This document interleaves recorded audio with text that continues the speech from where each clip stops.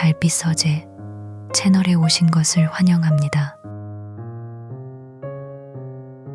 오늘은 헨리 데이비드 소로우의 대표작 월든 그 첫 번째 장 경제편을 원문 그대로 낭독하겠습니다.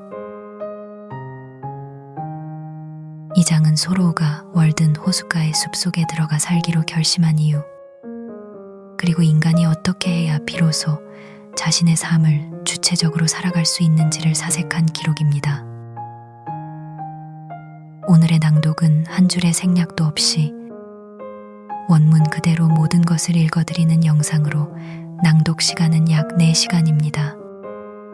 이 시간 동안 우리는 소로우가 월든 호숫가에서 마주한 단순하게 사는 것의 본질을, 그가 왜 세상과 거리를 두고 숲으로 들어갔는지, 그리고 그 고독 속에서 무엇을 배우고 무엇을 내려놓았는지를 함께 따라가게 될 것입니다. 잠시 모든 소음을 내려놓고 그의 문장 하나하나를 따라 숲의 고요 속으로 천천히 걸어 들어가 보시길 바랍니다. 달빛 서재와 함께하는 월든 제1편 경제. 그럼 낭독 시작하겠습니다.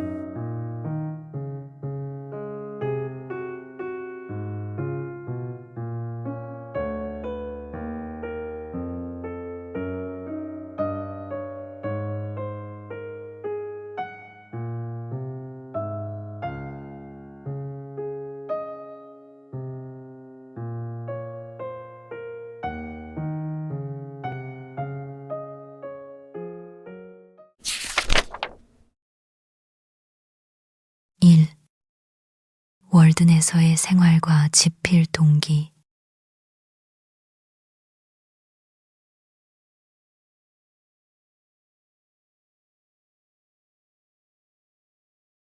내가 다음 페이지들을 또는 그 대부분을 썼을 때 나는 이웃으로부터 1마일 떨어진 숲속에서 매사추세츠주 콘코드에 있는 월든 연못가에 내가 직접 지은 집에서 홀로 살았으며 오직 내 손의 노동으로만 생계를 유지했습니다.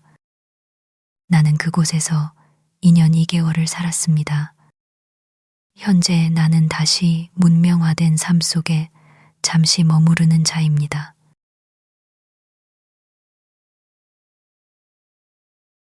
나의 생활 방식에 대해 마을 사람들로부터 매우 구체적인 질문들이 들어오지 않았다면 독자들의 주목을 끌도록 내 사적인 일들을 이렇게 많이 드러내지는 않았을 것입니다.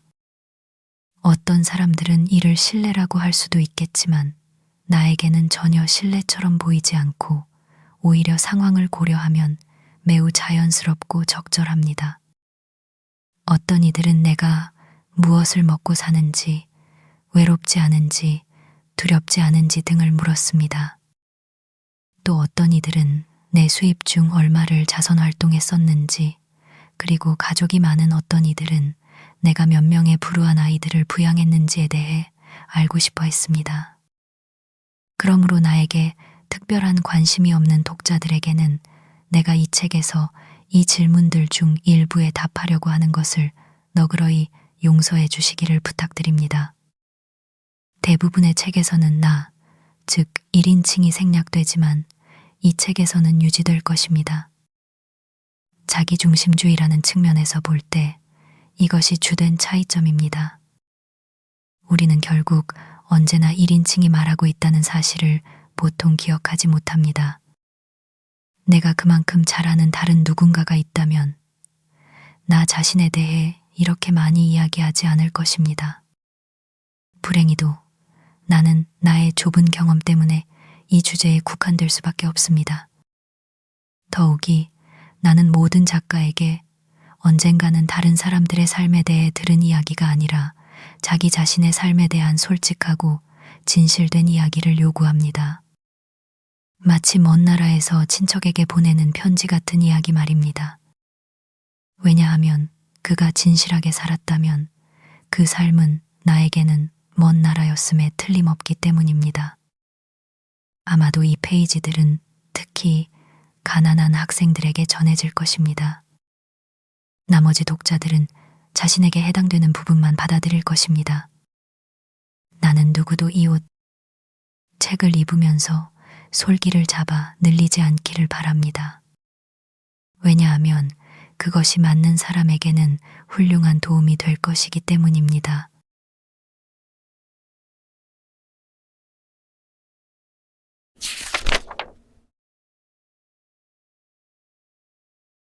이 뉴잉글랜드 사람들의 고행.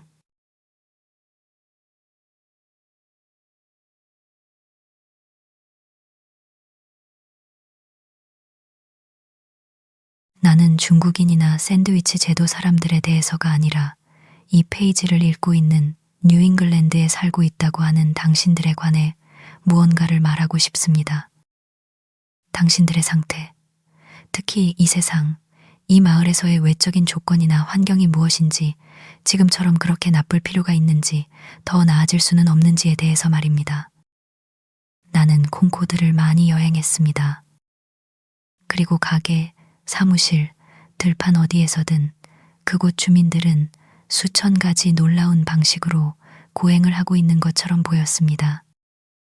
브라만들이 4개의 불에 노출된 채 태양을 정면으로 바라보거나 머리를 아래로 한 채 불꽃 위에 매달려 있거나 어깨 너머로 하늘을 쳐다보느라 다시는 자연스러운 자세로 돌아갈 수 없게 되고 목이 비틀어져 액체만 위장으로 넘어갈 수 있게 되거나 평생 나무 밑에 쇠사슬에 묶여 살거나 애벌레처럼 몸으로 드넓은 제국의 폭을 재거나 기둥 꼭대기에 한 발로 서 있는다는 이야기를 들었습니다.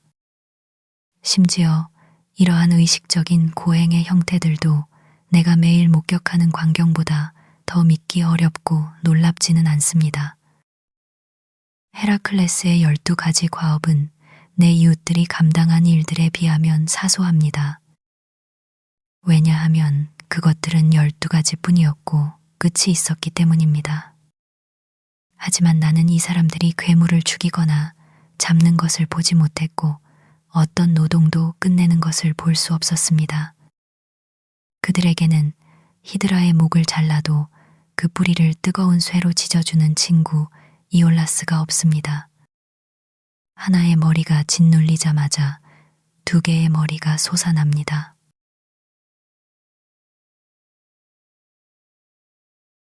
나는 내 마을의 젊은이들을 봅니다. 그들의 불행은 농장, 집, 헛간, 가축, 농기구를 물려받았다는 것입니다.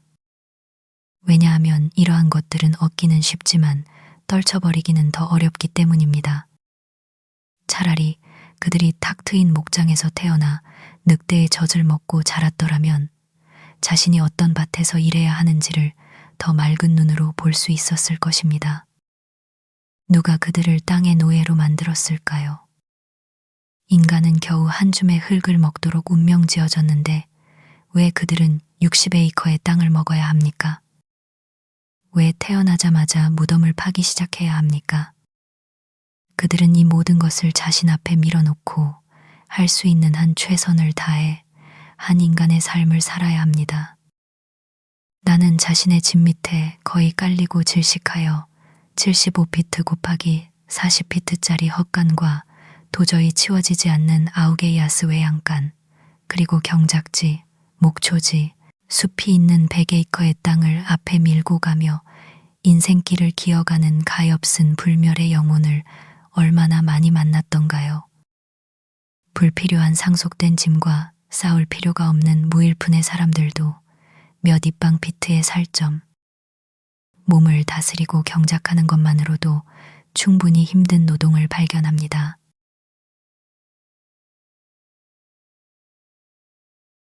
그러나 인간들은 착각 속에 노동합니다. 인간의 더 나은 부분은 곧 흙 속에 갈려 거름이 되어버립니다. 흔히 필요라고 불리는 겉보기의 운명 같은 것에 의해 그들은 옛 책에 쓰여 있듯이 좀과 녹이 망가뜨리고 도둑이 뚫고 들어와 훔쳐갈 보물을 쌓는 일에 고용됩니다. 그것은 어리석은 삶이며 그들은 인생이 끝날 때 혹은 그 전에라도 알게 될 것입니다. 데우칼리온과 피라가 그들의 머리 뒤로 돌을 던져 인간을 창조했다고 합니다.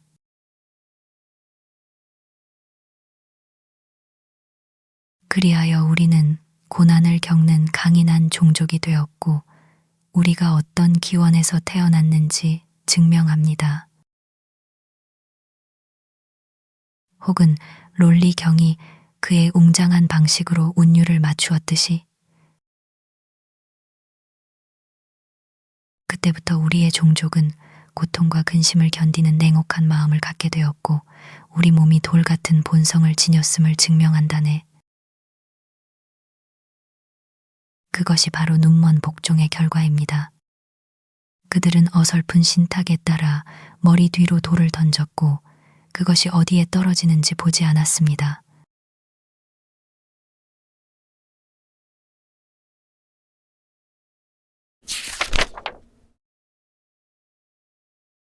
3. 노예화된 삶과 조용한 절망.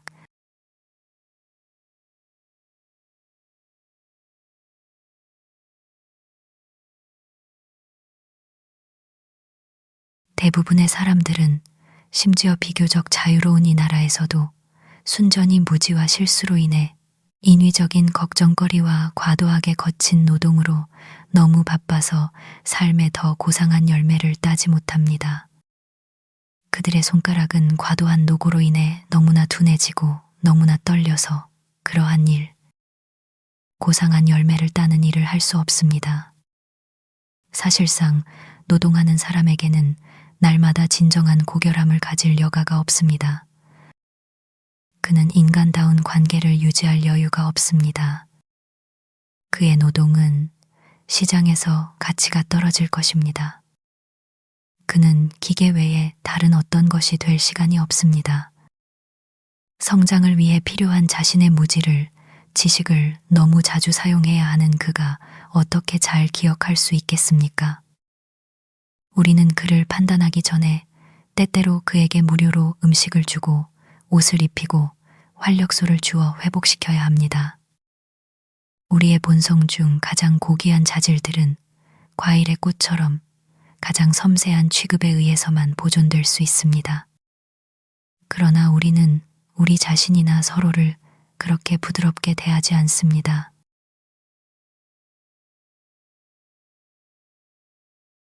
우리 모두 알다시피 여러분 중 일부는 가난하고 살기가 힘들며 때로는 숨을 헐떡이는 것과 같습니다.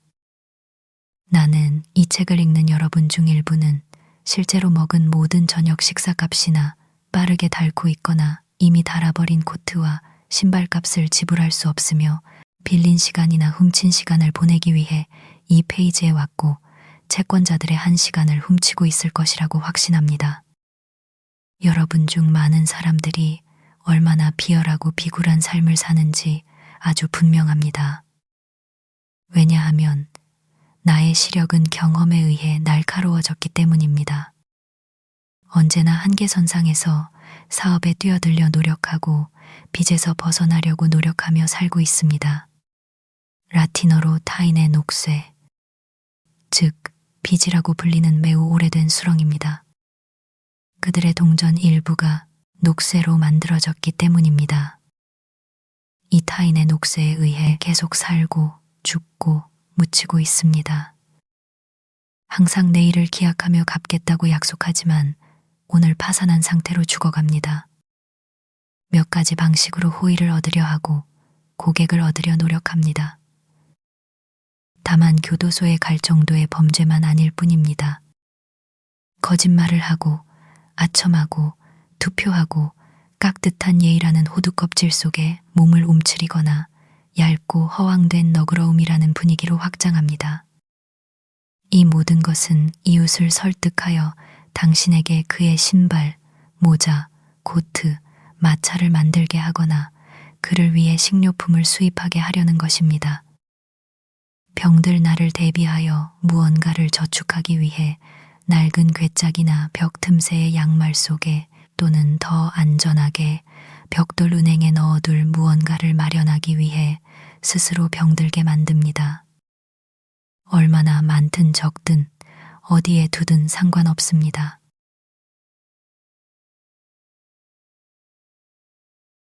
나는 때때로 우리가 어쩌면 너무 경솔하게도 흑인 노예 제도라고 불리는 크고 다소 외부적인 형태의 노예제에만 신경을 쓰는 것이 아닌가 하고 의아해합니다.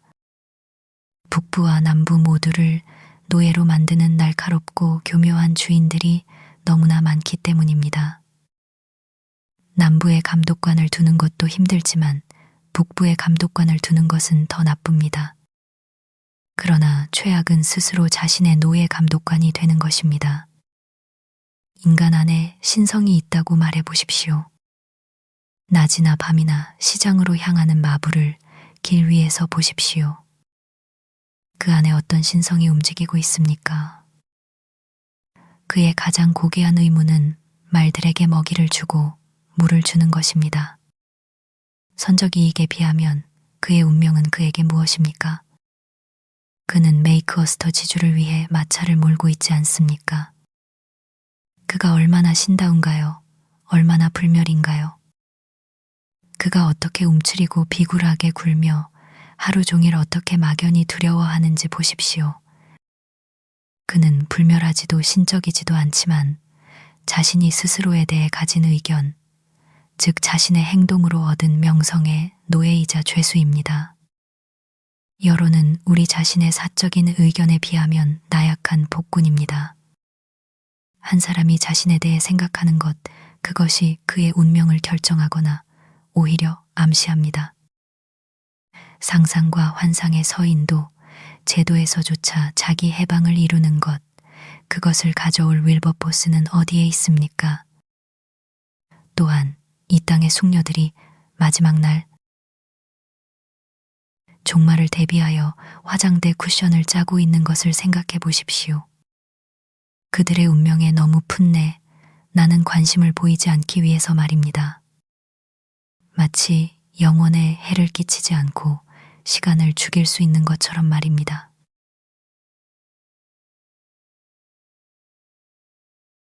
대부분의 사람들은 조용한 절망의 삶을 살아갑니다. 체념이라고 불리는 것은 확인된 절망입니다. 절망적인 도시에서 벗어나 절망적인 시골로 가면 밍크와 사양주의 용감함으로 스스로를 위로해야 합니다. 정형화되었지만 무의식적인 절망은 인간의 놀이와 오락이라고 불리는 것 아래에도 숨겨져 있습니다. 그 안에는 놀이가 없습니다. 놀이는 일 후에 오는 것이기 때문입니다. 그러나 절망적인 일을 하지 않는 것이 지혜의 특징입니다.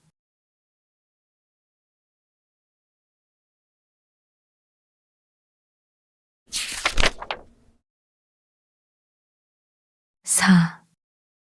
생활의 필요와 문명의 대가.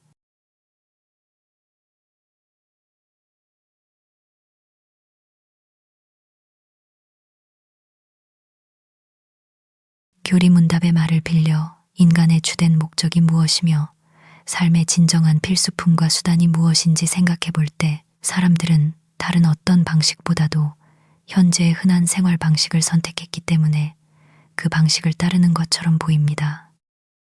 그러나 그들은 선택의 여지가 전혀 없다고 진심으로 생각합니다.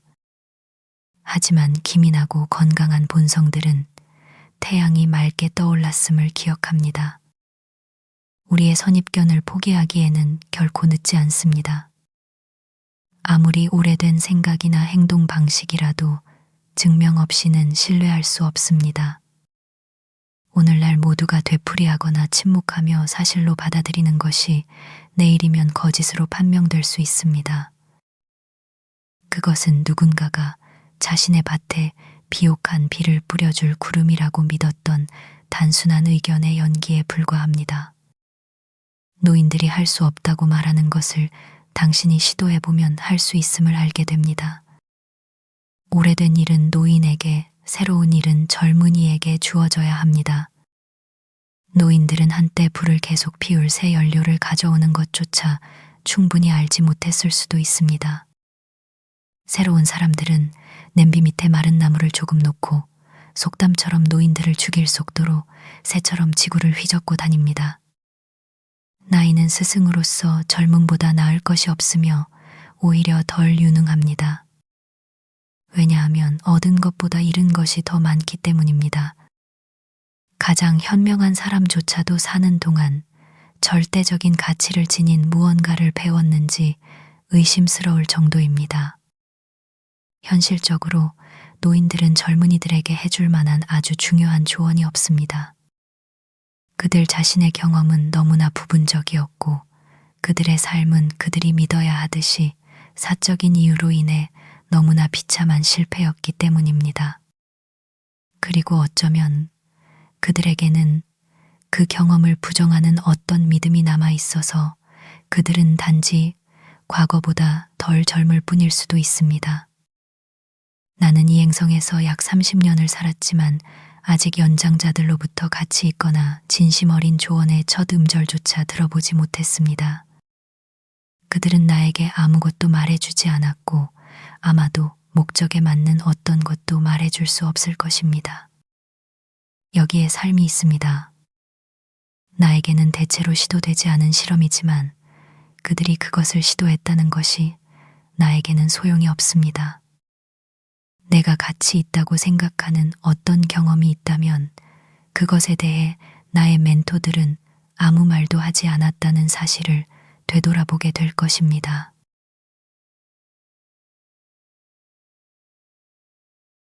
어떤 농부가 나에게 말합니다. 채소만으로는 살 수 없습니다.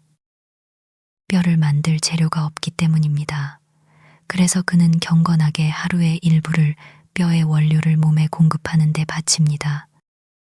그러면서도 그는 채소로 만들어진 뼈를 가진 소들이 온갖 장애물에도 불구하고 자신과 육중한 쟁기를 끌고 가는 동안 내내 소 뒤에서 이야기를 합니다. 어떤 환경에서는 정말로 생필품인 것들이, 즉 가장 무력하고 병든 환경에서는, 다른 환경에서는 단지 사치품에 불과하며 또 다른 환경에서는 아예 알려지지도 않은 것들이 있습니다.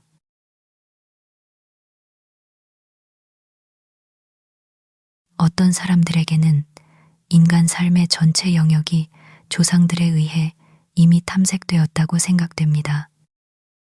고지대든 계곡이든 모든 것이 보살펴졌다고 말입니다. 에블린에 따르면 현명한 솔로몬은 나무들의 거리, 간격에 대한 규정까지 정했으며 로마 법무관들은 이웃의 땅에 떨어진 도토리를 침범 없이 얼마나 자주 주워갈 수 있는지, 그리고 그 이웃에게 얼마나 많은 몫이 돌아가는지를 결정했습니다. 히포크라테스는 심지어 우리가 손톱을 어떻게 잘라야 하는지에 대한 지침까지 남겼습니다. 즉, 손가락 끝과 같게 더 짧지도 더 길지도 않게 말입니다. 의심할 여지 없이 삶의 다양성과 즐거움을 다 써버렸다고 단정하는 바로 그 지루함과 권태는 아담 시대만큼이나 오래되었습니다. 그러나 인간의 능력은 결코 측정되지 않았습니다. 시도된 것이 너무 적기 때문에 우리는 선례를 통해 그가 무엇을 할 수 있는지 판단해서는 안 됩니다. 당신이 지금까지 어떤 실패를 겪었든 내 아이야, 괴로워하지 마라. 누가 너에게 네가 하지 못한 것을 지정해 줄 수 있겠느냐?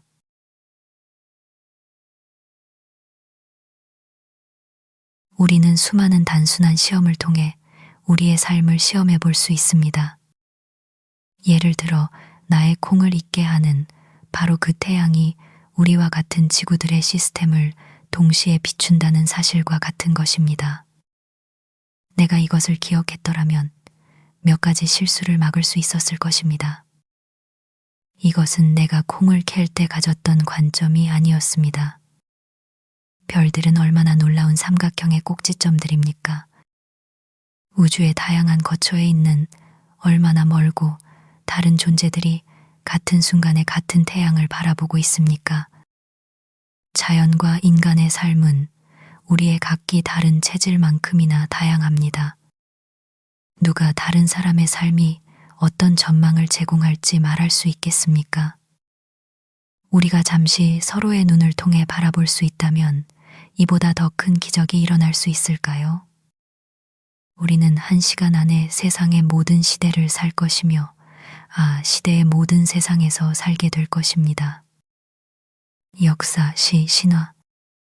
나는 이 경험만큼 충격적이고 유익한 다른 사람의 경험에 대한 독서는 알지 못합니다.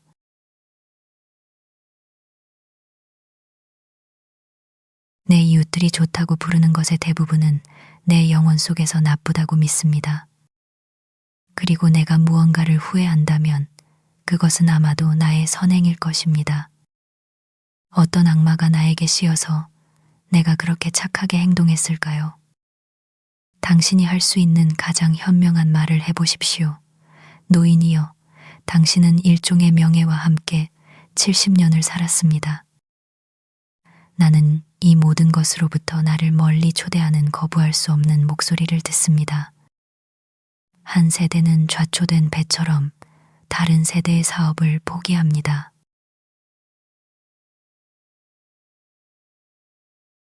나는 우리가 현재 신뢰하는 것보다 훨씬 더 많이 안전하게 신뢰할 수 있다고 생각합니다. 우리는 우리가 정직하게 다른 곳에 베푸는 만큼 우리 자신에 대한 염려를 포기할 수 있습니다. 자연은 우리의 강점만큼이나 우리의 약점에도 잘 적응되어 있습니다. 어떤 사람들의 끊임없는 불안과 긴장은 거의 불치병과 같은 형태의 질병입니다. 우리는 우리가 하는 일의 중요성을 과장하도록 만들어졌습니다. 그런데 우리가 하지 않는 일은 얼마나 많습니까? 혹은 우리가 병에 걸렸다면 어땠을까요? 우리는 얼마나 경계심이 강한지, 피할 수 있다면 믿음으로 살지 않기로 결정합니다. 하루 종일 경계하며 밤에는 마지못해 기도를 드리고 우리 자신을 불확실성에 맡깁니다. 우리는 우리의 삶을 존중하고 변화의 가능성을 부정하며 너무나 철저하고 진심으로 살도록 강요받습니다. 이것이 유일한 길이라고 우리는 말하지만 하나의 중심에서 그릴 수 있는 반지름만큼 많은 길이 있습니다. 모든 변화는 경이롭게 바라볼 수 있는 기적이지만 그것은 매 순간 일어나고 있는 기적입니다. 공자는 말했습니다. 아는 것을 안다고 하고 모르는 것을 모른다고 하는 것, 그것이 참된 매니다. 한 사람이 상상력의 사실을 자신의 이해의 사실로 만들 때 나는 결국 모든 사람이 그 기초 위에 자신의 삶을 세울 것을 예견합니다.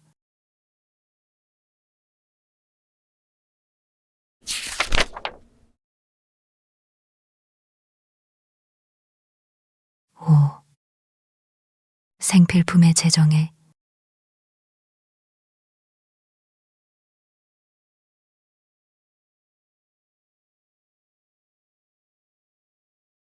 내가 언급한 대부분의 문제와 불안이 무엇에 관한 것이며 우리가 얼마나 괴로워해야 하는지 혹은 적어도 얼마나 조심해야 하는지 잠시 생각해 봅시다. 만약 삶의 가장 기본적인 필수품이 무엇인지 그리고 그것들을 얻기 위해 어떤 방법이 사용되었는지를 알기 위해서라도 비록 외적인 문명 속에 있을지라도 원시적이고 개척적인 삶을 사는 것은 약간의 이점이 될 것입니다. 심지어 상인들의 오래된 장부를 훑어보아 사람들이 가게에서 가장 흔하게 샀던 것, 그들이 비축했던 것, 즉 가장 기본적인 식료품이 무엇인지 확인해 보는 것도 좋습니다.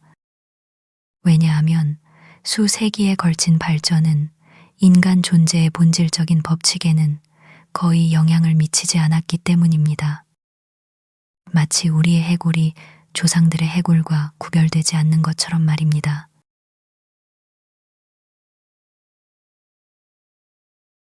내가 삶의 필수품이라는 말로 의미하는 것은 인간이 자신의 노력으로 얻는 모든 것 중에서 처음부터 중요했거나 혹은 오랜 사용으로 인해 인간의 삶에 너무나 중요해져서 야만적이든 가난하든 혹은 철학적인 이유에서든 그것 없이 살려고 시도하는 사람이 거의 없는 것을 말합니다. 많은 생물들에게는 이 의미에서 오직 하나의 필수품, 즉 음식만이 있습니다. 대초원의 들소에게 그것은 마실 물과 함께 몇 인치 길이의 맛있는 풀입니다. 숲의 피난처나 산의 그림자를 찾지 않는다면 말입니다. 어떤 동물도 음식과 피난처 이상을 요구하지 않습니다. 이 기후에서 인간을 위한 삶의 필수품은 음식, 피난처, 의복, 그리고 연료라는 몇 가지 항목으로 충분히 정확하게 분류될 수 있습니다. 왜냐하면 이 네 가지를 확보해야만 우리는 삶의 진정한 문제들을 자유롭고 성공적인 전망을 가지고 다룰 준비가 되기 때문입니다. 인간은 집뿐만 아니라 옷과 조리된 음식도 발명했습니다. 그리고 아마도 불의 따뜻함에 대한 우발적인 발견과 그 결과로 처음에는 사치품이었던 불의 사용이 현재 그것 옆에 앉아 있어야 할 필요성을 낳았을 것입니다. 우리는 고양이와 개도 같은 제2의 천성을 습득하는 것을 관찰합니다. 적절한 피난처와 의복으로 우리는 합법적으로 우리 자신의 내부 열을 유지합니다. 그러나 이것들의 과잉 또는 연료의 과잉, 즉 우리 자신의 내부 열보다 더 큰 외부 열로 인해 요리가 시작되었다고 적절하게 말할 수 있지 않을까요? 자연주의자 다윈은 티에라 델 푸에고 주민들에 대해 잘 차려입고 불 옆에 가까이 앉아 있던 자기 일행은 전혀 덥지 않았는데도 더 멀리 떨어져 있던 이 벌거벗은 야만인들이 그러한 구의를 겪으면서 땀을 비오듯 흘리는 것을 보고 매우 놀랐다고 말합니다. 마찬가지로 우리는 뉴홀랜드 주민은 벌거벗고도 무사하지만 유럽인은 옷을 입고도 떨고 있다고 전해 듣습니다. 이 야만인들의 강인함과 문명인의 지성을 결합하는 것이 불가능할까요? 리비히에 따르면 인간의 몸은 난로이고 음식은 폐에서 일어나는 내부 연소를 유지하는 연료입니다. 추운 날씨에는 더 많이 먹고 따뜻한 날씨에는 덜 먹습니다. 동물성 열은 느린 연소의 결과이며 이것이 너무 빠르거나 연료 부족 또는 통풍구 결함으로 인해 불이 꺼지면 질병과 사망이 발생합니다. 물론 생명열을 불과 혼동해서는 안 되지만 이는 비유로서의 역할입니다. 그러므로 위 목록에서 동물적 생명이라는 표현은 동물성 열이라는 표현과 거의 동의어임을 알 수 있습니다. 왜냐하면 음식이 우리 안에 불을 유지하는 연료로 간주될 수 있는 동안 연료는 단지 그 음식을 준비하거나 외부로부터의 추가로 우리 몸의 온기를 증가시키는 역할을 할 뿐이며 피난처와 의복 역시 그와 같이 생성되고 흡수된 열을 유지하는 역할만 하기 때문입니다.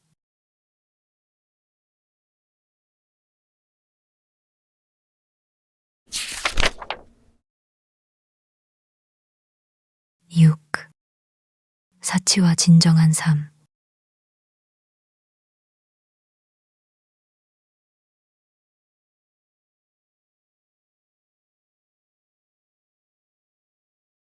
그렇다면 우리 몸에 대한 가장 큰 필수품은 따뜻함을 유지하는 것, 즉 생명열을 우리 안에 유지하는 것입니다. 그에 따라 우리는 음식, 의복, 피난처뿐만 아니라 우리의 밤오신 침대에 대해서도 얼마나 많은 노력을 기울이는지요. 두더지가 굴 끝에 풀과 나뭇잎 침대를 만들듯이 새의 둥지와 가슴털을 훔쳐 이 피난처 속에 피난처를 마련합니다. 가난한 사람은 이 세상이 춥다고 불평하는 경향이 있습니다. 그리고 우리는 신체적인 것만큼이나 사회적인 그 추위에 우리의 질병의 대부분을 직접적으로 돌립니다. 어떤 기후에서는 여름이 인간에게 일종의 엘리시움과 같은 삶을 가능하게 합니다. 그때는 음식을 조리하기 위한 것을 제외하고는 연료가 불필요합니다. 태양이 그의 불이고 많은 과일이 그 광선에 의해 충분히 익습니다. 음식은 일반적으로 더 다양하고 얻기 쉬우며 의복과 피난처는 완전히 또는 절반 정도 불필요합니다. 오늘날 그리고 이 나라에서 나의 경험으로 미루어 볼 때 몇 가지 도구, 칼, 도끼, 삽, 외바퀴 손수레 등과 공부하는 사람을 위한 램프 불빛, 문구류, 그리고 몇 권의 책에 대한 접근이 필수품의 다음 순위에 있으며 모두 하찮은 비용으로 얻을 수 있습니다. 그러나 현명하지 못한 어떤 이들은 지구 반대편의 야만적이고 건강하지 못한 지역으로 가서 10년이나 20년 동안 무역에 전념합니다. 그들이 살기 위해서, 즉 편안하게, 따뜻하게 지내기 위해서, 그리고 마침내 뉴잉글랜드에서 죽기 위해서 말입니다. 사치스러운 부자들은 단순히 편안하게 따뜻하게 유지되는 것이 아니라 비정상적으로 뜨겁게 유지됩니다. 내가 전에 암시했듯이 그들은 물론 아라의 모드, 유행에 따라 요리됩니다.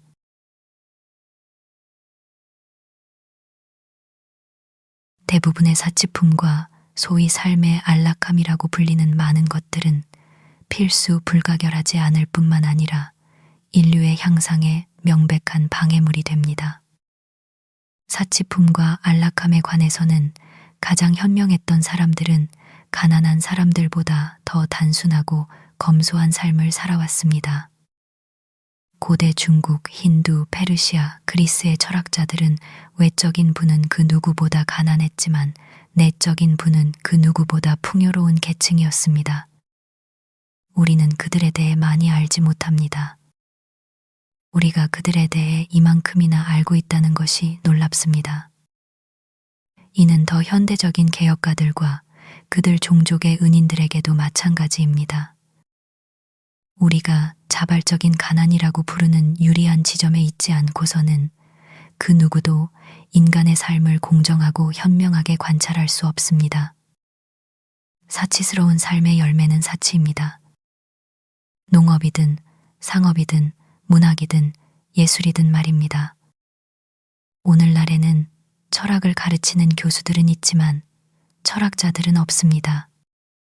그러나 한때 사는 것이 훌륭했기 때문에 가르치는 것이 훌륭하다는 것은 놀라운 일입니다. 철학자가 된다는 것은 단순히 미묘한 생각을 갖는 것뿐만 아니라 혹은 학파를 창시하는 것뿐만 아니라 그 가르침에 따라 사는 것을 사랑하는 것입니다. 단순함, 독립심, 관대함, 그리고 신뢰의 삶 말입니다. 그것은 삶의 문제들 중 일부를 이론적으로 뿐만 아니라 실제적으로 해결하는 것입니다. 위대한 학자들과 사상가들의 성공은 흔히 궁정인 같은 성공이지 왕다운 것도 남자다운 것도 아닙니다. 그들은 단지 순응함으로써 근근히 살아가며 실제로는 그들의 아버지들처럼 살았고 결코 더 고귀한 인류의 선조는 아닙니다. 그런데 왜 인간은 항상 퇴화합니까? 무엇이 가문을 몰락하게 만듭니까? 국가를 약화시키고 파괴하는 사치의 본질은 무엇입니까? 우리 자신의 삶에는 그러한 것이 없다고 확신할 수 있습니까? 철학자는 심지어 자신의 삶의 외적인 형태에서도 시대를 앞서갑니다. 그는 동시대의 사람들처럼 먹고 피난하고 입고 따뜻하게 지내지 않습니다.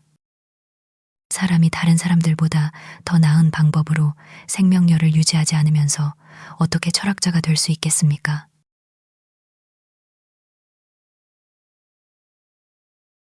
한 사람이 내가 묘사한 여러 방식으로 따뜻해졌을 때 그는 다음에 무엇을 원합니까? 분명히 더 많은, 더 풍부한 음식, 더 크고 화려한 집, 더 멋지고 풍성한 옷, 더 자주, 끊임없이 타오르는, 더 뜨거운 불과 같은 종류의 더 많은 따뜻함은 아닐 것입니다. 그가 삶에 필요한 것들을 얻었을 때 과잉을 얻는 것 외에 다른 대안이 있습니다. 그것은 이제 삶의 모험을 시작하는 것입니다. 그의 보잘것없는 노동으로부터의 휴가가 시작된 것입니다. 흙은 씨앗에 적합한 것 같습니다. 왜냐하면 그것이 아래로 뿌리를 내렸기 때문입니다. 이제 그것은 자신감을 가지고 위로 싹을 틔울 수도 있습니다. 인간은 왜 이토록 땅에 굳건히 뿌리를 내렸을까요? 그것은 그가 똑같은 비율로 위에 하늘로 솟아오르기 위함이 아닙니까? 왜냐하면 더 고귀한 식물들은 땅에서 멀리 떨어진 공중과 빛 속에서 마침내 맺는 열매로 가치를 인정받기 때문입니다. 그리고 그것들은 비록 인연생일지라도 뿌리를 완성할 때까지만 재배되며 종종 이 목적을 위해 윗부분이 잘려나가서 대부분은 꽃 피는 계절에 그것들을 알아보지 못할 보잘것없는 식용식물처럼 취급되지 않습니다.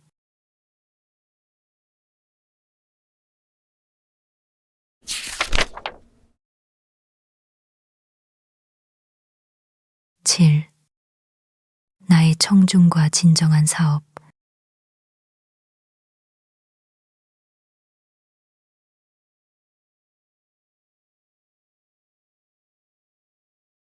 나는 천국이든 지옥이든 자신의 일에 신경 쓰고 어쩌면 가장 부유한 사람들보다 더 웅장하게 건축하고 더 아낌없이 소비하면서도 결코 가난해지지 않는 강하고 용감한 본성을 가진 사람들에게 규칙을 정해주려는 의도는 없습니다.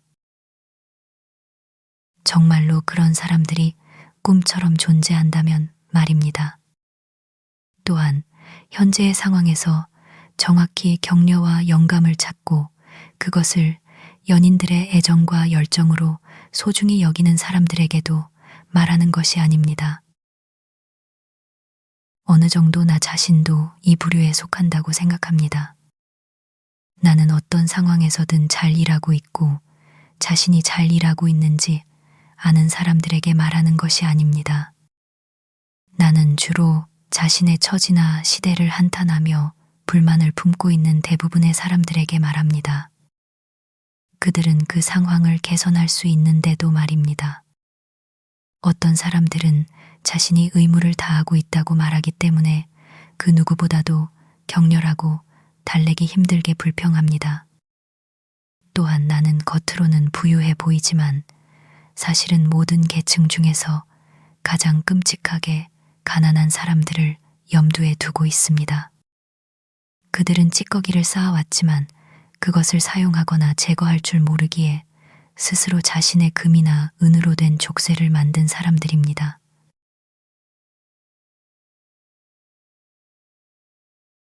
만약 내가 지난 몇 년 동안 어떻게 내 삶을 보내고 싶었는지 이야기하려고 한다면 나의 실제 역사를 어느 정도 알고 있는 독자들은 아마 놀랄 것입니다. 전혀 모르는 사람들은 확실히 경악할 것입니다. 나는 내가 소중히 여겼던 몇 가지 계획들만 간략하게 언급하겠습니다.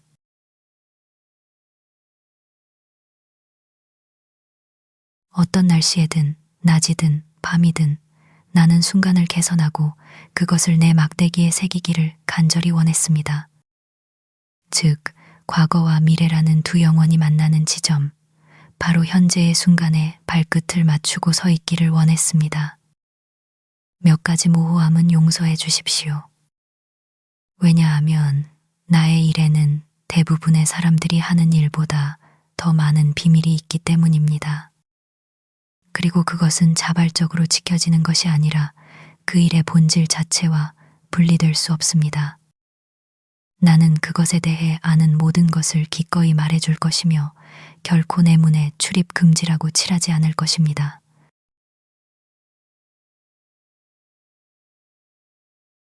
나는 오래전에 사냥개 한 마리, 젓갈색 말 한 마리, 그리고 산비둘기 한 마리를 잃어버렸고 여전히 그들의 흔적을 쫓고 있습니다. 나는 그들의 발자국과 그들이 응답했던 울음소리를 설명하며 그들에 대해 많은 여행자들과 이야기했습니다. 나는 사냥개의 짖는 소리와 말의 발굽 소리를 들었고 심지어 비둘기가 구름 뒤로 사라지는 것을 본 사람들을 한두 명 만났습니다. 그리고 그들은 마치 자신이 그것들을 잃어버린 것처럼 그것들을 되찾기를 간절히 바라는 것 같았습니다.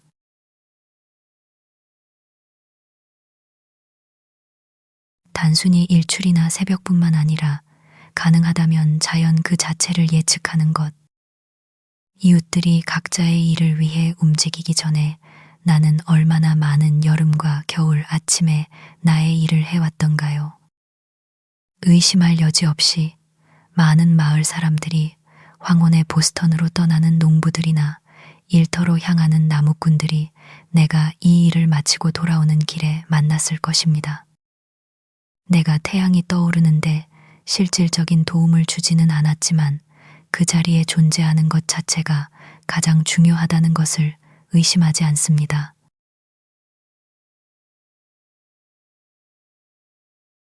나는 얼마나 많은 가을, 아니 겨울날을 마을 밖에서 보냈는지 모릅니다. 바람 속에 무엇이 있는지 들으려고, 그리고 그것을 듣고 특급 우편으로 나르려고 노력했습니다. 나는 그것을 마주하고 달리는데 거의 모든 자본을 탕진했고 심지어 내 숨까지 잃을 뻔했습니다. 만약 그것이 정치적인 문제에 관한 것이었다면 틀림없이 가장 빠른 정보와 함께 신문에 실렸을 것입니다. 다른 때에는 어떤 절벽이나 나무의 전망대에서 망을 보며 새로운 도착을 전보로 알리려고 했습니다. 또는 저녁에는 언덕 꼭대기에서 하늘이 떨어지기를 기다리며 무언가를 잡으려고 했습니다. 비록 많이 잡지는 못했지만 그 잡은 것도 만나처럼 태양 속에서 다시 녹아버렸습니다.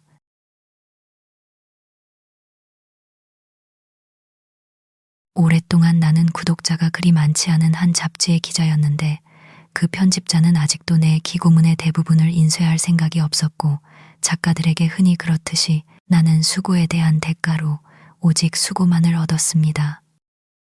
그러나 이 경우에는 나의 수고 자체가 그 보상이었습니다.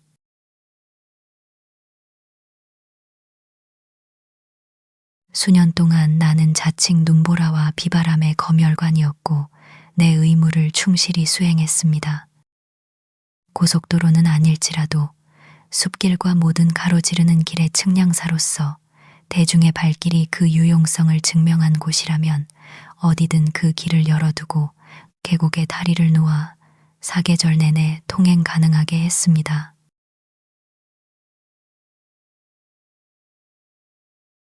나는 마을의 야생 가축들을 돌보았습니다.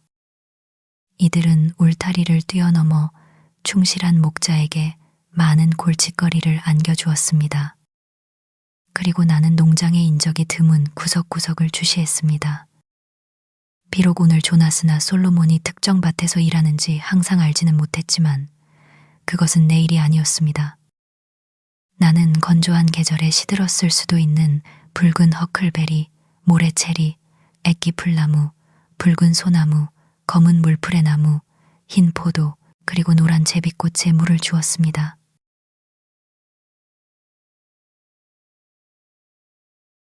요컨대 나는 오랫동안 이렇게 계속했습니다. 자랑할 것 없이 내 일을 충실히 수행했습니다. 그러다가 마을 사람들이 결국 나를 마을 공무원 명단에 포함시키지 않을 것이며 적당한 수당을 주는 한직을 만들어주지도 않을 것이라는 사실이 점점 더 분명해졌습니다. 내가 충실하게 기록했다고 맹세할 수 있는 나의 회계장부는 실제로 감사를 받은 적이 없으며 수락되거나 지불되거나 결산된 적은 더욱 없습니다. 하지만 나는 그것에 마음을 두지 않았습니다.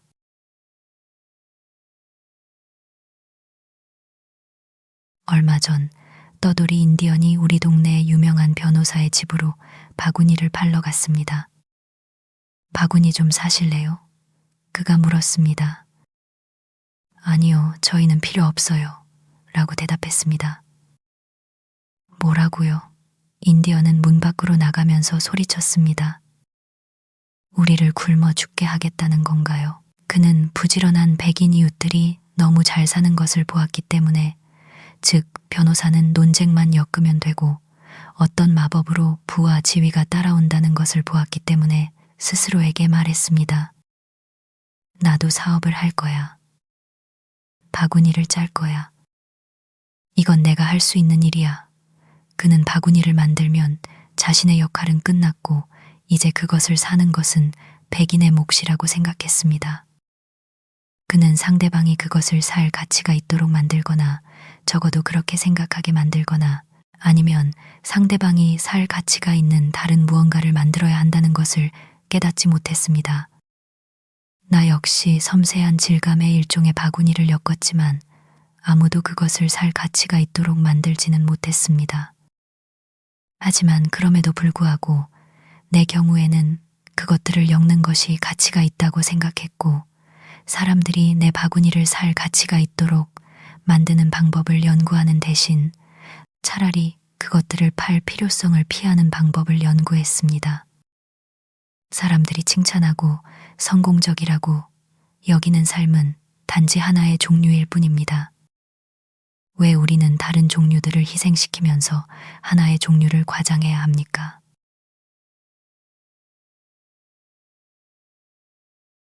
마을 사람들이 나에게 법원이나 다른 어떤 곳에서도 자리를 주거나 성직을 맡기지 않을 것 같고 스스로 해결해야 한다는 것을 알았을 때 나는 그 어느 때보다 더 철저하게 숲으로 얼굴을 돌렸습니다.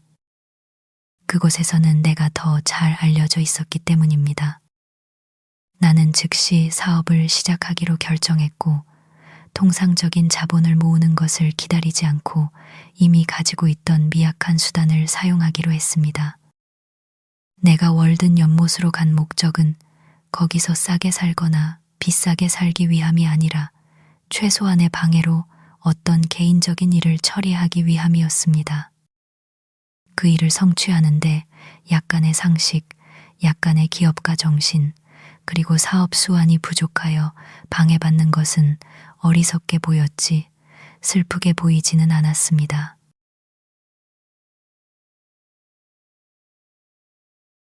나는 항상 엄격한 사업 습관을 기르려고 노력해왔습니다. 그것들은 모든 사람에게 필수적입니다. 당신의 거래가 천상의 제국과 관련된 것이라면 살렘 항구의 해안에 있는 작은 회계 사무실만으로도 충분히 고정된 설비가 될 것입니다. 당신은 그 나라가 제공하는 순수한 토산품, 많은 얼음과 소나무 목재, 그리고 약간의 화강암을 항상 국적선에 실어 수출할 것입니다. 이것들은 좋은 모험이 될 것입니다. 모든 세부 사항을 당신 스스로 직접 감독해야 합니다. 동시에 선박, 조종사, 선장, 소유주, 그리고 보험업자가 되어야 합니다. 사고팔고 회계를 유지해야 합니다. 받은 모든 편지를 읽고 보낸 모든 편지를 쓰거나 읽어야 합니다. 밤낮으로 수입품의 하역을 감독해야 합니다. 거의 동시에 해안의 여러 부분에 있어야 합니다. 가장 풍부한 화물은 종종 뉴저지 해안에 하역될 것입니다. 당신 스스로 전신이 되어 지평선을 지치지 않고 훑어보며 해안을 따라 항해하는 모든 지나가는 배들과 대화해야 합니다. 그러한 멀고 엄청나게 비싼 시장의 공급을 위해 상품을 꾸준히 발송해야 합니다. 시장 상황, 곳곳의 전쟁과 평화 전망에 대한 정보를 계속 파악하고 무역과 문명의 동향을 예측해야 합니다. 모든 탐험의 결과를 활용하고 새로운 항로와 항해의 모든 개선 사항을 사용해야 합니다. 해도를 연구하고 암초의 위치와 새로운 등대와 부표를 확인해야 하며 끊임없이 로그 테이블을 수정해야 합니다. 왜냐하면 어떤 계산자의 실수로 인해 배가 친절한 부두에 닿아야 할 암초에 부딪혀 부서지는 경우가 많기 때문입니다. 라페루즈에 말할 수 없는 운명이 있습니다. 한노와 페니키아인들부터 우리 시대에 이르기까지 모든 위대한 발견가와 항해사, 위대한 모험가와 상인들의 삶을 연구하며 보편적인 과학에 발맞추어야 합니다. 요컨대 당신이 어떻게 서 있는지 알기 위해 때때로 재고 조사를 해야 합니다. 그것은 한 인간의 능력을 시험하는 노동입니다.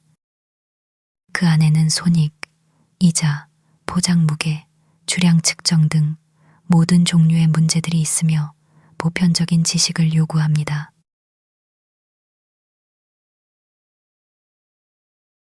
나는 월든 연못이 사업하기에 좋은 장소라고 생각했습니다. 단지 철도와 얼음 무역 때문만은 아닙니다. 그것은 누설하기에는 현명하지 않을 수도 있는 장점들을 제공합니다. 그것은 좋은 항구이자 좋은 기반입니다. 메마른 내바, 굿을 채울 필요가 없습니다. 비록 당신이 어디서든 스스로 박은 말뚝 위에 건물을 지어야 하지만 말입니다. 서풍과 네바강의 얼음이 함께 밀려오는 만조는 상트페테르부르크를 지구상에서 쓸어버릴 것이라고 합니다.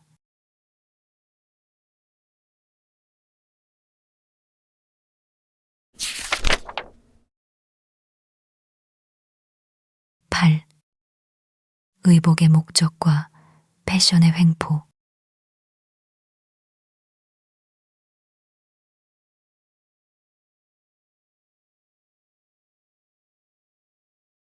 이 사업을 통상적인 자본 없이 시작해야 했기 때문에 그러한 사업에 여전히 필수 불가결한 수단을 어디서 얻을 수 있을지 추측하기는 쉽지 않을 수 있습니다.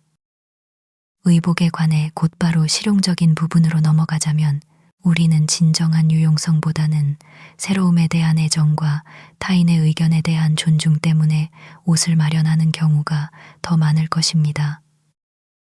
할 일이 있는 사람은 옷의 목적이 첫째, 생명력을 유지하는 것이고 둘째, 이 사회 상태에서는 나체를 가리는 것임을 기억해야 합니다.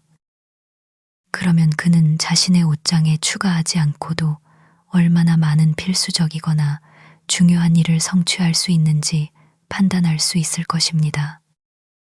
옷을 단 한 번만 입는 왕과 왕비들은 비록 그들의 전속 재단사가 만들었을지라도 몸에 맞는 옷을 입는 편안함을 알 수 없습니다.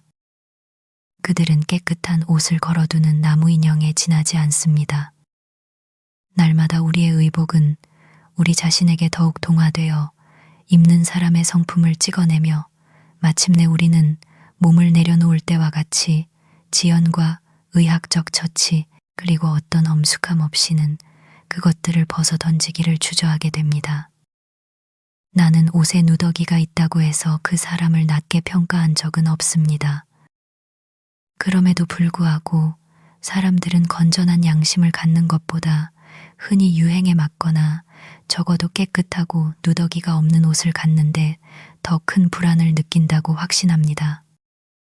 하지만 만약 찢어진 곳을 꿰매지 않는다면 아마도 드러내는 최악의 악덕은 미리 대비하지 못하는 것일 것입니다.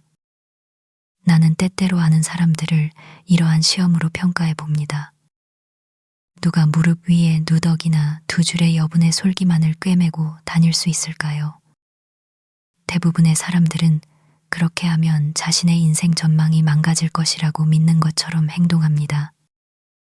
부러진 다리로 절뚝거리며 마을에 가는 것이 찢어진 바지로 가는 것보다 그들에게는 더 쉬울 것입니다.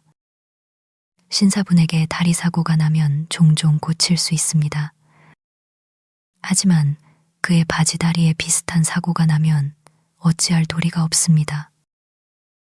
왜냐하면 그는 진정으로 존경할 만한 것이 아니라 존경받는 것이 무엇인지를 생각하기 때문입니다. 우리는 사람을 거의 알지 못하고 수많은 코트와 바지를 알고 있을 뿐입니다. 당신의 마지막 속옷을 허수아비에게 입히고 당신은 옆에 헐벗고 서 있다면 누가 허수아비에게 먼저 인사하지 않겠습니까? 며칠 전 옥수수밭을 지나가다가 말뚝에 걸린 모자와 코트 옆에서 나는 그 농장 주인을 알아보았습니다. 그는 내가 마지막으로 보았을 때보다 단지 날씨에 조금 더 그을렸을 뿐이었습니다.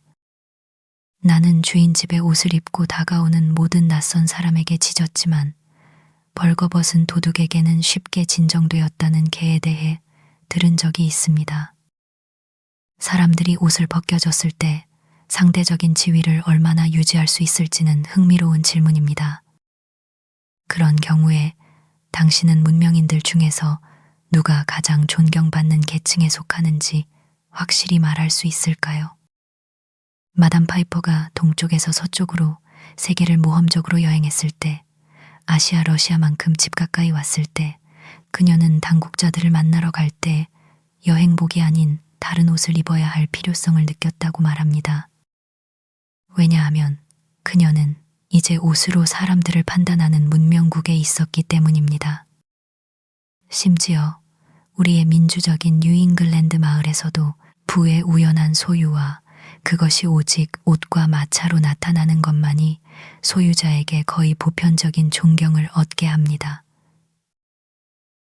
그러나 그러한 존경을 표하는 그들은 그 수가 많을지라도 그만큼 이교도이며 그들에게 선교사를 보내야 할 필요가 있습니다. 게다가 옷은 바느질을 도입했습니다. 당신이 끝없는 일이라고 부를 수 있는 종류의 일입니다. 적어도 여성의 드레스는 결코 완성되지 않습니다.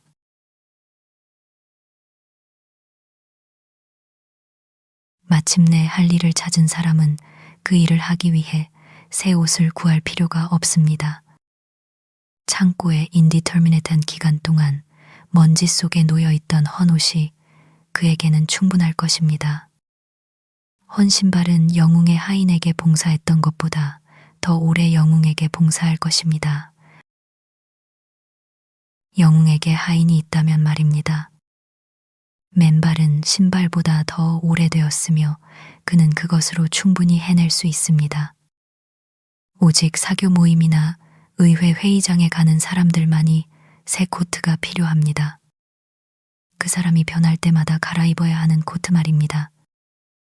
그러나 나의 재킷과 바지, 모자와 신발이 하나님을 예배하기에 적합하다면 그것으로 충분하지 않겠습니까? 자신의 헌옷, 즉 헌코트가 실제로 완전히 닳아서 원래의 요소들로 해체되는 것을 본 사람이 있습니까? 그래서 그것이 어떤 가난한 소년에게 베푸는 자선행위가 되지 않고 그 소년이 아마도 더 가난하거나 아니면 덜 가진 것으로도 만족할 수 있는 더 부유한 사람에게 다시 베풀 수 있을까요? 나는 새 옷을 요구하는 모든 사업을 경계하고 차라리 옷의 새로운 착용자를 요구하는 사업에 집중하라고 말합니다. 새로운 사람이 없다면 어떻게 새 옷이 몸에 맞도록 만들어질 수 있겠습니까? 당신에게 어떤 사업이 있다면 헌옷을 입고 시도해 보십시오. 모든 사람들은 무엇으로 할 것이 아니라 할 무언가 혹은 차라리 될 무언가를 원합니다. 아마도 우리는 헌옷이 아무리 누더기이고 더러울지라도 우리가 어떤 방식으로 행동하고 사업하고 항해하여 그 헌옷 속에서 새로운 사람처럼 느껴질 때까지는 새 옷을 구해서는 안 됩니다. 그리고 그 헌옷을 유지하는 것은 마치 새 포도주를 낡은 부대에 담아두는 것과 같을 것입니다. 우리도 새처럼 털갈이하는 계절이 있어야 하며 이는 우리 삶의 위기가 되어야 합니다. 아비새는 이 기간을 보내기 위해 외딴 연못으로 물러납니다. 마찬가지로 뱀은 허물을 벗고 애벌레는 벌레 같은 외피를 벗습니다. 내부의 노력과 확장을 통해서 말입니다. 왜냐하면 옷은 우리의 가장 바깥쪽 표피이자 유한한 껍질에 불과하기 때문입니다. 그렇지 않으면 우리는 잘못된 깃발을 달고 항해하는 것으로 발견될 것이며 인류의 의견뿐만 아니라 우리 자신의 의견에 의해서도 결국에는 필연적으로 해고될 것입니다.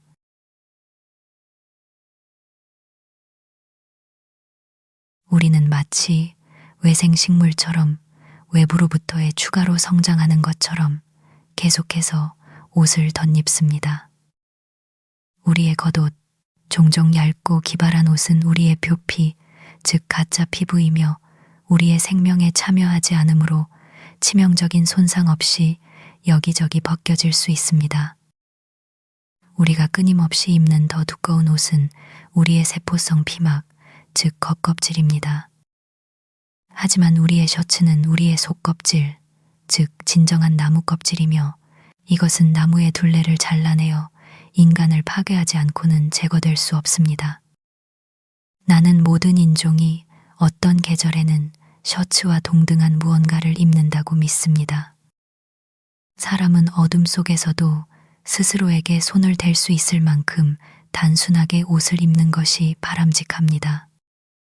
그리고 적군이 마을을 점령했을 때 옛 철학자처럼 아무것도 없는 빈손으로 걱정 없이 성문을 걸어 나갈 수 있도록 모든 면에서 간결하고 준비된 삶을 사는 것이 좋습니다.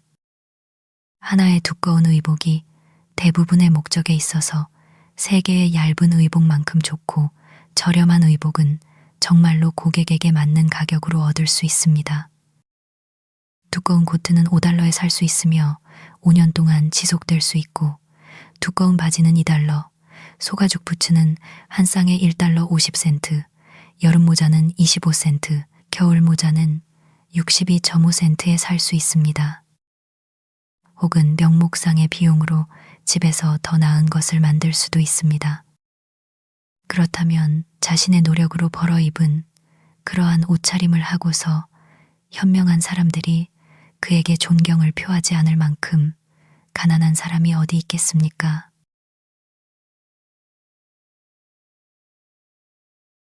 내가 특정한 형태의 의복을 요청하면 나의 재봉사는 엄숙하게 "그들은 이제 그렇게 만들지 않습니다" 라고 말합니다. 그녀는 마치 운명의 여신들만큼이나 비인격적인 권위를 인용하는 것처럼 그들을 전혀 강조하지 않습니다. 그리고 나는 내가 원하는 것을 만들기가 어렵다는 것을 알게 됩니다. 단순히 그녀가 내가 말하는 것을 의미한다는 것, 내가 그렇게 무모하다는 것을 믿을 수 없기 때문입니다. 내가 이 신탁 같은 문장을 들을 때 나는 잠시 생각에 잠겨 그 의미를 파악하기 위해 각 단어를 스스로에게 따로따로 강조합니다. 그들이 나와 어떤 혈연 관계가 있으며 나에게 그토록 밀접하게 영향을 미치는 문제에 대해 어떤 권위를 가질 수 있는지 알아내기 위해서 말입니다.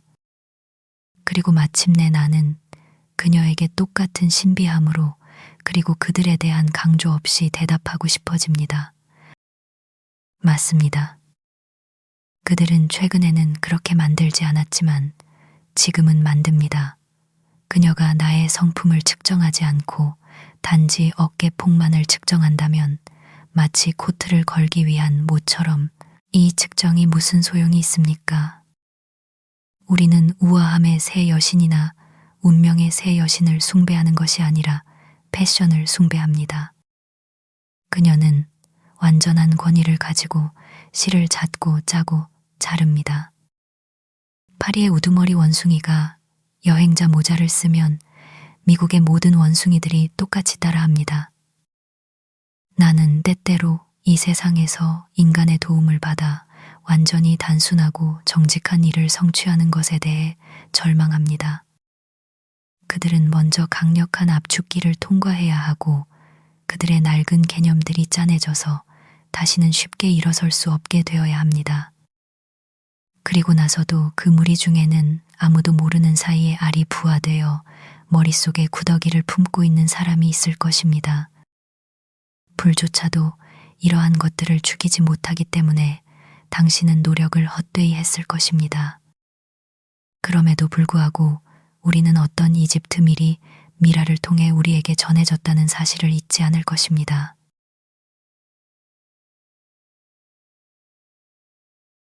전반적으로 나는 이 나라든 어떤 나라든 옷 입는 것이 예술의 품격으로 승격되었다고 주장할 수는 없다고 생각합니다. 현재 사람들은 얻을 수 있는 것을 입으며 근근히 살아갑니다. 마치 난파된 선원들처럼 해변에서 찾을 수 있는 것을 걸치고 약간의 거리나 시간의 간격을 두고 서로의 가장 무도회를 비웃습니다. 모든 세대는 옛 유행을 비웃지만 새로운 유행은 경건하게 따릅니다. 우리는 헨리 8세나 엘리자베스 여왕의 복장을 마치 식인종 섬의 왕과 여왕의 복장인 양 보고 즐거워합니다. 사람에게서 벗어난 모든 복장은 가련하거나 기괴합니다. 웃음을 억제하고 어떤 사람들의 복장을 신성하게 하는 것은 그 속에서 진지한 눈이 엿보고 진실한 삶이 사라지는 것뿐입니다. 광대가 복통에 걸리면 그의 화려한 의상도 그 기분을 표현해야 할 것입니다. 군인이 대포알에 맞았을 때 누더기는 자주색 옷만큼이나 어울립니다.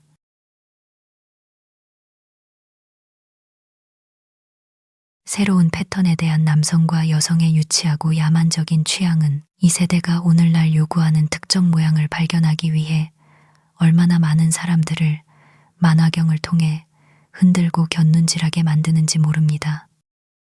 제조업자들은 이 취향이 단지 변덕스러운 것임을 배웠습니다. 특정 색상의 몇 가닥 실만 차이가 나는 두 패턴 중 하나는 쉽게 팔리고 다른 하나는 선반에 남아있을 것입니다. 비록 한 시즌이 지난 후에 후자가 가장 유행하게 되는 경우가 자주 있더라도 말입니다. 비교하자면 문신은 사람들이 말하는 것처럼 끔찍한 관습은 아닙니다. 인쇄가 피부 깊숙이 있고 변경할 수 없다는 이유만으로 야만적인 것은 아닙니다.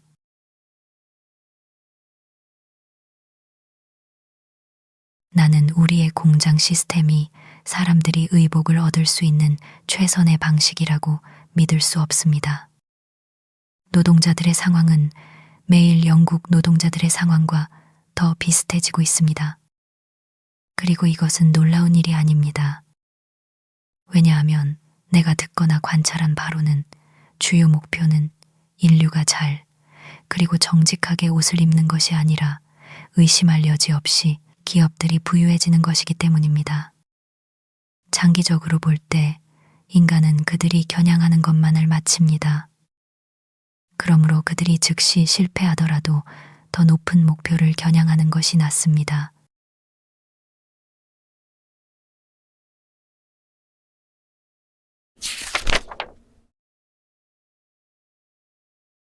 9. 피난처와 문명의 모순.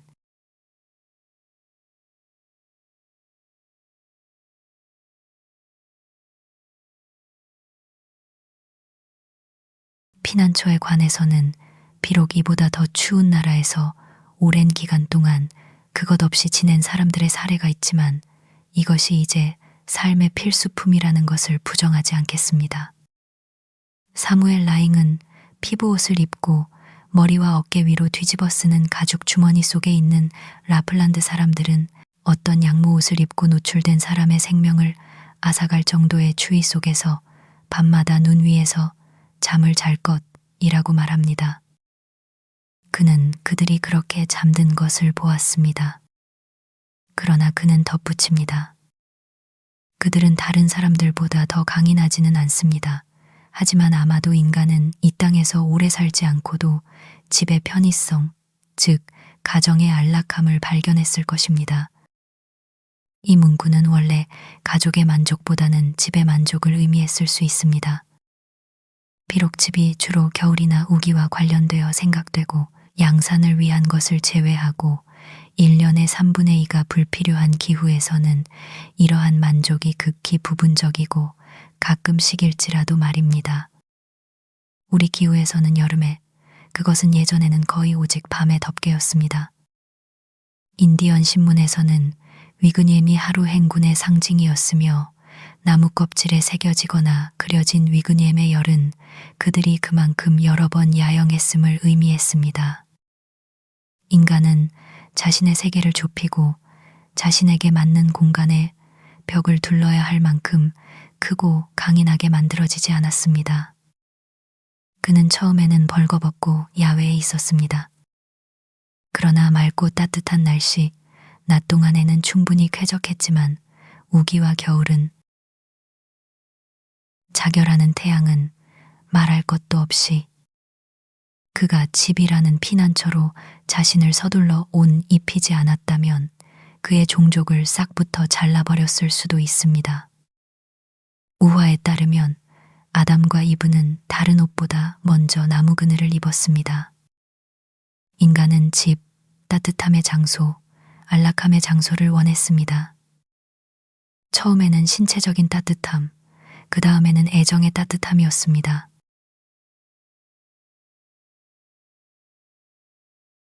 우리는 인류의 유아기에 어떤 진취적인 필멸의 존재가 피난처를 위해 바위에 움푹 파인 곳으로 기어들어갔던 때를 상상할 수 있습니다. 모든 아이는 어느 정도 세상을 다시 시작하며 심지어 비가 오고 추울 때도 야외에 머무는 것을 좋아합니다. 그것은 말을 가지고 노는 것만큼이나 집을 가지고 놀며 그에 대한 본능을 가지고 있습니다. 젊었을 때 선반 모양의 바위나 동굴과 비슷한 곳을 얼마나 흥미롭게 바라보았는지 기억하지 못하는 사람이 있을까요? 그것은 우리 안에 여전히 남아있는 우리 가장 원시적인 조상의 부분에서 나오는 자연스러운 갈망이었습니다. 동굴에서 우리는 야자수잎, 나무 껍질과 가지, 짜서 펴놓은 리넨, 풀과 집, 널빤지와 행글, 돌과 타일 지붕으로 발전했습니다. 마침내 우리는 야외에서 산다는 것이 무엇인지 알지 못하며 우리의 삶은 우리가 생각하는 것보다 더 많은 의미에서 가정적입니다. 난로에서 들판까지는 먼 거리입니다. 시인이 지붕 아래에서 너무 많이 말하거나 성자가 그곳에 너무 오래 머물지 않는다면 우리와 천체 사이에 아무런 방해도 없이 더 많은 낮과 밤을 보내는 것이 아마도 좋을 것입니다. 새들은 동굴에서 노래하지 않으며 비둘기들은 비둘기집에서 그들의 순수함을 소중히 여기지 않습니다.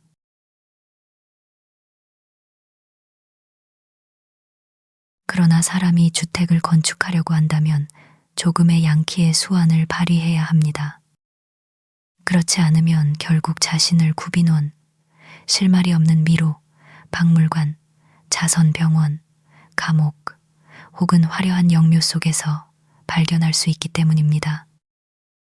절대적으로 필요한 피난처가 얼마나 미약한 것인지 먼저 고려하십시오. 나는 이 마을에서 눈이 거의 1피트 깊이로 쌓여 있을 때 얇은 면포로 만든 텐트에서 사는 페놉스콧 인디언들을 보았습니다.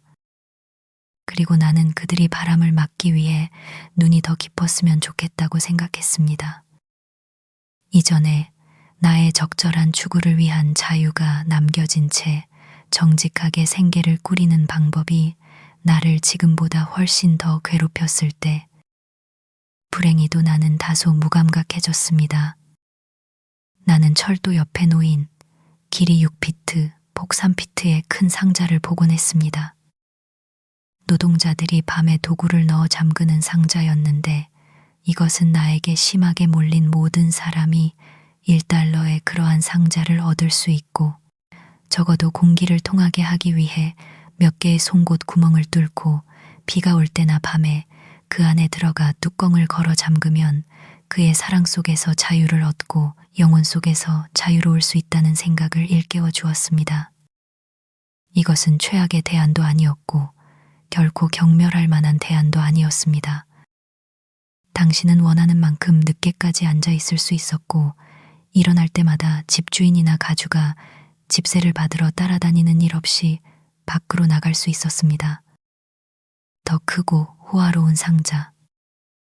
집에 집세를 내기 위해 죽도록 시달리는 많은 사람들은 이러한 상자 속에서는 얼어 죽지 않았을 것입니다. 나는 농담하는 것이 아닙니다. 경제는 경솔하게 다룰 수 있는 주제이지만 그렇게만 처리될 수는 없습니다.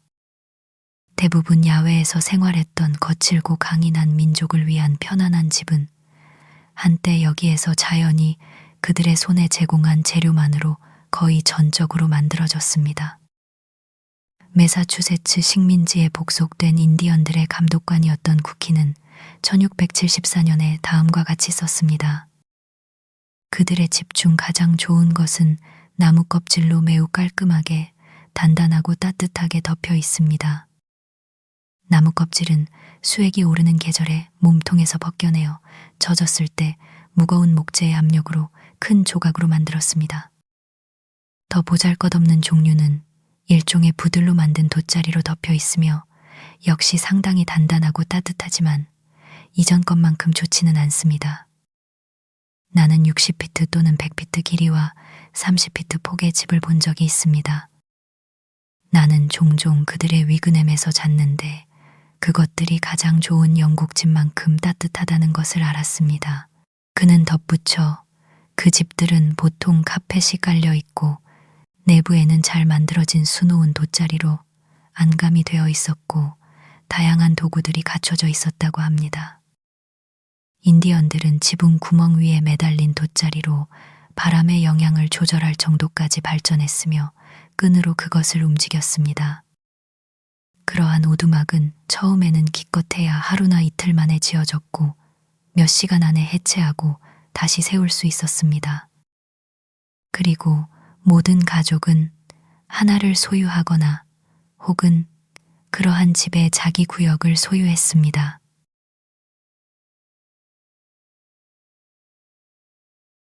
야만 상태에서는 모든 가족이 가장 좋은 것만큼 좋고 그들의 거칠고 단순한 필요에 충분한 피난처를 소유합니다.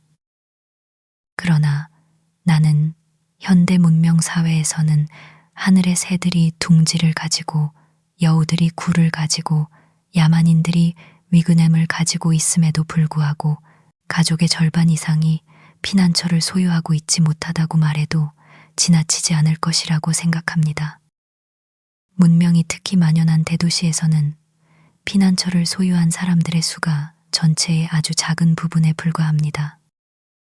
나머지는 이 모든 것에 겉옷이며 여름과 겨울에 필수 불가결하게 된 이 피난처에 대해 연간 세금을 지불합니다.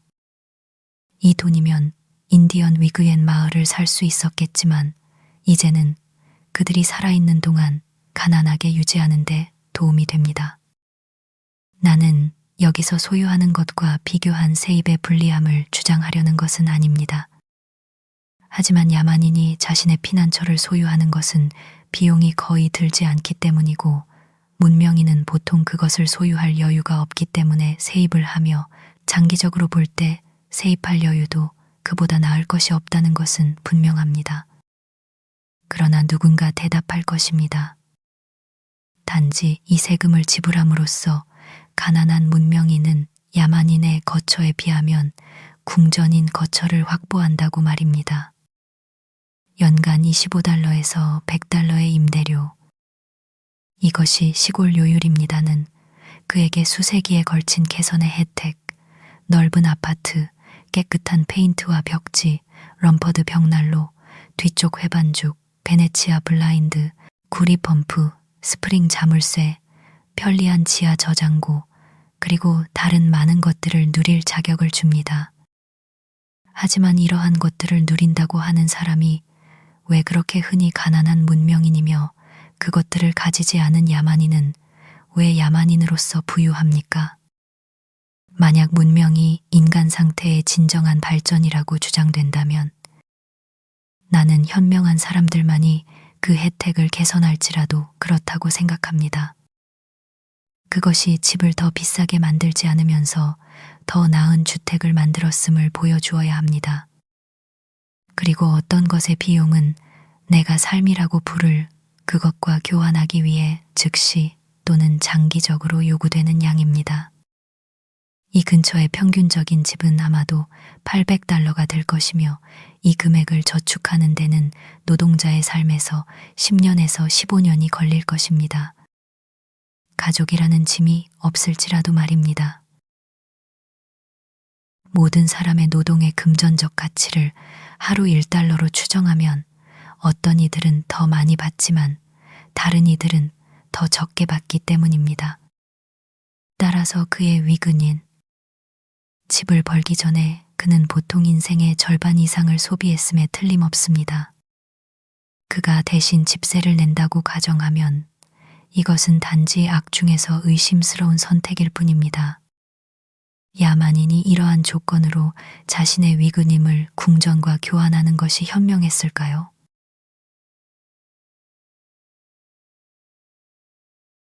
개인이 관련된 한 이 불필요한 재산을 미래에 대비한 기금으로 보유하는 것의 거의 모든 이점이 장래 비용을 지불하는 것으로 축소될 것이라고 짐작할 수도 있습니다. 하지만 아마도 사람은 스스로를 묻을 필요는 없을 것입니다. 그럼에도 불구하고 이것은 문명인과 야만인 사이의 중요한 구별점을 가리킵니다. 그리고 의심할 여지 없이 그들은 문명인의 삶을 제도로 만들어서 종족의 삶을 보존하고 완성하기 위해 개인의 삶이 상당 부분 흡수되도록 하는데 우리에게 유익한 의도를 가지고 있습니다. 그러나 나는 현재 이 이점이 얼마나 큰 희생을 치르고 얻어지는지를 보여주고 싶습니다. 그리고 우리가 불리함 없이 모든 이점을 확보할 수 있도록 살 수 있을 가능성을 제시하고 싶습니다. 가난한 자는 항상 너희와 함께 있다고 말하거나 아버지가 신 포도를 먹었으므로 자식들의 이가 시다 라고 말하는 것은 무슨 의미입니까? 나 주 여호와가 말하노라.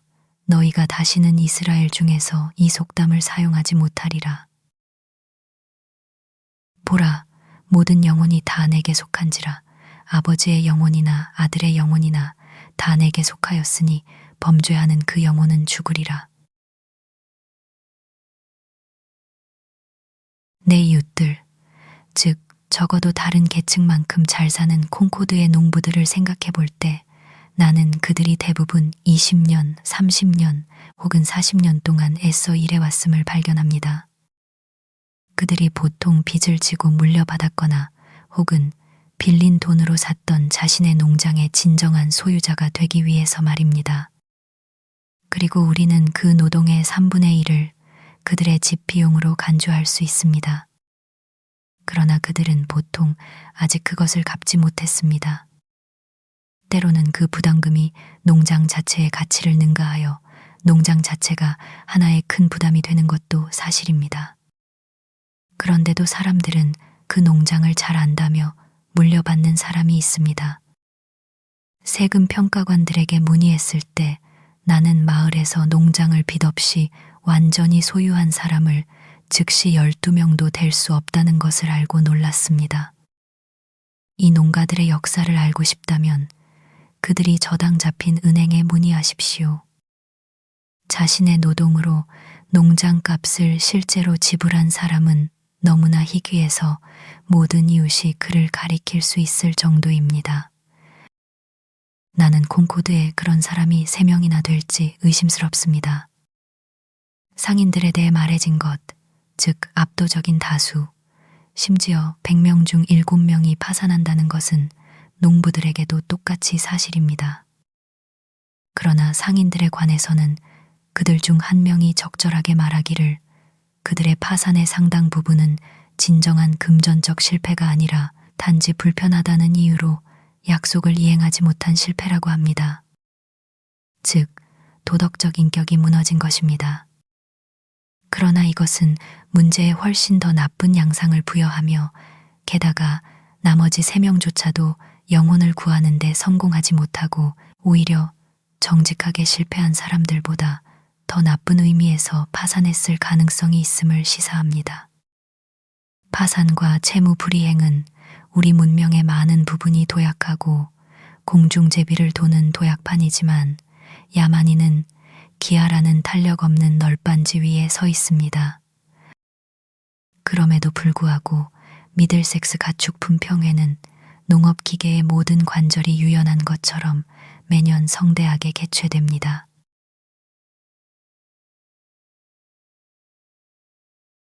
농부는 문제 자체보다 더 복잡한 공식으로 생계 문제를 해결하려고 노력하고 있습니다. 신발끈을 얻기 위해 그는 가축대에 투기합니다. 완벽한 기술로 그는 안락함과 독립심을 잡기 위해 머리카락 스프링으로 덫을 놓았고 그리고 나서 돌아서는 순간 자신의 다리가 그 안에 걸려버렸습니다. 이것이 그가 가난한 이유입니다. 그리고 비슷한 이유로 우리는 사치품에 둘러싸여 있지만 수많은 야만적인 안락함에 관해서는 모두 가난합니다. 체프먼이 노래하듯이 인간들의 거짓된 사회, 세속적인 위대함을 위해 모든 천상의 안락함을 공기 중으로 희박하게 만든다네. 그리고 농부가 집을 얻었을 때 그는 그것으로 인해 더 부유해지는 것이 아니라 더 가난해질 수 있으며 오히려 집이 그를 얻은 것일 수 있습니다. 내가 이해하기로는 미네르바가 지은 집에 대해 모모스가 제기한 유효한 반대 의견은 그녀가 나쁜 이웃을 피할 수 있도록 그것을 움직일 수 있게 만들지 않았다는 것이었습니다. 그리고 그것은 여전히 주장될 수 있습니다. 왜냐하면 우리의 집은 너무 다루기 힘든 재산이어서 우리는 그 안에 살고 있다기보다는 종종 감금되어 있기 때문입니다. 그리고 피해야 할 나쁜 이웃은 바로 우리 자신의 비열한 자아입니다. 나는 이 마을에서 거의 한 세대 동안 외곽의 집을 팔고 마을 안으로 이사하고 싶어 했지만 그것을 이룰 수 없었고 오직 죽음만이 그들을 해방시켜줄 한두 가족을 적어도 알고 있습니다.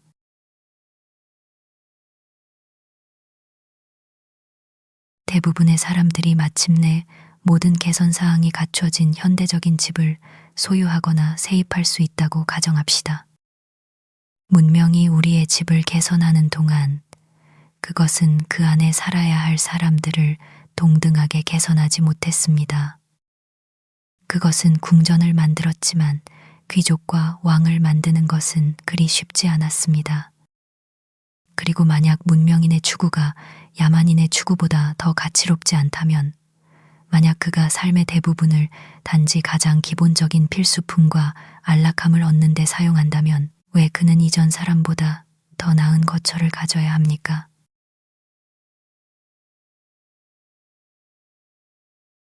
그러나 가난한 소수는 어떻게 지냅니까? 아마도 어떤 사람들은 외적인 환경에서 야만인보다 위에 놓인 만큼 다른 사람들은 그보다 아래로 격하되었음을 발견하게 될 것입니다. 한 계층의 사치는 다른 계층의 극심한 빈곤으로 상쇄됩니다.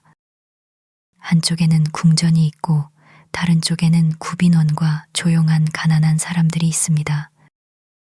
파라오의 무덤이 될 피라미드를 지은 수많은 사람들은 마늘을 먹고 살았으며 아마도 그들 자신은 제대로 묻히지도 못했을 것입니다.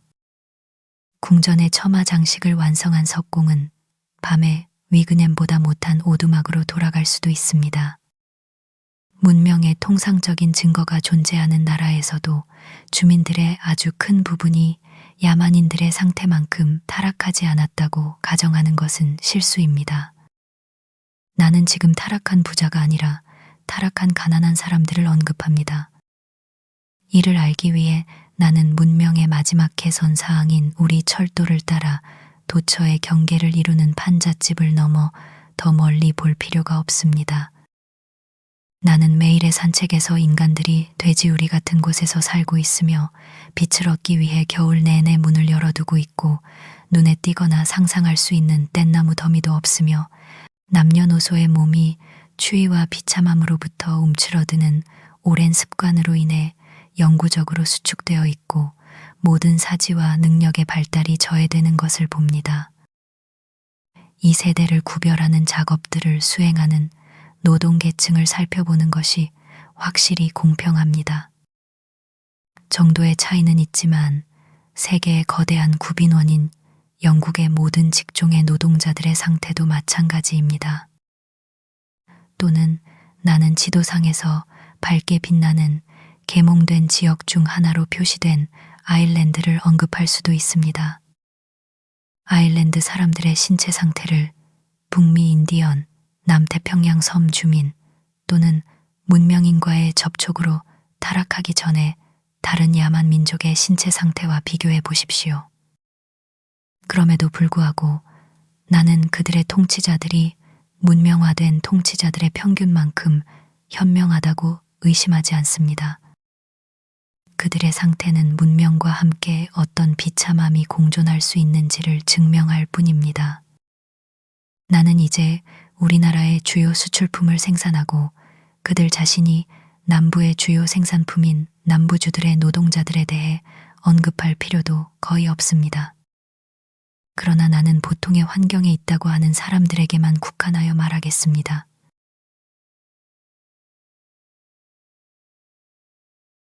대부분의 사람들은 집이 무엇인지 결코 고려해보지 않은 것 같고 이웃들이 가진 것과 같은 집을 가져야 한다고 생각하기 때문에 실제로 그리고 불필요하게 평생 동안 가난합니다. 마치 제단사가 그를 위해 제단하는 어떤 종류의 코트라도 입어야 하는 것처럼, 혹은 야자수입 모자나 마멋 가죽 모자를 점차 벗어던지고 왕관을 살 여유가 없다고 어려운 시절을 불평하는 것처럼 말입니다. 우리가 가진 것보다 훨씬 더 편리하고 호화로운 집을 발명할 수 있지만 모든 사람이 인간이 그 비용을 감당할 수 없다는 것을 인정할 것입니다. 우리는 항상 이러한 것들을 더 많이 얻으려고 노력해야 합니까? 아니면 때로는 더 적은 것에 만족하려고 노력해야 합니까?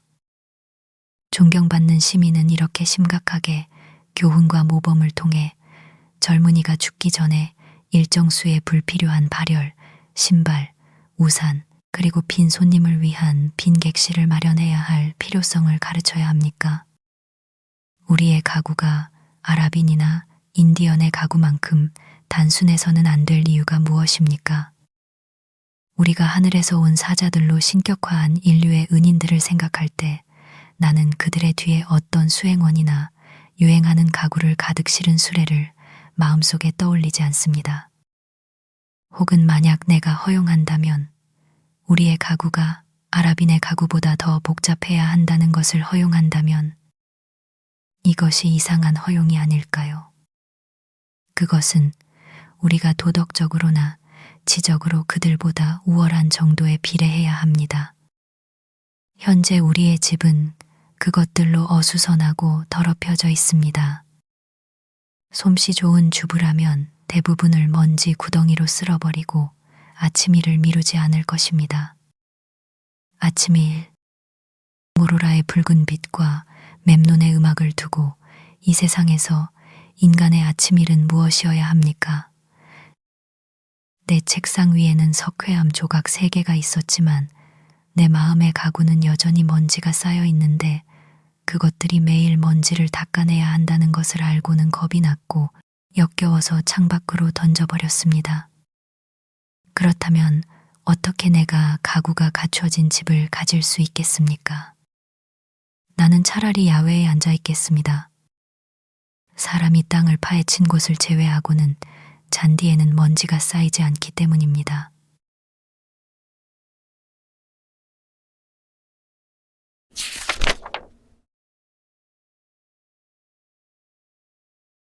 (10) 조용한 절망과 해방.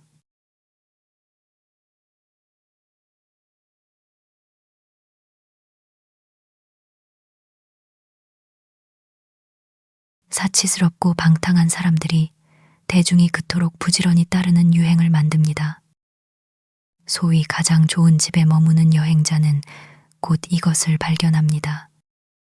왜냐하면 여관 주인들은 그를 사르다나 팔루스라고 가정하고 그가 그들의 친절에 자신을 맡긴다면 곧 완전히 무력화될 것이기 때문입니다. 나는 우리가 기차 안에서 안전과 편리함보다 사치에 더 많은 돈을 쓰는 경향이 있다고 생각합니다. 그리고 그것은 이러한 것들을 달성하지 못하면서도 현대식 응접실처럼 변할 위험이 있습니다. 그 응접실에는 긴 의자, 발 받침대, 양산, 그리고 하렘의 여성들과 천상의 제국의 나약한 원주민들을 위해 발명된 수백 가지 다른 동양적인 물건들이 있습니다. 조나단, 미국인은 그 이름조차 아는 것을 부끄러워해야 합니다. 나는 차라리 호박 위에 앉아서 그것을 온전히 나 혼자 차지하는 것이 벨벳 쿠션 위에 붐비는 것보다 낫습니다. 나는 차라리 자유롭게 공기가 통하는 달구지를 타고 이 땅을 여행하는 것이 유람 열차의 화려한 칸을 타고 내내 말라리아를 마시며 천국으로 가는 것보다 낫습니다.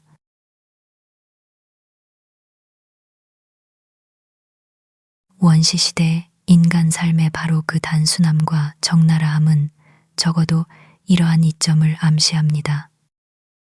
즉, 그들은 인간을 여전히 자연 속에 잠시 머무르는 자로 남겨두었습니다.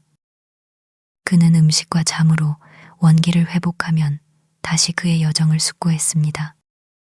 그는 마치 이 세상에 텐트를 치고 살았으며 계곡을 따라가거나 평원을 가로지르거나 산꼭대기를 오르고 있었습니다. 그러나 보십시오. 인간은 자신의 도구의 도구가 되었습니다. 배고플 때 독립적으로 과일을 땄던 사람은 농부가 되었고 피난처를 위해 나무 아래 서 있던 사람은 가정주부가 되었습니다. 우리는 이제 더 이상 하룻밤을 위한 야영처럼 머물지 않고 땅에 정착하여 천국을 잊어버렸습니다. 우리는 기독교를 단지 개선된 농업 방법으로 채택했습니다. 우리는 이 세상을 위해 가족 저택을 지었고 다음 세상을 위해서는 가족 무덤을 지었습니다. 가장 훌륭한 예술 작품들은 이 상태로부터 스스로를 해방시키려는 인간의 투쟁의 표현이지만 우리의 예술의 효과는 단지 이 낮은 상태를 편안하게 만들고 그 더 높은 상태를 잊게 만드는 것뿐입니다. 만약 우리에게 전해 내려온 훌륭한 예술 작품이 있다면 이 마을에는 그것이 설 자리가 실제로 없습니다.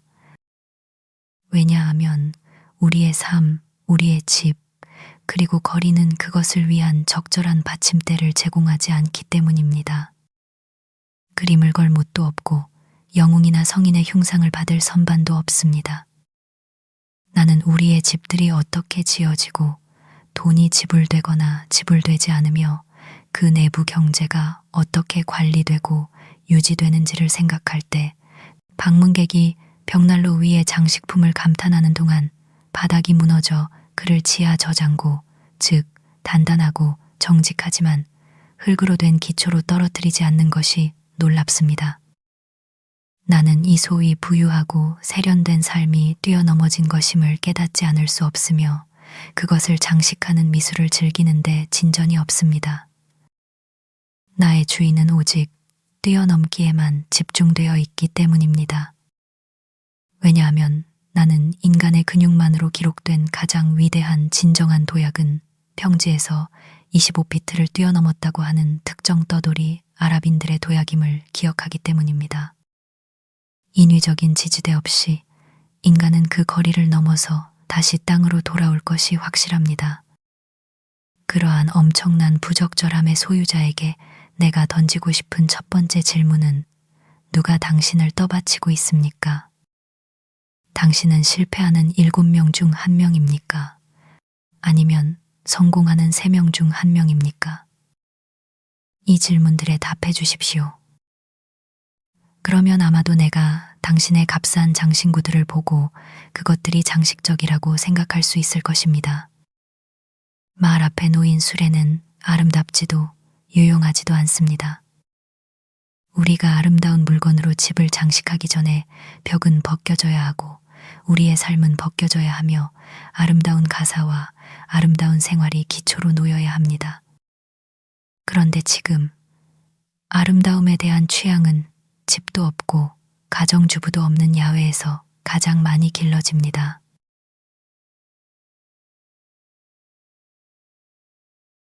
존스는 그의 경이로운 섭리에서 그와 동시대인이었던 이 마을의 첫 정착민들에 대해 이야기하면서 그들은 첫 피난처를 위해 어떤 언덕 아래 땅속으로 굴을 파고 들어가 흙을 목재 위에 던져 올리고 가장 높은 쪽의 흙에 기대어 연기 나는 불을 피웠다고 말합니다.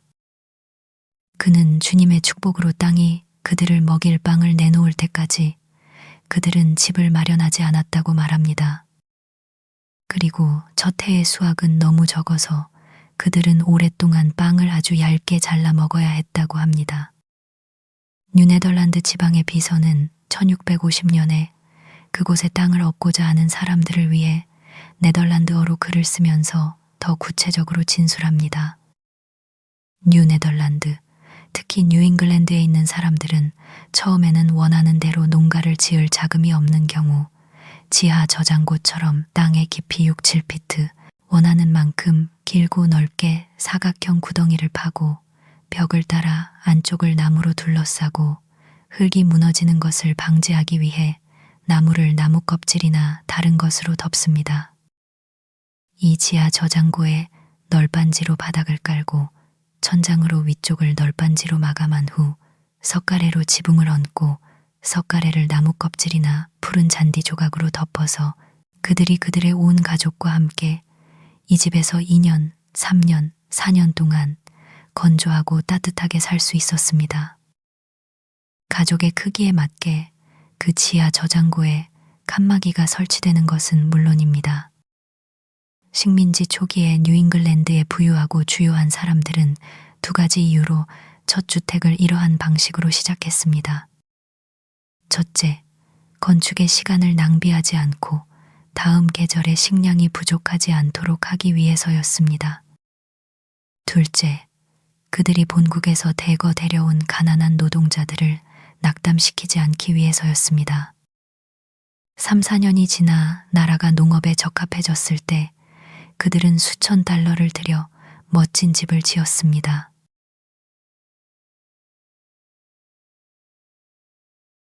우리 조상들이 취한 이 방식에는 적어도 신중함의 모습이 있었습니다. 마치 그들의 원칙이 가장 급박한 필요를 먼저 충족시키는 것인 것처럼 말입니다. 하지만 지금 가장 급박한 필요가 충족되고 있습니까? 내가 우리 중 하나인 이 호화로운 주택을 나 자신을 위해 취득하는 것을 생각할 때 나는 망설여집니다. 왜냐하면 비유적으로 말해 이 나라는 아직 인간의 문화에 적합하지 않으며 우리는 여전히 조상들이 그들의 밀빵을 잘랐던 것보다 우리의 영적인 빵을 훨씬 더 얇게 잘라야 하기 때문입니다. 가장 거친 시기에도 모든 건축 장식이 무시되어야 한다는 것은 아닙니다. 하지만 우리의 집들은 먼저 우리의 삶과 접촉하는 부분의 아름다움으로 안감이 되어야 합니다. 조개 껍데기처럼 말입니다. 그리고 그것이 겉에만 더 씌워져서는 안 됩니다. 나는 그 집들 중 한두 곳 안에 들어가 봤고 그것들이 무엇으로 안감이 되어 있는지 알고 있습니다.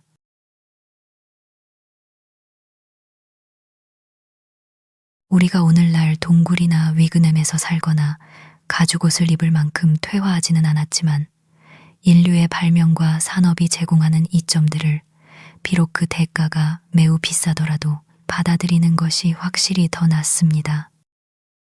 이웃과 같은 곳에서는 널빤지와 앵글, 석회와 벽돌이 적합한 동굴 혹은 통나무 전체 또는 충분한 양의 나무 껍질, 심지어 잘 다듬어진 진흙이나 평평한 돌보다 더 저렴하고 쉽게 얻을 수 있습니다. 나는 이 주제에 대해 이론적으로도 실제적으로도 익숙해졌기 때문에 잘 알고 말합니다.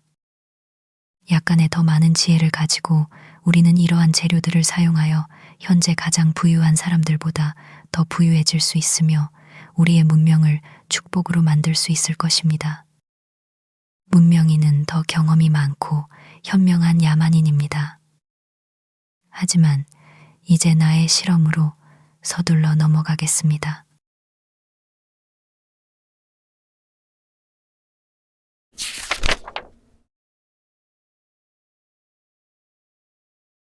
(10일) 나의 월든 실험.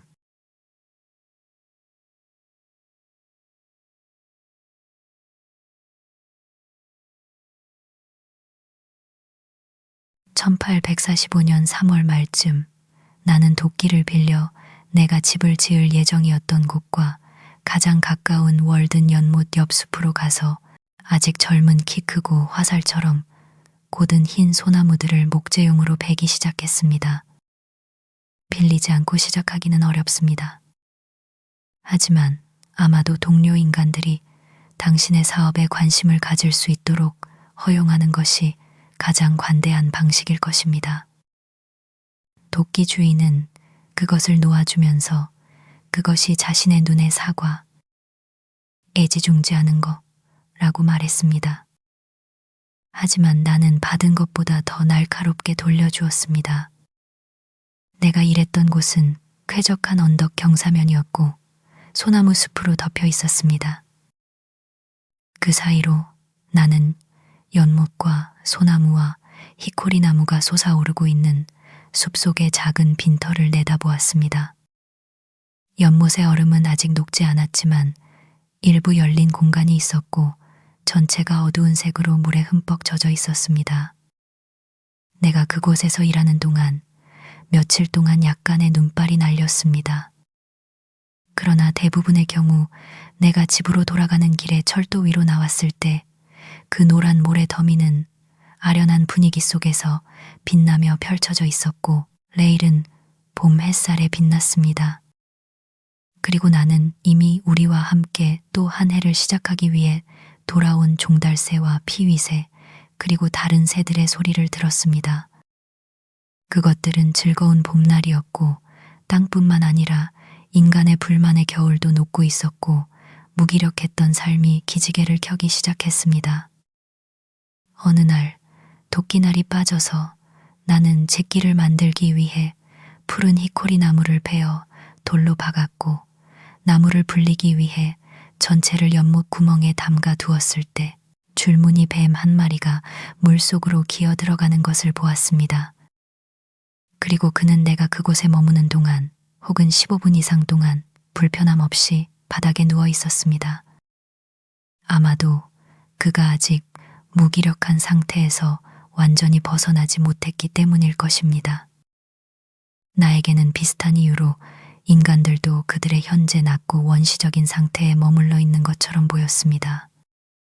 하지만 만약 그들이 만물의 봄이 그들을 깨우는 영향을 느낀다면 필연적으로 더 높고 더 영적인 삶으로 솟아오를 것입니다. 나는 이전에 서리가 내린 아침에 길에서 뱀들을 보았는데 그들의 몸 일부는 여전히 감각이 없고 뻣뻣한 채로 태양이 그들을 녹이기를 기다리고 있었습니다. 4월 1일에는 비가 와서 얼음을 녹였고 매우 안개가 낀 이른 시간에는 길 잃은 거위가 연못 위를 더듬으며 길을 잃은 듯 혹은 안개의 정령처럼 꽥꽥거리는 소리를 들었습니다.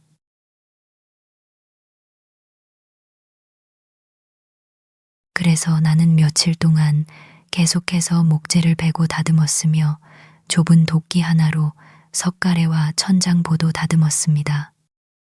학자다운 생각이나 남에게 전달할 만한 생각은 많지 않았고 혼자 노래를 불렀습니다.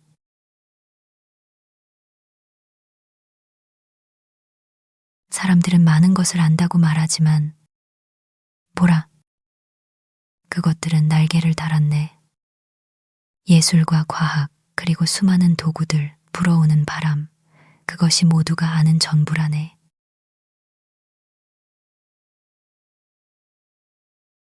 나는 주요 목재를 가로 세로 6인치로 다듬었고 대부분의 석가래는 2면만 그리고 석가래와 마루보는 1면만 다듬고 나머지 껍질은 그대로 두었습니다.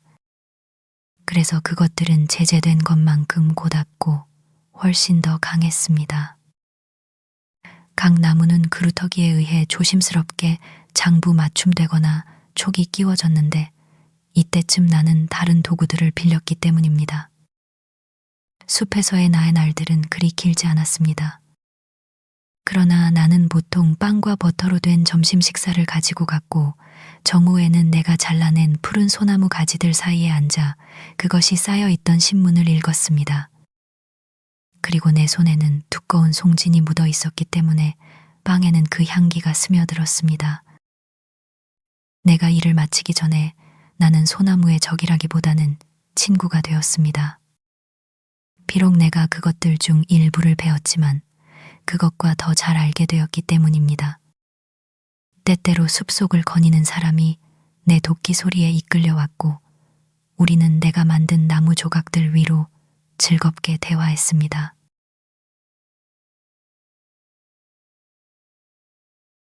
(4월) 중순쯤 나는 서두르지 않고 오히려 그 일 자체를 최대한 활용했기 때문에 내 집은 골조를 완성하고 세울 준비가 되었습니다. 나는 이미 널빤지를 얻기 위해 피츠버그 철도에서 일했던 아일랜드인 제임스 콜린스의 판잣집을 샀습니다. 제임스 콜린스의 판잣집은 아주 훌륭한 것으로 여겨졌습니다. 내가 그것을 보러 갔을 때 그는 집에 없었습니다. 창문이 너무 깊고 높아서 처음에는 안에서 나를 눈치채지 못하도록 밖을 돌아다녔습니다. 그것은 작은 크기의 뾰족한 오두막 지붕을 가지고 있었고 다른 볼 것은 별로 없었습니다. 마치 퇴비 더미처럼 흙이 사방으로 5피트 높이로 솟아 있었습니다. 지붕은 가장 튼튼한 부분이었지만 햇볕에 많이 휘어지고 약해져 있었습니다. 문턱은 없었고 문 널빤지 아래로 닭들이 영구적으로 통과하는 통로가 있었습니다. 콜린스 부인이 문으로 나와 나에게 안을 구경하라고 했습니다. 내가 다가가자 닭들이 안으로 쫓겨 들어갔습니다. 안은 어두웠고 대부분 흙바닥이었으며 축축하고 끈적거리고 말라리아를 유발할 것 같았습니다. 여기저기 옮길 수 없는 널빤지가 깔려 있을 뿐이었습니다. 그녀는 램프를 켜서 지붕 안쪽과 벽을 보여주었고 또한 널빤지 바닥이 침대 아래까지 이어져 있다는 것을 보여주면서 깊이 2피트 정도의 먼지 구덩이인 지하 저장고로 발을 들이지 말라고 경고했습니다. 그녀의 말에 따르면 그것들은 머리 위에도 좋은 널빤지, 사방에도 좋은 널빤지, 그리고 좋은 창문이었습니다. 원래는 2개의 온전한 유리창이었는데 최근에 고양이가 그 길로 나갔다고 했습니다. 그 안에는 난로, 침대, 앉을 곳, 그 집에서 태어난 아기, 비단 양산, 금태 거울, 그리고 상수리나무, 어린 나무에 못 박힌 특허받은 새커피 분쇄기가 있었습니다. 제임스가 그동안 돌아왔기 때문에 거래는 곧 성사되었습니다. 나는 오늘 밤 $4.25를 지불하고 그는 내일 아침 5시에 비워주기로 했으며 그동안 다른 누구에게도 팔지 않기로 했습니다. 나는 6시에 점유하기로 했습니다. 그는 지대와 연료에 대한 불분명하지만 완전히 부당한 청구를 예상하여 일찍 오는 것이 좋을 것이라고 말했습니다. 그는 이것이 유일한 부담금이라고 나에게 확신시켰습니다. 6시에 나는 길에서 그와 그의 가족을 지나쳤습니다. 하나의 큰 꾸러미가 그들의 모든 것, 침대, 커피, 분쇄기, 거울, 닭들을 담고 있었습니다. 고양이만 빼고 고양이는 숲으로 가서 야생 고양이가 되었고 나중에 알게 된 바로는 마멋을 잡기 위해 놓은 덫에 걸려 마침내 죽은 고양이가 되었습니다.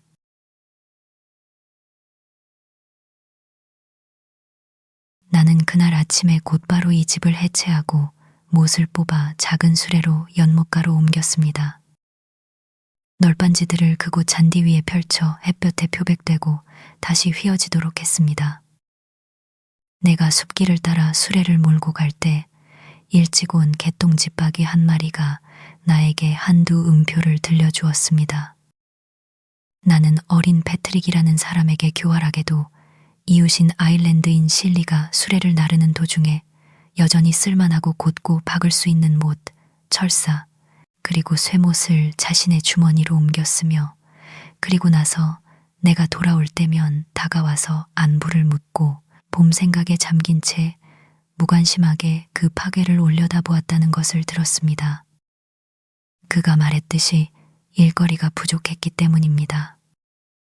그는 구경꾼 역할을 대표하기 위해 거기에 있었고 이 겉보기에 사소한 사건을 트로이 신들의 이동과 같은 것으로 만드는 데 일조했습니다.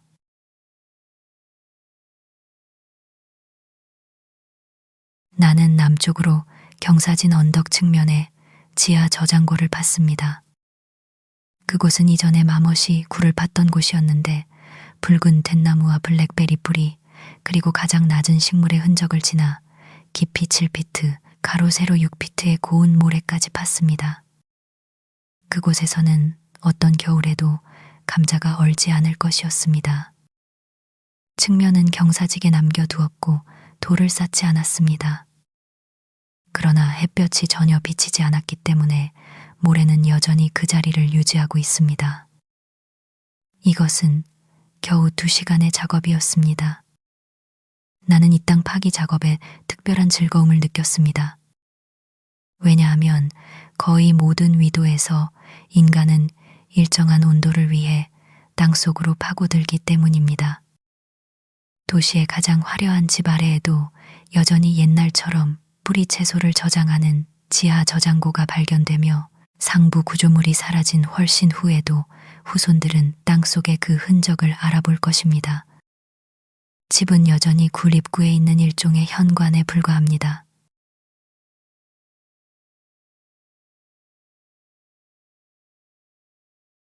마침내 5월 초 어떤 필요성 때문이라기보다는 이웃 간의 좋은 기회를 활용하기 위해 몇몇 지인들의 도움을 받아 나는 내 집에 골조를 세웠습니다.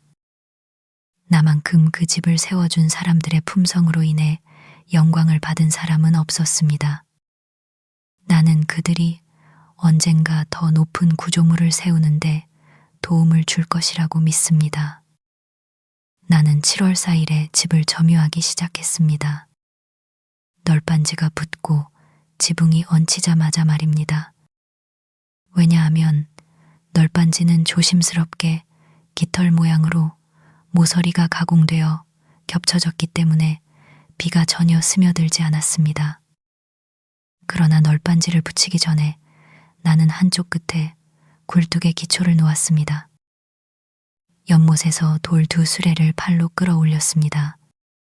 나는 가을에 밭일을 마친 후에 따뜻함을 위해 불이 필요해지기 전에 굴뚝을 지었습니다.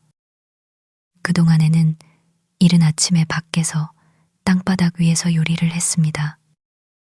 나는 이 방식이 어떤 면에서는 통상적인 방식보다 더 편리하고 쾌적하다고 여전히 생각합니다. 빵이 구워지기 전에 폭풍우가 쳤을 때 나는 불 위에 널빤지 몇 개를 고정하고 그 밑에 앉아 빵을 지켜보았고 그런 식으로 즐거운 시간을 보냈습니다.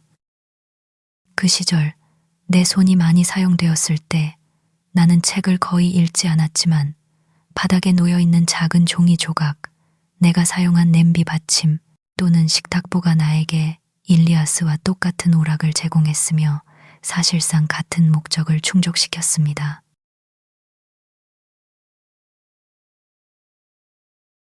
내가 했던 것보다 훨씬 더 신중하게 집을 짓는 것이 가치가 있을 것입니다.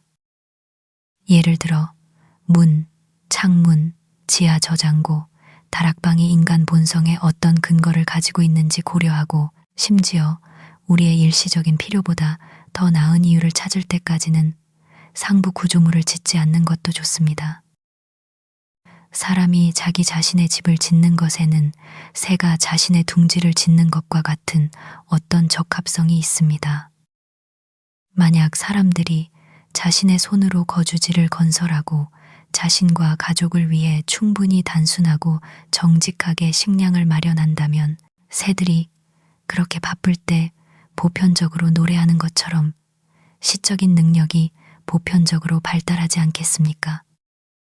하지만 우리는 마치 뻐꾸기과 새들처럼 다른 새들이 지은 둥지에 알을 낳고 그들의 왁자지껄하고 음악 같지 않은 소리로 어떤 여행자도 즐겁게 해주지 않습니다. 우리는 건설의 즐거움을 영원히 목수에게 포기해야 합니까?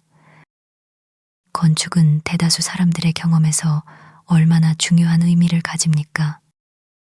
나는 내 모든 산책에서 자신의 집을 짓는 것만큼 단순하고 자연스러운 일에 종사하는 사람을 결코 우연히 만난 적이 없습니다. 우리는 공동체에 속해 있습니다. 재단사만이 인간의 9분의 1인 것이 아닙니다. 목사, 상인, 그리고 농부도 마찬가지입니다. 이 분업은 어디에서 끝나야 합니까?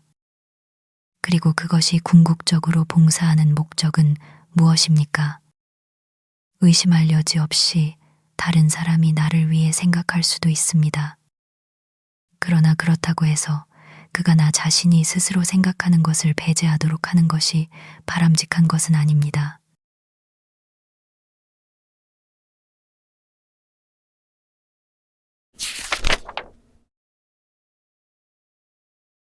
(12) 건축과 진정한 아름다움.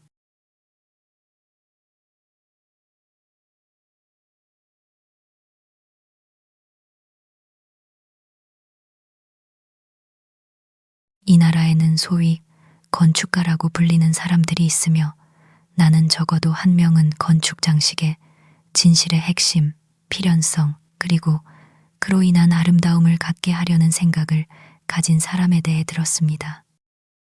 마치 그것이 그에게 계시인 것처럼 말입니다. 아마도 그의 관점에서는 괜찮을지 모르지만 흔한 딜레탕트보다 조금 나을 뿐입니다. 건축의 감상적인 개혁가였던 그는 기초가 아니라 처마 장식에서 시작했습니다. 그것은 단지 장식 안에 진실의 핵심을 어떻게 넣을 것인가에 관한 것이었습니다. 즉, 모든 설탕 코팅된 사탕에 실제로 아몬드나 캐러웨이 씨앗이 들어있도록 하는 것과 같습니다. 비록 나는 아몬드가 설탕 없이 가장 건강에 좋다고 생각하지만 말입니다. 그것은 거주자, 즉 안에 사는 사람이 어떻게 안팎으로 진실하게 건축하고 장식은 스스로 처리되도록 할 것인가에 관한 것이 아니었습니다. 어떤 합리적인 사람이 장식이 단지 외부에, 피부에만 있는 것이라고 가정했겠습니까? 거북이가 등의 점박이 껍질을, 조개가 진주빛 색조를 브로드웨이 주민들이 그들의 삼위일체 교회를 얻는 것과 같은 계약으로 얻었다고 말입니다. 그러나 사람은 자신의 집의 건축 양식에 대해 거북이가 자신의 껍데기에 대해 신경 쓰는 것보다 더 많이 신경 쓸 필요가 없습니다. 군인이 자신의 미덕의 정확한 색깔을 자신의 깃발에 칠하려고 애쓸 필요는 없습니다. 적은 그것을 알아낼 것입니다. 시련이 닥칠 때 그는 창백해질 수도 있습니다. 이 사람은 처마 장식 위로 몸을 숙이고 그것을 실제로 자기보다 더 잘 아는 거친 거주자들에게 자신의 반쪽짜리 진실을 소심하게 속삭이는 것처럼 보였습니다. 내가 지금 보는 건축적 아름다움은 거주자, 즉 유일한 건축가의 필요성과 성품으로부터 무의식적인 진실성과 고귀함으로부터 겉모습에 대한 생각 없이 점차적으로 내부에서 외부로 성장해 왔음을 압니다. 그리고 이러한 종류의 추가적인 아름다움이 앞으로 생겨난다면 그것은 그와 같은 무의식적인 삶의 아름다움이 선행될 것입니다. 화가들이 알다시피 이 나라에서 가장 흥미로운 주택들은 대개 가장 소박하고 겸손한 통나무 오두막과 가난한 사람들의 작은 집입니다. 그것들을 그림처럼 보이게 하는 것은 단지 그 표면의 어떤 특이성이 아니라 그들의 껍데기인 거주자들의 삶입니다. 시민의 교회 주택도 그의 삶이 그만큼 단순하고 상상의 즐거움을 주고 그의 거주지 양식에 효과를 내기 위한 노력이 거의 없을 때 똑같이 흥미로울 것입니다. 건축 장식의 상당 부분은 말 그대로 속이 비어 있습니다. 그리고 9월의 강풍이 그것들을 빌린 깃털처럼 벗겨내도 본질적인 것들에는 손상이 없을 것입니다. 지하 저장고에 올리브나 포도주가 없는 사람들은 건축 없이도 살 수 있습니다.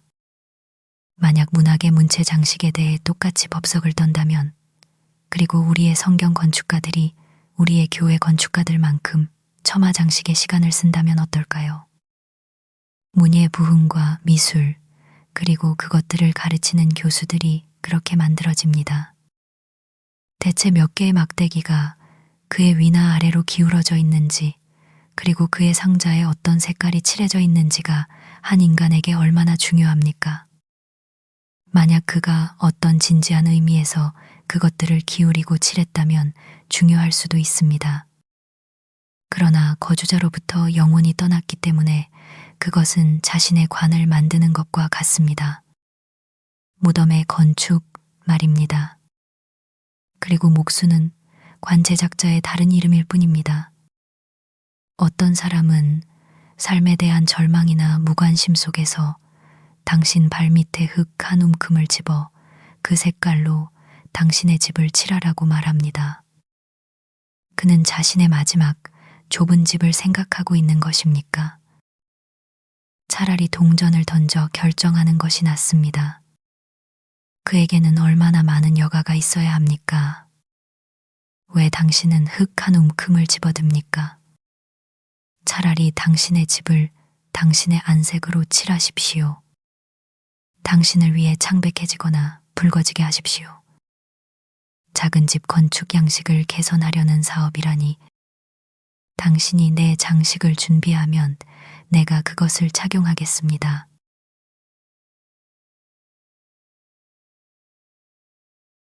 겨울이 오기 전에 나는 굴뚝을 짓고 이미 비가 스며들지 않던 내 집의 측면을 통나무의 첫 조각으로 만든 불완전하고 수액이 많은 새글로 덮었습니다. 나는 대패로 그 모서리를 곧게 펴야 했습니다.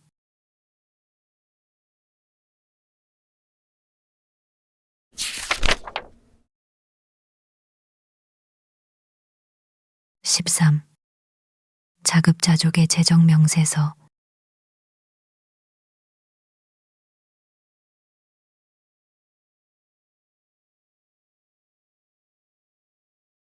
나는 이렇게 널빤지와 회반죽으로 된 단단한 집을 갖게 되었습니다. 폭 10피트, 길이 15피트, 기둥 8피트 높이의 다락방과 벽장, 각면에 큰 창문 하나, 2개의 덧문, 끝에 문 하나, 그리고 맞은편에 벽돌 벽난로가 있습니다. 내가 사용한 재료에 대한 통상적인 가격을 지불하고 내가 혼자서 한 노동은 계산하지 않은 내 집의 정확한 비용은 다음과 같습니다. 매우 소수의 사람들만이 자신의 집 비용을 정확히 말할 수 있으며 그것을 구성하는 다양한 재료의 개별 비용을 말할 수 있는 사람은 더 적거나 아예 없기 때문에 세부 사항을 알려드립니다.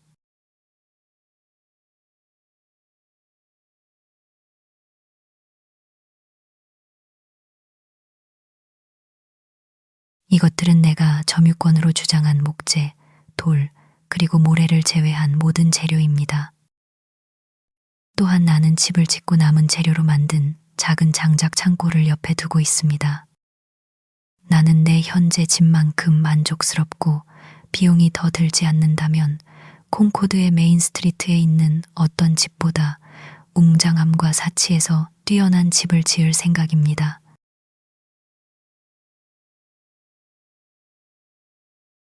나는 이렇게 피난처를 원하는 학생이 그가 지금 연간 지불하는 임대료보다 크지 않은 비용으로 평생 동안 그것을 얻을 수 있음을 발견했습니다. 만약 내가 주제넘게 자랑하는 것처럼 보인다면 나의 변명은 내가 나 자신보다는 인류를 위해 자랑한다는 것입니다. 그리고 나의 부족함과 모순이 내 진술의 진실성에 영향을 미치지는 않습니다.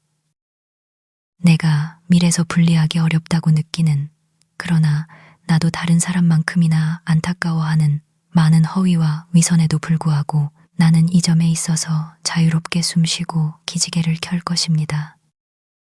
그것은 도덕적, 육체적 체계 모두에 큰 안도감을 주기 때문입니다. 그리고 나는 겸손을 통해 악마의 변호인이 되지 않기로 결심했습니다. 나는 진실을 위해 좋은 말을 하도록 노력할 것입니다. 케임브리지 대학에서는 학생방의 단순한 임대료가 매년 $30입니다. 그 방은 내 방보다 조금 클 뿐이며 대학 법인이 32개의 방을 나란히 그리고 한 지붕 아래에 짓는 이점을 누렸음에도 불구하고 거주자는 수많은 시끄러운 이웃들의 불편함과 어쩌면 4층에 거주하는 불편함을 겪습니다.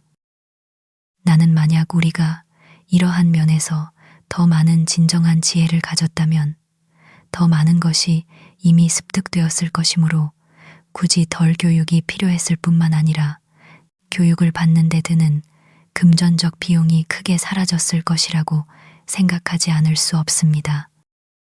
케임브리지나 다른 곳에서 학생이 필요로 하는 편의시설은 양측의 적절한 관리 하에서는 그에게 혹은 다른 누군가에게 10배나 더 큰 삶의 희생을 요구합니다. 가장 많은 돈이 요구되는 것들은 학생이 가장 원하는 것들이 결코 아닙니다. 예를 들어 수업료는 학비 청구서의 중요한 항목이지만 그가 동시대에 가장 교양 있는 사람들과 교류함으로써 얻는 훨씬 더 가치 있는 교육에 대해서는 비용이 청구되지 않습니다. 대학을 설립하는 방식은 보통 달러와 센트의 기부금을 모으고 그리고 나서 분업의 원칙을 맹목적으로 극단까지 따르는 것입니다. 이 원칙은 신중하게 따르지 않아야 합니다. 즉, 이것을 투기의 대상으로 삼는 계약자를 불러들이고 그는 아일랜드인이나 다른 노동자들을 고용하여 실제로 기초를 놓게 하는 동안 장차 학생이 될 사람들은 그것을 위해 준비하고 있다고 말해집니다. 그리고 이러한 태만함에 대해 연속적인 세대들이 비용을 지불해야 합니다. 나는 이것보다 학생들이나 그것으로부터 혜택을 받고자 하는 사람들이 직접 기초를 놓는 것이 더 나을 것이라고 생각합니다. 인간에게 필요한 노동을 체계적으로 회피함으로써 그토록 갈망하는 여가와 은둔을 확보하는 학생은 단지 비열하고 무익한 여가만을 얻을 뿐이며 여가를 결실 있게 만들 수 있는 유일한 것인 경험을 스스로 속이는 것입니다. 하지만 누군가 말합니다. 학생들이 머리 대신 손으로 일해야 한다는 것을 의미하는 것은 아니겠죠?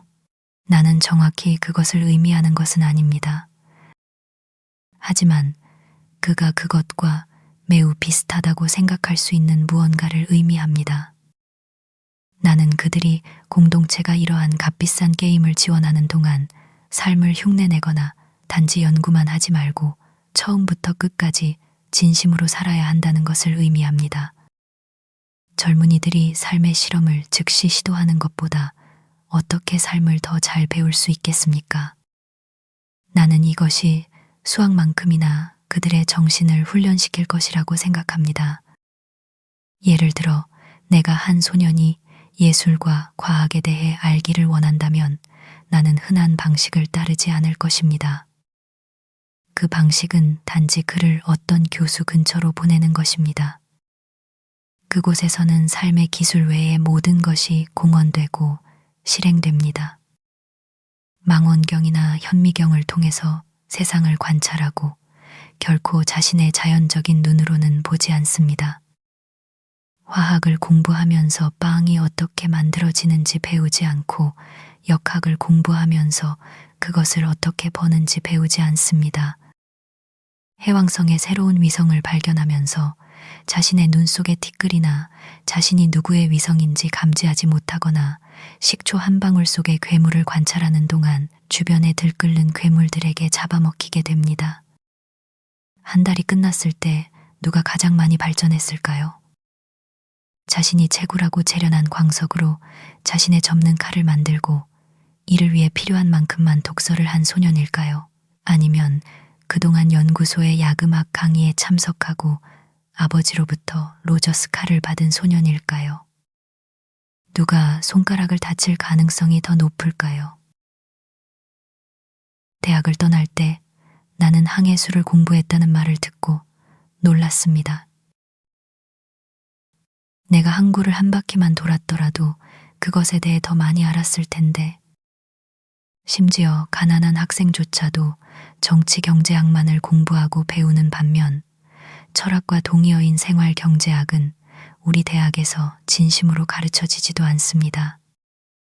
그 결과 그는 아담 스미스, 리카르도, 그리고 세일을 읽는 동안 그의 아버지를 돌이킬 수 없는 빚에 빠뜨립니다.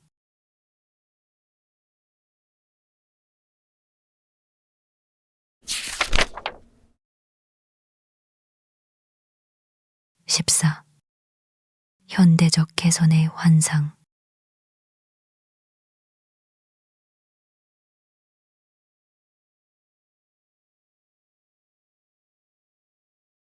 우리 대학과 마찬가지로 수많은 현대적인 개선에도 환상이 있습니다. 항상 긍정적인 발전이 있는 것은 아닙니다. 악마는 그 개선에 대한 그의 초기 지분과 수많은 후속 투자에 대해 마지막까지 복리이자를 계속 요구합니다. 우리의 발명품들은 진지한 일로부터 우리의 주의를 분산시키는 예쁜 장난감이 되는 경향이 있습니다. 그것들은 단지 개선되지 않은 목적에 대한 개선된 수단일 뿐이며 그 목적은 이미 너무 쉽게 도달할 수 있었던 것입니다. 마치 철도가 보스턴이나 뉴욕으로 이끄는 것처럼 말입니다. 우리는 메인주에서 텍사스까지 전신을 건설하는 데 매우 서두르지만 메인주와 텍사스는 아마도 전달할 중요한 것이 없을 수도 있습니다. 둘 다 마치 유명한 귀머거리 여성에게 소개되기를 간절히 원했지만 소개받고 그녀의 보청기 한쪽 끝을 손에 쥐었을 때 할 말이 없었던 사람과 같은 공경에 처해 있습니다. 마치 주요 목표가 빨리 말하는 것이지 분별 있게 말하는 것이 아닌 것처럼 말입니다. 우리는 대서양 아래로 터널을 뚫어 구세계를 신세계에 몇 주 더 가깝게 만들고 싶어 합니다. 하지만 아마도 넓고 펄럭이는 미국인의 귀에 새어 들어올 첫 소식은 아델라이드 공주가 100일에 걸렸다는 것일 수 있습니다. 결국 그의 말이 1분의 1마일을 달리는 사람도 가장 중요한 메시지를 전달하지는 않습니다. 그는 복음 전도자도 아니며 메뚜기와 들꿀을 먹고 돌아다니지도 않습니다. 나는 플라잉 차일더스가 방앗간에 한 덤박의 옥수수라도 실어 날랐을지 의심스럽습니다.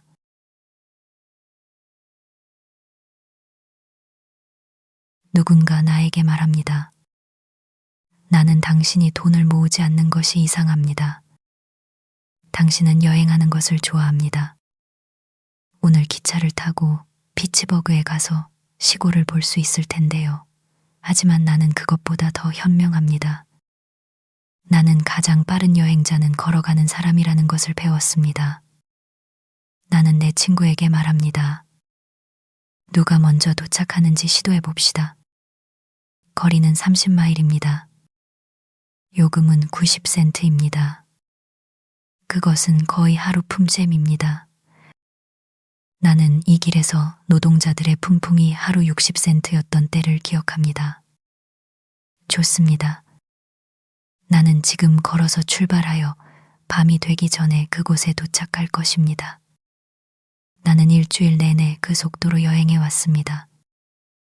당신은 그동안 당신의 요금을 벌어야 하고 운 좋게 제때 일자리를 얻는다면 내일 언젠가 혹은 어쩌면 오늘 저녁에 도착할 것입니다. 피츠버그에 가는 대신 당신은 하루의 대부분을 여기서 일하고 있을 것입니다.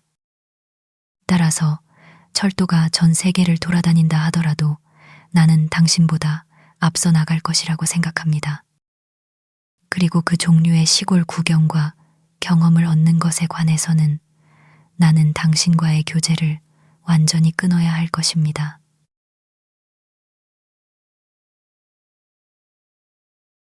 이것이 보편적인 법칙이며 아무도 그것을 속일 수 없습니다. 그리고 철도에 관해서도 우리는 그것이 길쭉한 만큼 넓다고 말할 수 있습니다. 전 세계를 도는 철도를 모든 인류가 이용할 수 있게 만드는 것은 지구 표면 전체를 평탄하게 만드는 것과 같습니다. 사람들은 공동 주식과 삽질의 이러한 활동을 충분히 오래 계속하면 마침내 모두가 거의 시간 없이 그리고 공짜로 어딘가로 타고 갈 것이라는 막연한 생각을 가지고 있습니다.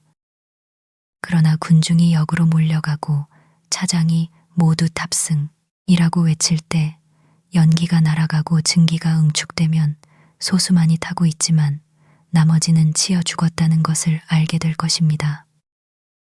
그리고 그것은 슬픈 사고라고 불릴 것이고 실제로 그럴 것입니다. 의심할 여지 없이 자신의 요금을 벌어들인 사람들은 마침내 탈 수 있을 것입니다. 즉, 그들이 그렇게 오래 살아남는다면 말입니다. 하지만 그때쯤이면 그들은 아마도 활력과 여행에 대한 욕구를 잃었을 것입니다. 인생의 가장 가치 없는 부분에서 의문의 여지가 있는 자유를 누리기 위해 인생의 가장 좋은 부분을 돈을 버는데 소비하는 것은 먼저 인도에 가서 재산을 모으고 그리고 나서 영국으로 돌아와 시인으로 살기 위해 갔던 영국인을 생각나게 합니다. 그는 즉시 다락방으로 갔어야 했습니다. 뭐라고요? 이 땅의 모든 판잣집에서 벌떡 일어난 100만 명의 아일랜드인들이 외칩니다. 우리가 만든 이 철도가 좋은 것이 아닙니까? 네, 나는 대답합니다. 비교적 좋다고 말입니다. 즉, 당신들이 더 나쁜 일을 할 수도 있었지만 나는 당신들이 나의 형제들이기에 이 흙을 파는 것보다 더 나은 방식으로 당신들의 시간을 보낼 수 있었으면 좋겠다고 바랍니다.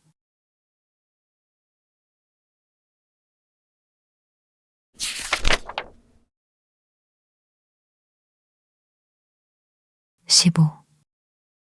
나의 농사와 수입, 그리고 독립.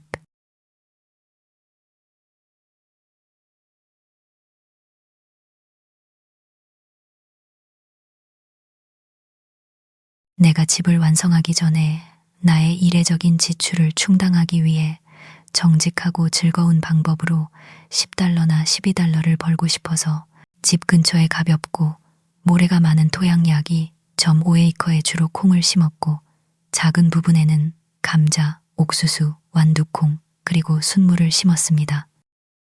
전체 부지는 11에이커이며 대부분 소나무와 히코리 나무가 자라고 있었고 지난 계절에 에이커당 $8 8센트에 팔렸습니다. 한 농부는 그것이 찍찍거리는 다람쥐를 키우는 것 외에는 쓸모가 없다고 말했습니다. 나는 주인이 아니라 단지 점유자였기 때문에 이 땅에 어떤 비료도 주지 않았고 다시 그렇게 많이 경작할 것을 기대하지도 않았으며 한 번도 다 호미질하지 않았습니다. 쟁기질할 때 여러 코드의 그루터기를 파냈는데 이것이 오랫동안 나의 연료를 공급해 주었고 그곳에 원시적인 흙의 작은 원을 남겼습니다. 여름 내내 콩이 더 무성하게 자라는 것으로 쉽게 구별할 수 있었습니다. 내 집 뒤에 있던 죽은 그리고 대부분 팔 수 없는 나무와 연못에서 떠내려온 표류목이 나머지 나의 연료를 공급해 주었습니다. 나는 쟁기질을 위해 말과 사람을 고용해야 했지만 쟁기는 내가 직접 잡았습니다. 첫 시즌의 나의 농장 지출은 도구, 씨앗, 노동 등으로 $14.72였습니다. 옥수수 씨앗은 기부받았습니다.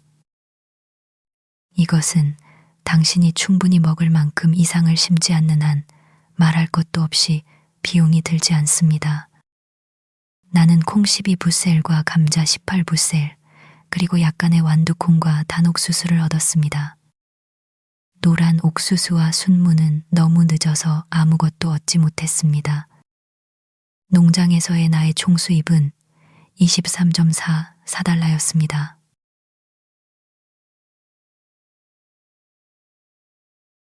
이 금액 외에도 이 추정치를 작성할 당시 소비되었거나 수중에 있던 생산물, 가치 $4.5가 있습니다. 수중에 있던 양이 내가 키우지 않은 약간의 풀을 훨씬 상쇄하고도 남습니다. 모든 것을 고려할 때, 즉 한 인간의 영혼과 오늘날의 중요성을 고려할 때, 나의 실험이 짧은 기간 동안 진행되었음에도 불구하고, 아니, 부분적으로는 그 일시적인 성격 때문에라도 나는 그것이 그 해 콩코드의 어떤 농부가 한 것보다 더 잘한 일이라고 믿습니다.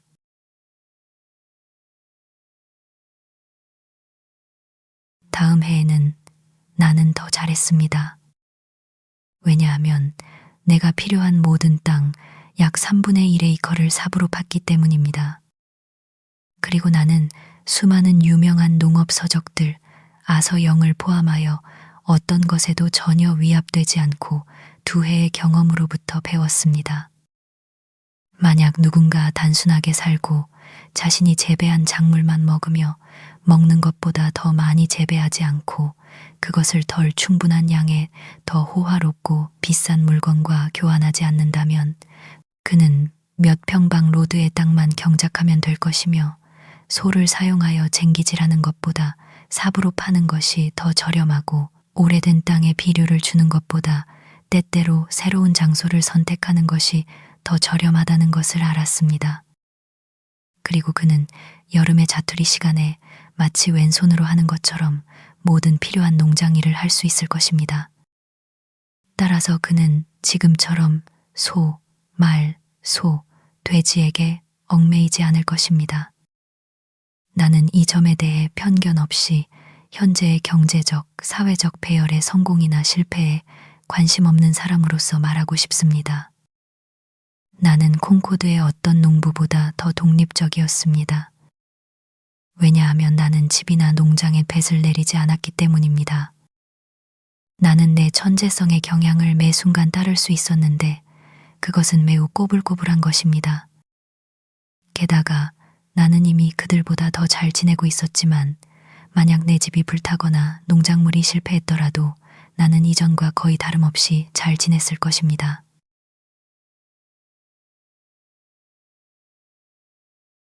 나는 종종 사람들이 가축의 관리인이라기보다는 가축이 사람들의 관리인이라고 생각합니다. 전자가 훨씬 더 자유롭기 때문입니다. 사람과 소는 노동을 교환하지만 필요한 노동만을 고려한다면 소들이 훨씬 더 이익을 보는 것처럼 보입니다. 그들의 농장이 훨씬 더 크기 때문입니다. 인간은 6주간의 건초 작업에서 교환 노동의 일부를 수행하며 그것은 아이들의 놀이가 아닙니다. 분명히 모든 면에서 단순하게 사는 어떤 민족, 즉 철학자들의 민족은 동물의 노동을 사용하는 것과 같은 큰 실수를 저지르지 않을 것입니다. 물론 철학자들의 민족은 결코 없었고 곧 생겨날 것 같지도 않으며 나는 그런 민족이 바람직한지도 확신할 수 없습니다. 그러나 나는 어떤 일이라도 나를 위해 할 수 있다는 이유로 말이나 황소를 길들이거나 그들을 먹여 살리지 않았을 것입니다. 내가 단지 말을 다루는 사람이나 목축업자가 될까봐 두려웠기 때문입니다. 그리고 비록 사회가 그렇게 함으로써 이득을 보는 것처럼 보일지라도 한 사람의 이득이 다른 사람의 손실이 아니며 마구간 소년이 그의 주인과 똑같은 만족할 이유를 가지고 있다고 확신할 수 있습니까? 어떤 공공사업은 이러한 도움 없이는 건설되지 않았을 것이라는 점을 인정하고 인간이 그러한 영광을 소와 말과 공유하도록 합시다. 그렇다고 해서 그가 그 경우에 자신에게 더 가치 있는 일을 성취할 수 없었을까요? 인간이 그들의 도움을 받아 단순히 불필요하거나 예술적인 것이 아니라 사치스럽고 게으른 일을 하기 시작할 때 소와 모든 교환 노동을 하는 사람들은 소수가 되거나 즉 가장 강한 사람들의 노예가 되는 것은 필연적입니다.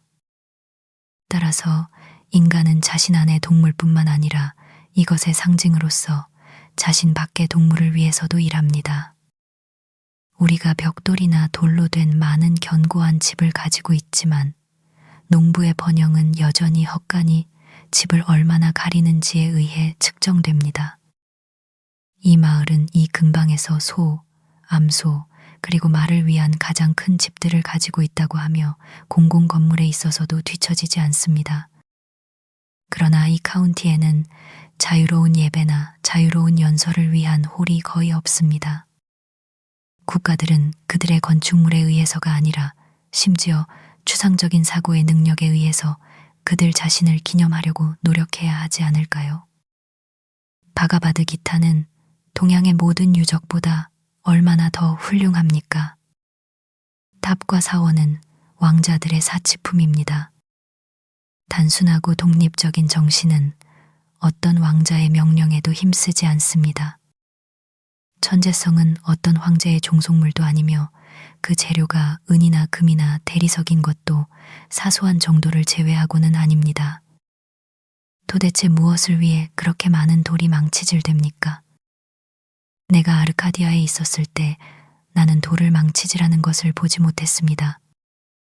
국가들은 그들이 남기는 망치질된 돌의 양으로 그들 자신의 기억을 영속화하려는 광적인 야망에 사로잡혀 있습니다. 그들의 예의 범절을 다듬고 닦는데 똑같은 노력을 기울인다면 어떨까요? 하나의 좋은 상식이 달만큼 높은 기념비보다 더 기억에 남을 것입니다. 나는 돌이 제자리에 있는 것을 더 좋아합니다. 테베의 웅장함은 저속한 웅장함이었습니다. 정직한 사람의 밭을 경계짓는 한 로드의 돌담이 삶의 진정한 목적에서 더 멀리 방황한 100개의 문이 있는 테베보다 더 분별이 있습니다. 야만적이고 이교도적인 종교와 문명은 화려한 사원을 짓지만 당신이 기독교라고 부를 수 있는 것은 그렇지 않습니다. 한 국가가 망치질하는 돌의 대부분은 오직 그들의 무덤을 향합니다. 그것은 스스로를 산 채로 묻는 것입니다. 피라미드에 관해서는 그렇게 많은 사람들이 어떤 야심찬 바보를 위해 무덤을 짓는데 자신의 삶을 소비할 만큼 타락했다는 사실만큼 놀라운 것은 없습니다. 그 바보는 나일강에 익사시키고 그의 시체를 개들에게 주는 것이 더 현명하고 남자다웠을 것입니다. 나는 그들과 그를 위한 어떤 변명을 생각해낼 수도 있겠지만 그럴 시간이 없습니다. 건축가들의 종교와 예술에 대한 사랑은 건축물이 이집트 사원이든 미국 은행이든 전 세계적으로 거의 같습니다. 그것은 들어가는 비용이 나오는 비용보다 더 많이 듭니다. 주요 동기는 허영이며 마늘과 빵과 버터에 대한 사랑이 그것을 돕습니다. 유망한 젊은 건축가 발컴은 자신의 비트루비우스 뒷면에 딱딱한 연필과 자로 그것을 설계하고 그 일은 석재 절단업자 돕슨 선즈에게 맡겨집니다. 30세기가 그것을 내려다보기 시작할 때 인류는 그것을 올려다보기 시작합니다. 당신의 높은 탑과 기념비에 관해서는 이 마을에 한때 중국까지 파고 들어가겠다고 했던 미친 사람이 있었습니다. 그리고 그는 중국의 냄비와 주전자가 덜컹거리는 소리를 들을 만큼 멀리 갔다고 합니다. 하지만 나는 그가 만든 구멍을 감탄하기 위해 내 길을 벗어나지 않을 것이라고 생각합니다. 많은 사람들이 서양과 동양의 기념비에 대해 누가 그것들을 지었는지 아는 것에 대해 관심을 가집니다. 나로서는 그 당시에 누가 그것들을 짓지 않았는지, 누가 그러한 사소한 일보다 위에 있었는지 알고 싶습니다. 하지만 나의 통계로 계속 진행하겠습니다.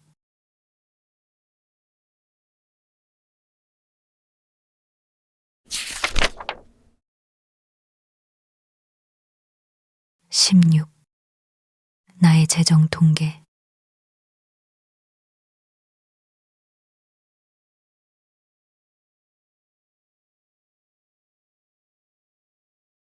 그동안 마을에서 측량, 목공, 그리고 다양한 종류의 일용 노동으로 나는 손가락만큼 많은 직업을 가지고 있습니다. 나는 13.34달러를 벌었습니다. 8개월 동안의 식비, 즉 7월 4일부터 이 추정치를 작성한 3월 1일까지 나는 그곳에서 2년 이상 살았지만 내가 재배한 감자, 약간의 부독수수, 그리고 일부 완두콩은 계산하지 않고 마지막 날짜에 수중에 있던 가치는 고려하지 않았습니다.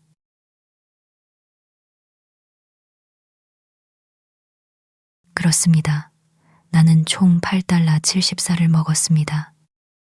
그러나 내 독자들의 대부분이 나와 똑같이 죄를 지었고 그들의 행위가 인쇄물에서 더 낮게 보이지 않을 것임을 알지 못한다면 나는 이렇게 뻔뻔스럽게 나의 죄를 공개하지 않을 것입니다. 다음 해에는 가끔 저녁 식사로 생선을 잡았고 한 번은 콩밭을 망치는 마멋을 도살하는 데까지 나아갔습니다. 타타르인이라면 그의 환생을 이루었다고 말할 것입니다. 그리고 부분적으로는 실험을 위해 그를 먹었습니다. 그러나 사양 냄새에도 불구하고 그것이 나에게 일시적인 즐거움을 주었지만 나는 그것이 좋은 관행이 되기 위해서는 가장 오래 사용해도 안 될 것이라는 것을 알았습니다. 비록 마을 정육점에서 마멋을 손질해 주는 것이 얼마나 편리해 보일지라도 말입니다.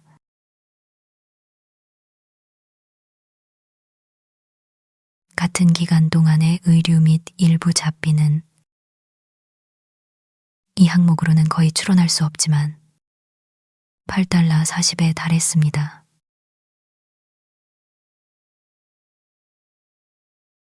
기름 및 일부 가정용품은 2달러였습니다.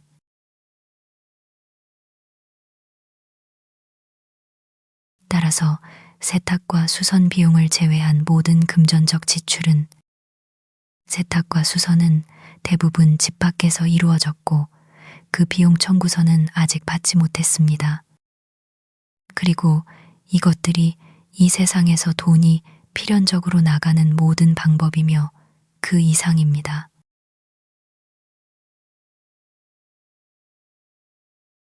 나는 이제 생계를 꾸려야 하는 독자들에게 말씀드립니다. 그리고 이것을 충당하기 위해 나는 농산물 판매로 23.44달러를 얻었고 일용 노동으로 13.34달러를 벌어 총 36.78달러를 벌었습니다.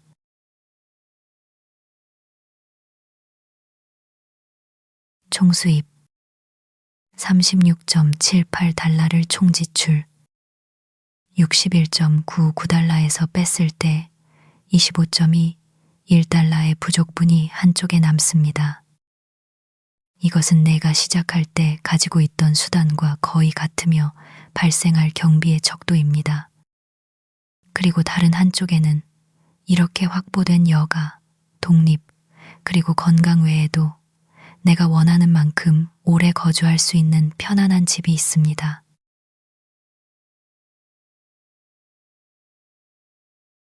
이러한 통계는 아무리 우연하고 따라서 유익하지 않게 보일지라도 어떤 완전성을 가지고 있으므로 어떤 가치도 가지고 있습니다.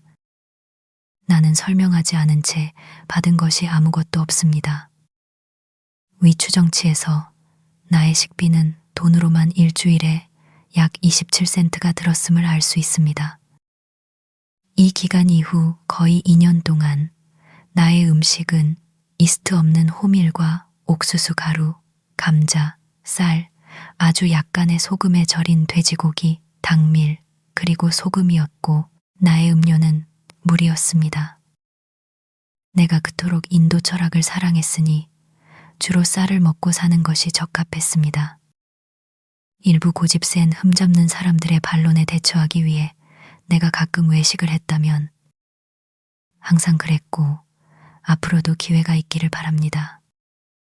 그것은 종종 나의 가정생활에 손해가 되었다는 것을 말해두겠습니다. 하지만 외식은 내가 말했듯이 일정한 요소였으므로 이와 같은 비교 진술에는 전혀 영향을 미치지 않습니다.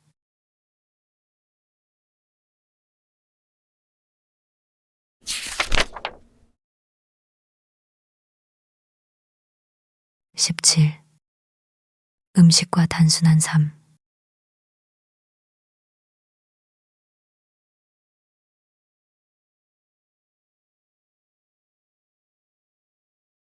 나는 2년간의 경험을 통해 이 위도에서도 필요한 음식을 얻는데 믿을 수 없을 정도로 적은 수고가 든다는 것을 배웠습니다. 사람이 동물만큼 단순한 식단을 사용하면서도 건강과 힘을 유지할 수 있다는 것을 말입니다. 나는 옥수수밭에서 뜯은 쇠비름 요리 삶아서 소금 간을 한 것만으로 만족스러운 저녁 식사를 했습니다. 여러 면에서 만족스러웠습니다. 나는 이 흔한 이름의 맛 때문에 라틴어를 사용합니다. 그리고 이성적인 사람이 평화로운 시기에 보통의 정오에 소금 간을 한 삶은 풋옥수수 몇 개보다 더 무엇을 바랄 수 있겠습니까? 내가 사용한 약간의 다양성조차도 건강의 요구가 아니라 식욕의 요구에 굴복한 것이었습니다. 그러나 사람들은 너무나 심각한 지경에 이르러서 필수품 부족이 아니라 사치품 부족으로 종종 굶주립니다. 그리고 나는 자기 아들이 물만 마시기 시작했기 때문에 목숨을 잃었다고 생각하는 착한 여인을 알고 있습니다.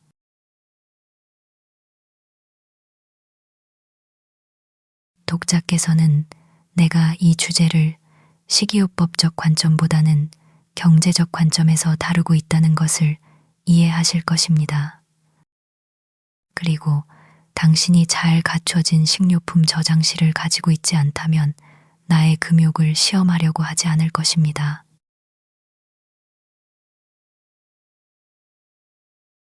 나는 처음에 순수한 옥수수 가루와 소금으로 빵을 만들었습니다.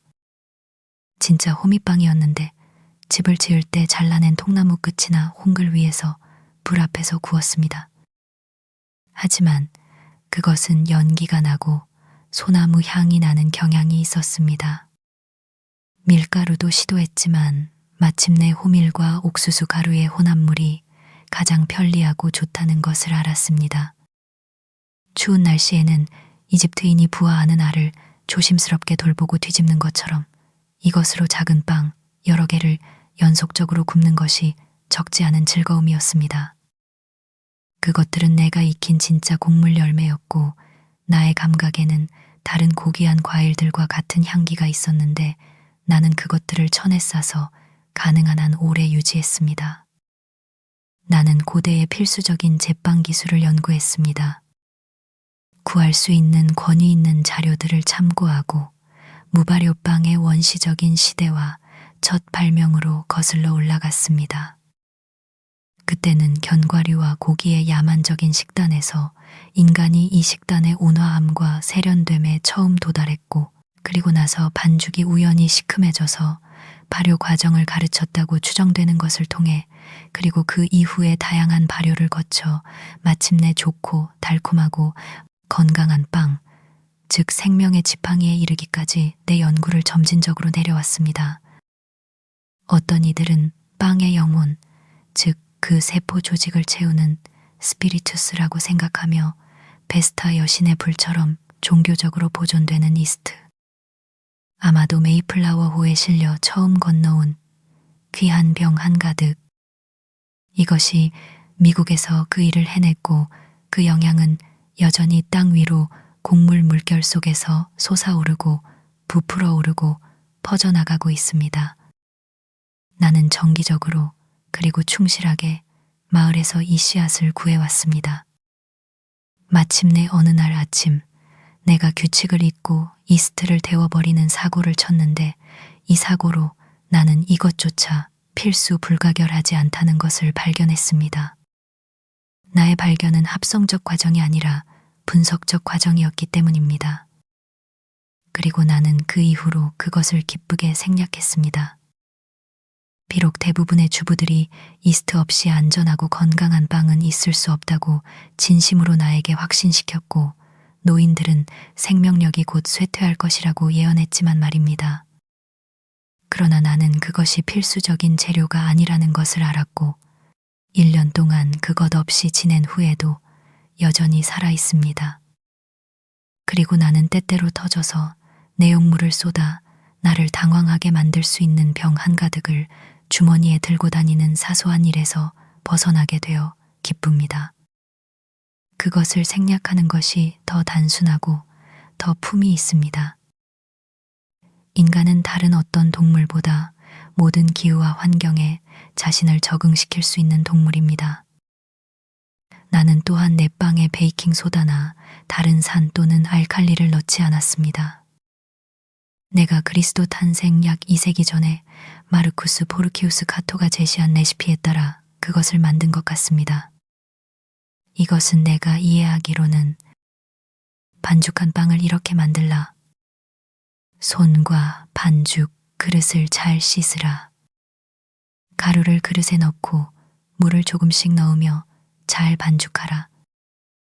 잘 반죽했으면 모양을 만들고 뚜껑 밑에서 구우라는 의미입니다.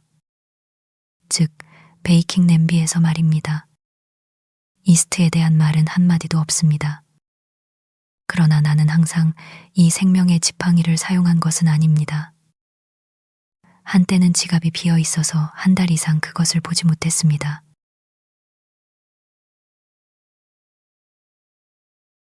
모든 뉴잉글랜드 사람은 이 호밀과 인디언 옥수수의 땅에서 자신의 빵 재료를 쉽게 모두 재배할 수 있으며 그것들을 위해 멀고 변동이 심한 시장에 의존할 필요가 없습니다. 그러나 우리는 단순함과 독립으로부터 너무 멀리 떨어져 있어서 콩코드에서는 신선하고 달콤한 가루가 상점에서 거의 팔리지 않으며 호민이나 더 거친 형태의 옥수수는 거의 사용되지 않습니다. 대부분의 경우 농부는 자신이 생산한 곡물을 가축과 돼지에게 주고 상점에서 적어도 더 건강하지 않은 밀가루를 더 비싼 비용으로 구매합니다. 나는 내가 호밀 한두 부셸과 인디언 옥수수를 쉽게 재배할 수 있다는 것을 알았습니다. 왜냐하면 전자는 가장 척박한 땅에서도 자라고 후자는 가장 좋은 땅을 필요로 하지 않기 때문입니다. 그리고 그것들을 손으로 빻아 쌀과 돼지고기 없이 지낼 수 있을 것입니다. 그리고 만약 내가 어떤 농축된 단맛을 가져야 한다면 나는 실험을 통해 호박이나 사탕무로 아주 좋은 당미를 만들 수 있다는 것을 알았습니다. 그리고 나는 이것보다 더 쉽게 얻기 위해 단풍나무 몇 그루를 심기만 하면 된다는 것을 알았고, 이것들이 자라는 동안 내가 언급한 것들 외에도 다양한 대체품을 사용할 수 있었습니다. 왜냐하면 조상들이 노래했듯이 우리는 입술을 달콤하게 할 수를 만들 수 있네. 호박과 파스잎과 호두나무 조각으로. 마지막으로 가장 기본적인 식료품인 소금에 관해서는 이것을 얻는 것이 해변을 방문하기에 적합한 기회가 될 수 있습니다. 또는 내가 그것 없이 완전히 지낸다면 아마도 물을 덜 마실 것입니다. 나는 인디언들이 그것을 구하기 위해 애썼다는 것을 알지 못합니다.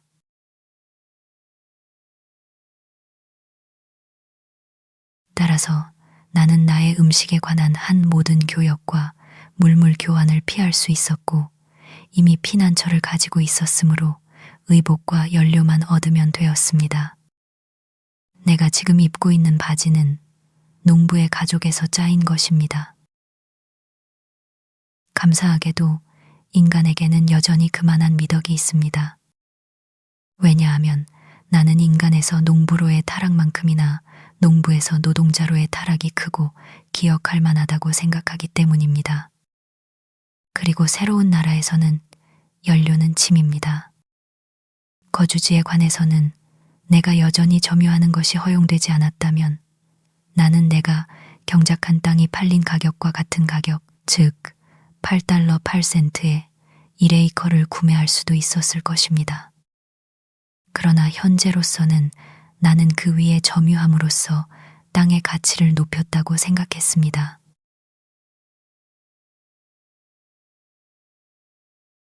때때로 나에게 채소만으로 살 수 있다고 생각하느냐는 등의 질문을 하는 일군의 회의론자들이 있습니다. 그리고 문제의 근본, 즉 믿음을 단번에 타격하기 위해 나는 그러한 사람들에게 널빤지 못으로도 살 수 있다고 대답하는 데 익숙합니다. 만약 그들이 그것을 이해하지 못한다면 내가 말해야 할 많은 것을 이해하지 못하는 것입니다.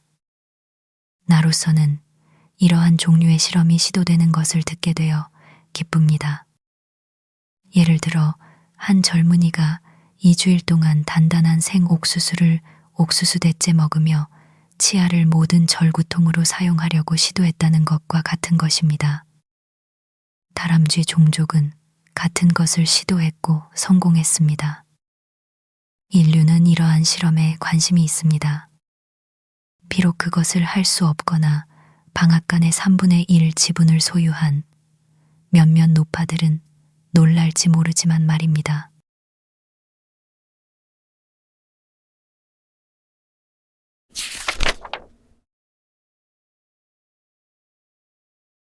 (18) 가구와 진정한 부.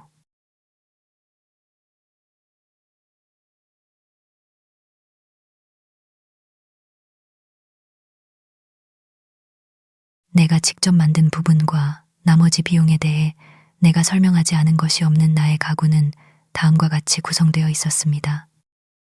침대 하나, 테이블 하나, 책상 하나, 의자 3개, 지름 3인치 거울 하나, 부젓가락 한 쌍과 화로 받침대, 주전자 하나, 작은 냄비 하나, 그리고 프라이팬 하나, 국자 하나, 세수대야 하나, 칼과 포크 2쌍, 접시 3개, 컵 하나, 숟가락 하나, 기름 주전자 하나, 당밀 주전자 하나, 그리고 칠한 램프 하나.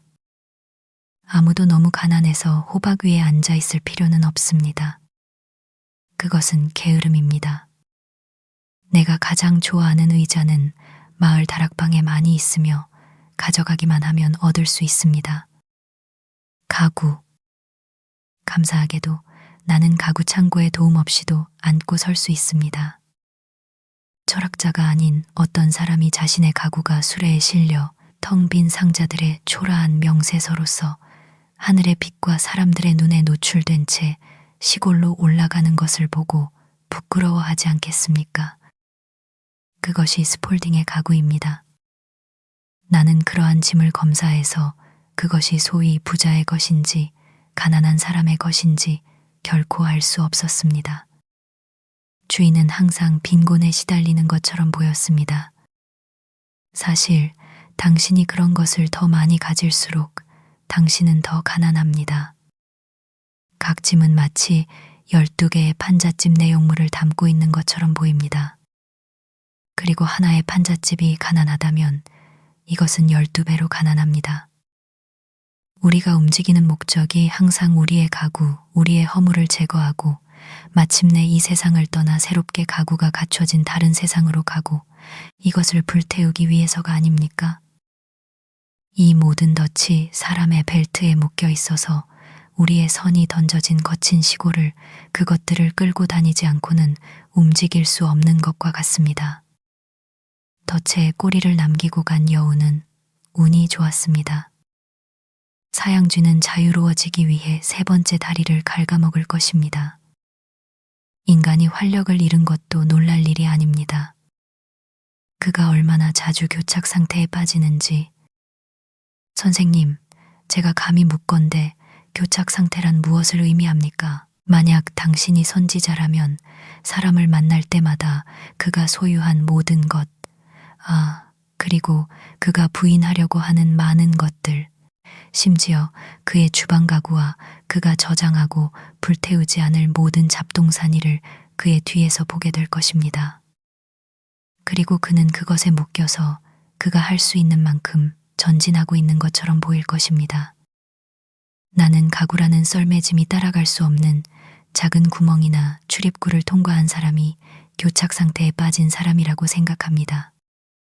나는 깔끔하고 다부지게 보이는 겉보기에는 자유롭고 모든 것이 갖춰져 준비된 사람이 자신의 가구가 보험에 들었는지 아닌지에 대해 이야기하는 것을 들을 때 연민을 느끼지 않을 수 없습니다. 하지만 제 가구를 어떻게 해야 할까요? 그렇다면 나의 화려한 나비는 거미줄에 얽힌 것입니다. 심지어 오랫동안 아무것도 없는 것처럼 보이는 사람들도 더 자세히 문의해보면 누군가의 헛간에 무언가를 저장해뒀음을 알게 될 것입니다. 나는 오늘날 영국을 많은 짐을 가지고 여행하는 노신사로 봅니다. 오랫동안 살림을 하면서 쌓인 잡동사니인데 불태울 용기가 없는 것입니다. 큰 트렁크, 작은 트렁크, 반땜고리 상자, 그리고 꾸러미. 적어도 처음 3가지는 버리십시오. 오늘날 건강한 사람이 자신의 침대를 들고 걷는 것은 능가하는 일일 것입니다. 그리고 나는 병든 사람에게는 침대를 내려놓고 달리라고 확실히 조언할 것입니다. 이민자가 자신의 모든 것을 담은 꾸러미를 짊어지고 비틀거리는 것을 만났을 때 마치 그의 목덜미에서 자라난 거대한 혹처럼 보이는, 나는 그가 가진 것이 그것뿐이기 때문이 아니라 그것을 모두 짊어져야 한다는 것 때문에 그를 불쌍히 여겼습니다. 내가 내 덫을 끌고 다녀야 한다면 나는 그것이 가벼운 것이고 내 중요한 부분을 물지 않도록 조심할 것입니다. 하지만 아마도 아예 발을 덫에 넣지 않는 것이 가장 현명할 것입니다.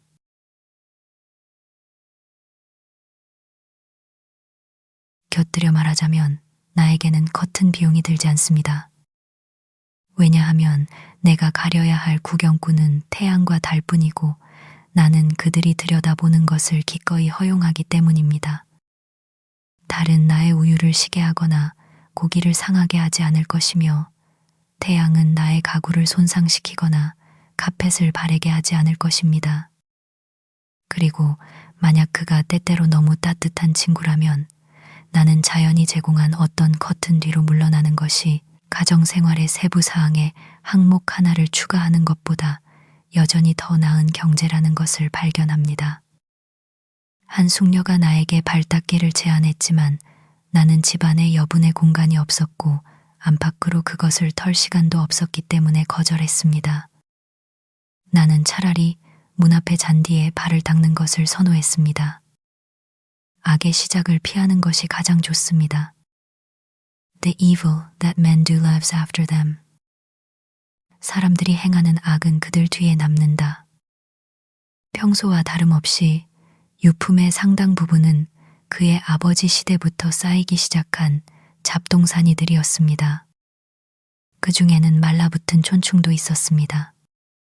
그리고 이제 반세기 동안 그의 다락방과 다른 먼지 구덩이에 놓여있던 이 물건들은 불태워지지 않았습니다. 그것들을 정화하듯 파괴하는 장작불 대신 그것들을 늘리는 경매가 열린 것입니다. 이웃들은 그것들을 보려고 열심히 모여들었고 모두 사서 그들의 재산이 정리될 때까지 그들의 다락방과 먼지 구덩이에 묵혀두기 위해 조심스럽게 옮겼습니다. 그때가 되면 그것들은 다시 시작될 것입니다.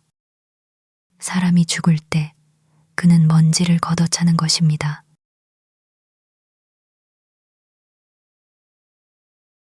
어쩌면 우리는 몇몇 야만 민족의 관습을 유익하게 모방할 수 있을지도 모릅니다. 왜냐하면 그들은 적어도 매년 허물을 벗는 신엿을 하기 때문입니다. 그들에게는 실제가 있든 없든 그 일에 대한 개념이 있습니다. 바트람이 무크라세 인디언들의 관습이었다고 묘사한 그러한 버스커나 첫 수학 축제를 우리가 거행한다면 좋지 않을까요?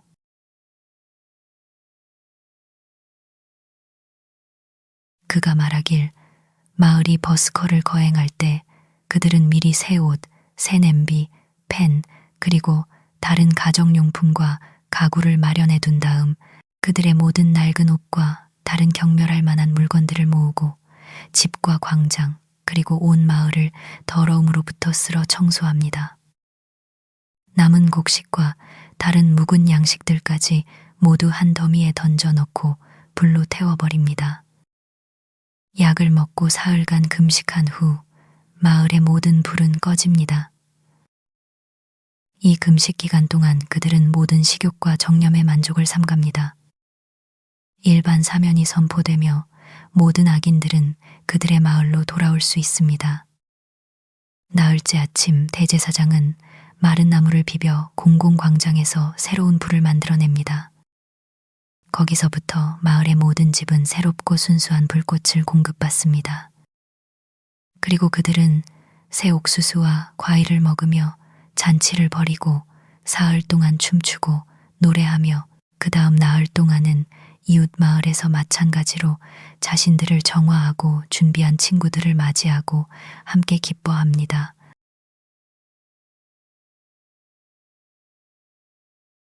멕시코인들 역시 세상의 종말이 다가왔다고 믿고 52년마다 비슷한 정화의식을 행했습니다. 나는 이보다 더 진정한 성례전, 즉 사전이 정의하는 대로 내적이고 영적인 은총의 외적이고 가시적인 표징을 거의 들어본 적이 없습니다. 그리고 그들이 그 계시를 성경에 기록하지는 않았을지라도 원래 이렇게 하도록 하늘로부터 직접 영감을 받았음에 틀림없다고 생각합니다.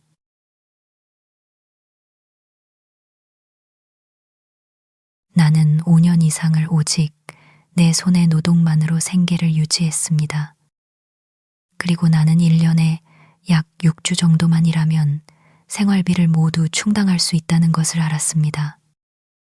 겨울 전체뿐만 아니라 여름 대부분의 시간도 공부하는 데 자유롭고 온전히 확보할 수 있었습니다.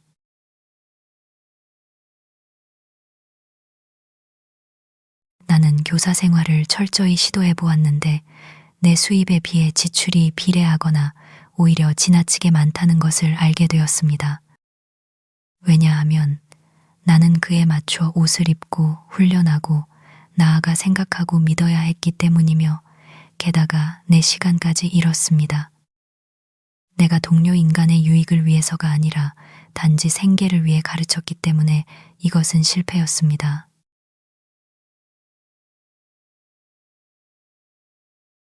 나는 장사를 시도해 보았지만 그것이 궤도에 오르는데 10년이 걸릴 것이며 그때쯤이면 나는 아마도 악마에게 가는 길에 놓여 있을 것이라는 것을 알았습니다.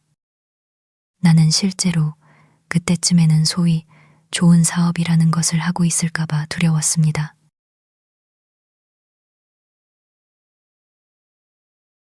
이전에 내가 생계를 위해 무엇을 할 수 있을지 찾아볼 때 친구들의 뜻에 순응하려다가 겪은 몇 가지 슬픈 경험이 머릿속에 생생하여 나의 독창성을 시험하게 했을 때 나는 종종 진지하게 허클베리를 따는 일을 생각했습니다. 그것은 내가 분명히 할 수 있는 일이며 그 작은 수입으로 충분할 것이라고 생각했습니다.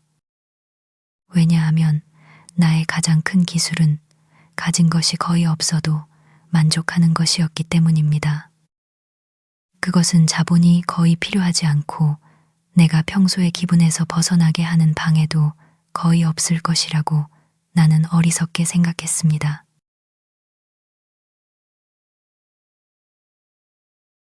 내 지인들은 주저없이 장사나 전문직에 종사했지만 나는 이 직업을 그들의 직업과 가장 유사한 것으로 여겼습니다. 여름 내내 언덕을 돌아다니며 눈에 띄는 베리들을 따고 그 후에는 무심하게 그것들을 처분하는 것, 즉 아드메토스의 양떼를 지키는 것과 같았습니다.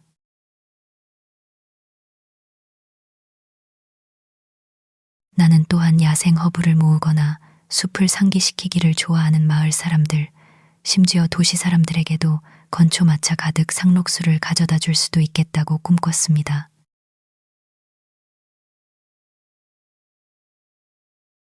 그러나 나는 그 이후에 장사는 손대는 모든 것을 저주한다는 것을 알게 되었습니다. 그리고 당신이 하늘에서 온 메시지를 가지고 장사를 한다 하더라도 그 사업에는 장사의 저주 전체가 달라붙습니다.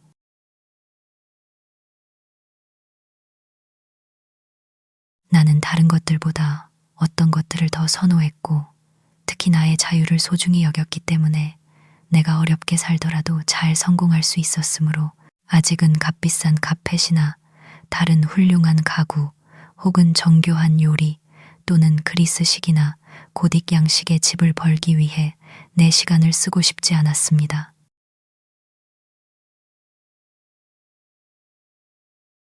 이런 것들을 얻는 것이 방해가 되지 않고 그것들을 얻었을 때 사용할 줄 아는 사람이 있다면 나는 그들에게 그 추구를 양보하겠습니다.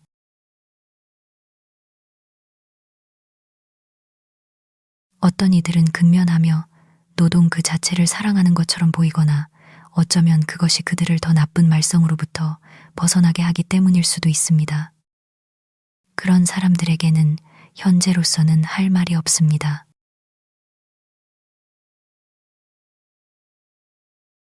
지금 누리고 있는 여가보다 더 많은 여가를 가지고 무엇을 해야 할지 모를 사람들에게는 나는 지금보다 2배 더 열심히 일하라고 조언할 것입니다. 스스로의 값을 지불하고 자유문서를 얻을 때까지 일하라고 말입니다.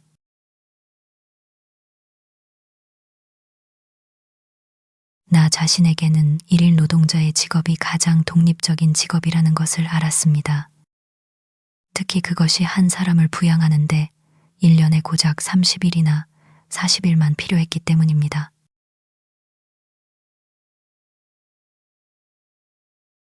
노동자의 하루는 해가 질 때 끝납니다. 그러면 그는 자신의 노동과 무관하게 자신이 선택한 추구에 헌신할 자유를 얻습니다. 그러나 달마다 투기를 하는 그의 고용주는 연초부터 연말까지 쉴 틈이 없습니다.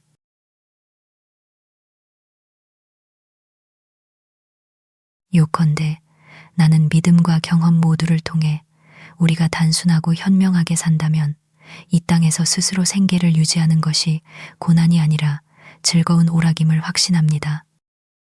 단순한 민족의 추구가 더 인위적인 민족에게는 여전히 유희가 되는 것처럼 말입니다. 만약 그가 나보다 땀을 더 쉽게 흘리는 것이 아니라면 사람이 이마에 땀을 흘려 생계를 꾸려야 할 필요는 없습니다.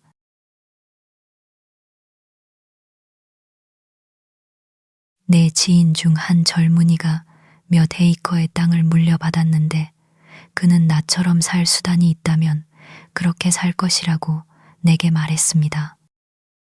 나는 누구에게도 내 생활 방식을 따르라고 권하고 싶지 않습니다. 왜냐하면 그가 그것을 제대로 배우기 전에 내가 스스로 다른 방식을 찾을 수도 있을 뿐만 아니라 나는 세상에 가능한 한 다양한 사람들이 많기를 바라기 때문입니다. 하지만 나는 각자가 자신의 길을 매우 신중하게 찾아내어 추구해야지 아버지나 어머니 또는 이웃의 길을 따르지 않기를 바랍니다.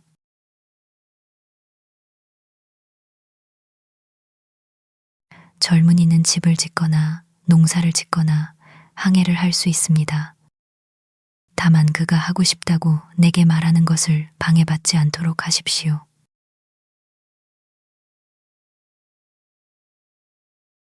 우리가 현명해지는 것은 선원이나 도망친 노예가 북극성을 눈에 담아두듯이 오직 수학적인 지점, 정신적인 목표를 통해서입니다.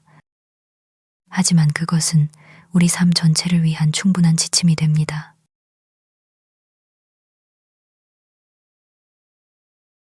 우리가 계산 가능한 기간 안에 목적지에 도착하지 못할 수도 있지만 우리는 진정한 항로를 유지할 것입니다.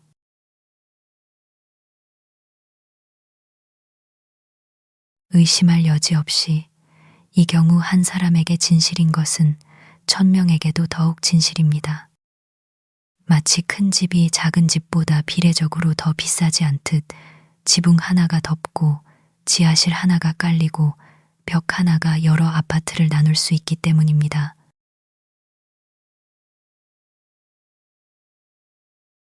하지만 나로서는 고독한 거주지를 선호했습니다.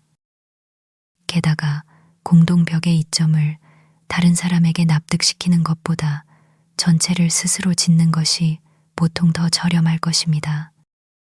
그리고 그렇게 했을 때 훨씬 저렴하게 하려면 공동 칸막이가 얇아야 하는데 그 다른 사람이 나쁜 이웃이 될 수도 있고 자기 쪽을 수리하지 않을 수도 있습니다.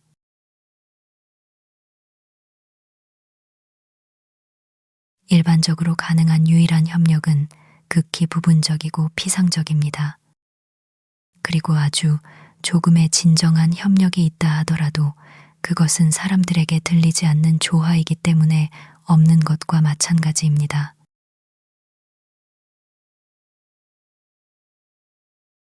사람에게 믿음이 있다면 그는 어디서든 동등한 믿음으로 협력할 것입니다.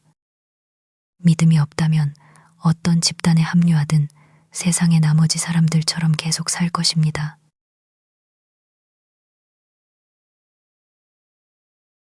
가장 고상한 의미에서든 가장 저급한 의미에서든 협력한다는 것은 함께 생계를 꾸려나간다는 것을 의미합니다.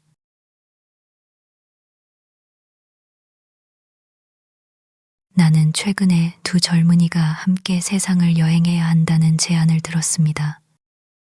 한 명은 돈 없이 돛대 앞에서나 쟁기 뒤에서 일하며 수단을 벌고 다른 한 명은 주머니에 환어음을 가지고 다니는 시기였습니다. 한 명은 전혀 활동을 하지 않을 것이므로 그들이 오래 동행하거나 협력할 수 없을 것임은 쉽게 알 수 있었습니다. 그들은 모험의 첫 번째 흥미로운 위기에서 헤어질 것입니다.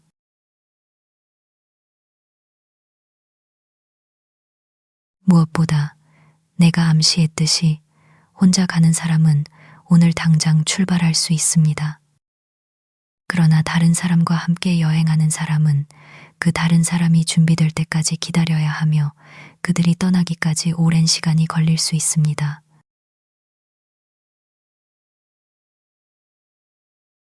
하지만 이 모든 것이 매우 이기적이라고 내 마을 사람들 중 일부가 말하는 것을 들었습니다.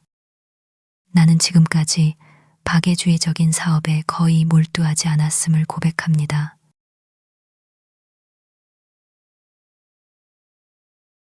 나는 의무감 때문에 몇 가지 희생을 했고 그 중에는 이 즐거움, 선행의 즐거움도 희생했습니다. 마을의 어떤 가난한 가족을 부양하는 일을 맡도록 나를 설득하기 위해 온갖 기술을 동원한 사람들이 있습니다. 그리고 만약 내가 할 일이 없다면 악마는 게으른 사람에게 일거리를 찾아주기 때문입니다. 나는 그런 종류의 오락을 시도해 볼 수도 있을 것입니다.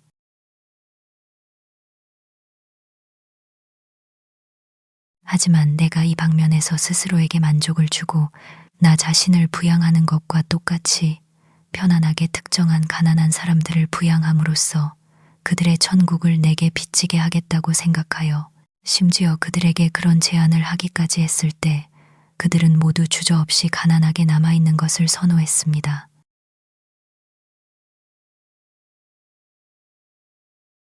내 마을 사람들은 여러 면에서 동포들의 행복을 위해 헌신하고 있으니 적어도 한 사람 정도는 다른 덜 인간적인 추구를 위해 남겨지기를 바랍니다.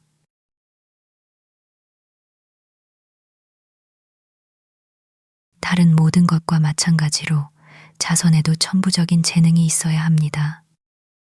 선행 말인데 그것은 이미 포화 상태인 전문직 중 하나입니다.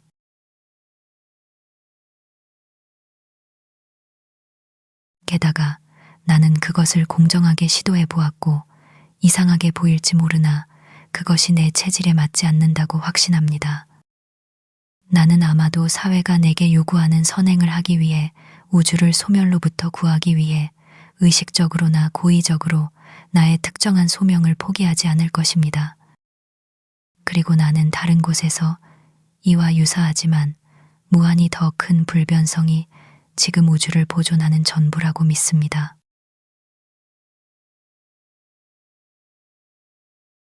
그러나 나는 어떤 사람과 그의 천부적인 재능 사이에 끼어들고 싶지 않습니다. 그리고 내가 거절하는 이 일을 온 마음과 영혼과 생명을 바쳐 하는 사람에게는 나는 이렇게 말할 것입니다. 비록 세상이 그것을 악행이라고 부를지라도 그럴 가능성이 가장 높지만 인내하십시오.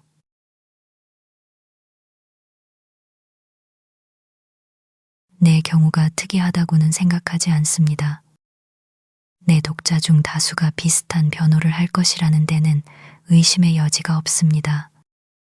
무언가를 하는 일에 있어서 내 이웃들이 그것을 선하다고 단언하리라고 장담하지는 않겠지만 나는 고용하기에 훌륭한 사람이 될 것이라고 주저없이 말합니다. 그러나 그것이 무엇인지는 내 고용주가 알아낼 몫입니다.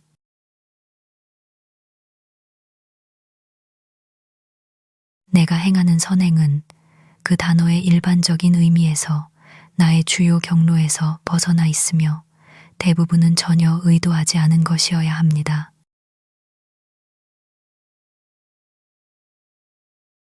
사람들은 실제적으로 지금 있는 곳에서 그리고 있는 그대로 시작하라고 말합니다. 주로 더 가치 있는 존재가 되는 것을 목표로 삼지 말고 미리 친절함을 가지고 선행을 행하라고 말입니다. 만약 내가 이런 어조로 설교를 해야 한다면 나는 차라리 이렇게 말할 것입니다. 선한 존재가 되는 일에 착수하십시오.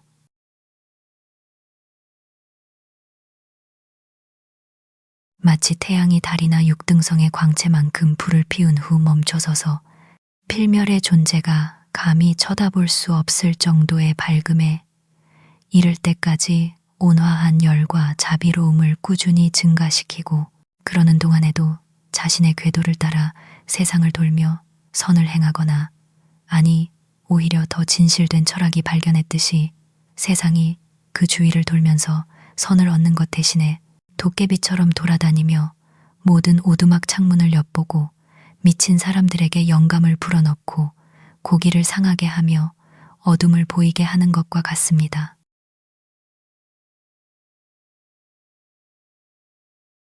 파에톤이 자신의 선행으로 신성한 출생을 증명하고자 태양의 전차를 단 하루 동안 몰고 정해진 길을 벗어났을 때 그는 하늘의 낮은 거리에 여러 블록의 집들을 태웠고 집 표면을 그슬렸으며 모든 샘을 말리고 거대한 사하라 사막을 만들었습니다. 마침내 주피터가 그를 번개로 지상에 내던졌고 태양은 그의 죽음에 대한 슬픔 때문에 1년 동안 빛나지 않았습니다.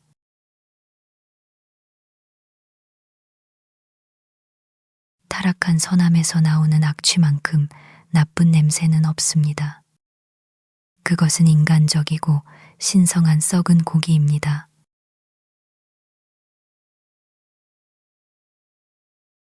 만약 어떤 사람이 나에게 선을 베풀려는 의식적인 의도를 가지고 우리 집에 오고 있다는 것을 확실히 안다면 나는 질식할 때까지 입과 코, 귀와 눈을 먼지로 가득 채우는 아프리카 사막의 건조하고 메마른 바람인 시문을 피하듯이 목숨 걸고 도망칠 것입니다.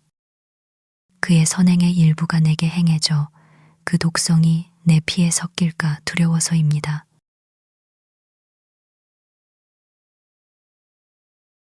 아닙니다. 이 경우 나는 차라리 자연적인 방식대로 악을 겪는 것을 택하겠습니다. 어떤 사람이 내가 굶주릴 때 먹을 것을 주고 얼어 죽을 것 같을 때 따뜻하게 해주고 구덩이에 빠졌을 때 나를 끌어내준다고 해서 그 사람이 나에게 선한 사람이 되는 것은 아닙니다.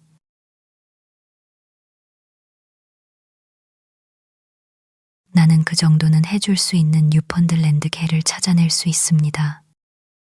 박애란 가장 넓은 의미에서의 이웃사랑이 아닙니다.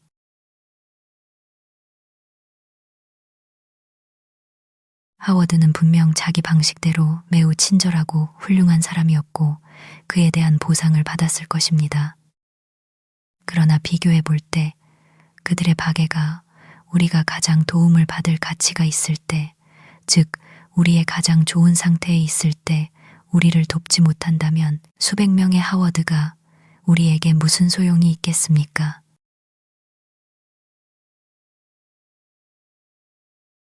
나는 나 자신이나 나 같은 사람에게 진정으로 선을 행하겠다고 제안된 박애주의 모임에 대해 들어본 적이 없습니다.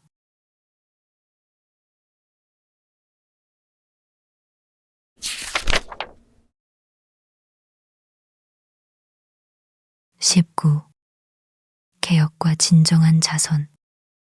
얼마 전 나는 한 집사의 유품 경매에 참석했습니다. 그의 삶은 무익하지 않았습니다.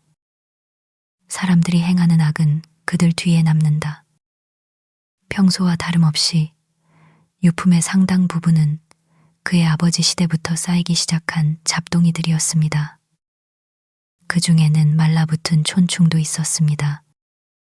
그리고 이제 반세기 동안 그의 다락방과 다른 먼지 구덩이에 놓여있던 이 물건들은 불태워지지 않았습니다. 그것들을 정화하듯 파괴하는 장작불 대신 그것들을 늘리는 경매가 열린 것입니다.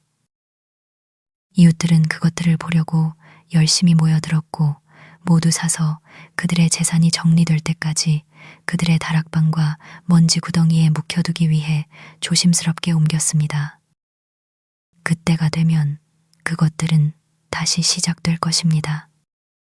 사람이 죽을 때 그는 먼지를 걷어차는 것입니다.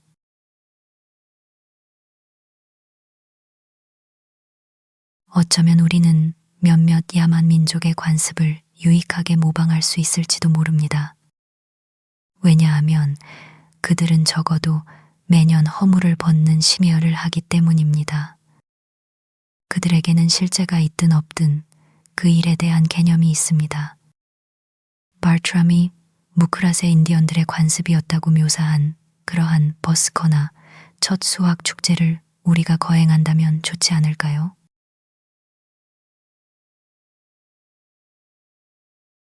그가 말하길 마을이 버스커를 거행할 때 그들은 미리 새 옷, 새 냄비, 펜, 그리고 다른 가정용품과 가구를 마련해 둔 다음 그들의 모든 낡은 옷과 다른 경멸할 만한 물건들을 모으고 집과 광장, 그리고 온 마을을 더러움으로부터 쓸어 청소합니다. 남은 곡식과 다른 묵은 양식들까지 모두 한 더미에 던져 넣고 불로 태워버립니다. 약을 먹고 사흘간 금식한 후 마을의 모든 불은 꺼집니다. 이 금식 기간 동안 그들은 모든 식욕과 정념의 만족을 삼갑니다. 일반 사면이 선포되며 모든 악인들은 그들의 마을로 돌아올 수 있습니다. 나흘째 아침, 대제사장은 마른 나무를 비벼 공공광장에서 새로운 불을 만들어냅니다. 거기서부터 마을의 모든 집은 새롭고 순수한 불꽃을 공급받습니다. 그리고 그들은 새 옥수수와 과일을 먹으며 잔치를 벌이고 사흘 동안 춤추고 노래하며 그 다음 나흘 동안은 이웃 마을에서 마찬가지로 자신들을 정화하고 준비한 친구들을 맞이하고 함께 기뻐합니다.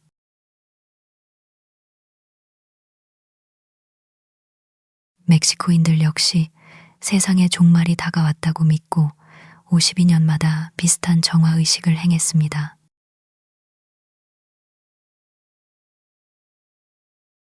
나는 이보다 더 진정한 성례전, 즉 사전이 정의하는 대로 내적이고 영적인 은총의 외적이고 가시적인 표징을 거의 들어본 적이 없습니다.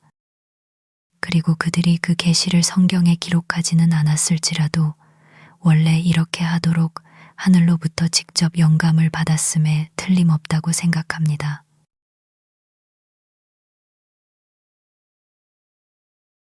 나는 5년 이상을 오직 내 손의 노동만으로 생계를 유지했습니다. 그리고 나는 1년에 약 6주 정도만 일하면 생활비를 모두 충당할 수 있다는 것을 알았습니다. 겨울 전체뿐만 아니라 여름 대부분의 시간도 공부하는 데 자유롭고 온전히 확보할 수 있었습니다.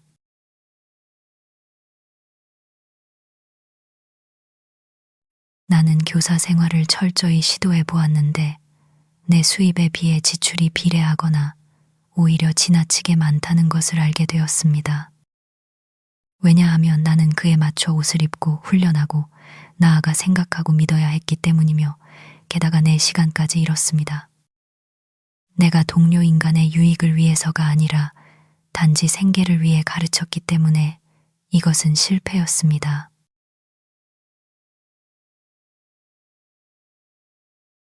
나는 장사를 시도해 보았지만 그것이 궤도에 오르는데 10년이 걸릴 것이며 그때쯤이면 나는 아마도 악마에게 가는 길에 놓여 있을 것이라는 것을 알았습니다. 나는 실제로 그때쯤에는 소위 좋은 사업이라는 것을 하고 있을까봐 두려웠습니다.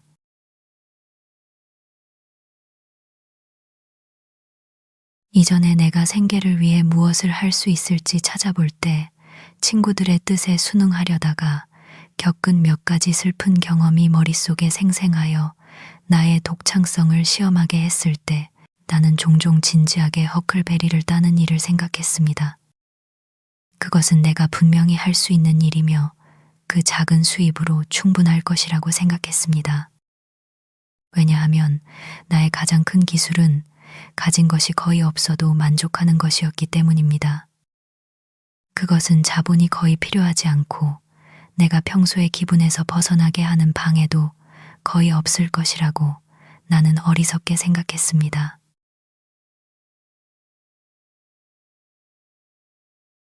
내 지인들은 주저없이 장사나 전문직에 종사했지만 나는 이 직업을 그들의 직업과 가장 유사한 것으로 여겼습니다.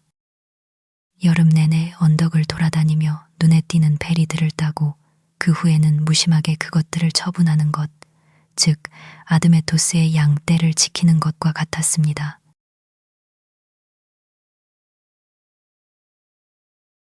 나는 또한 야생 허브를 모으거나 숲을 상기시키기를 좋아하는 마을 사람들, 심지어 도시 사람들에게도 건초 마차 가득 상록수를 가져다 줄 수도 있겠다고 꿈꿨습니다.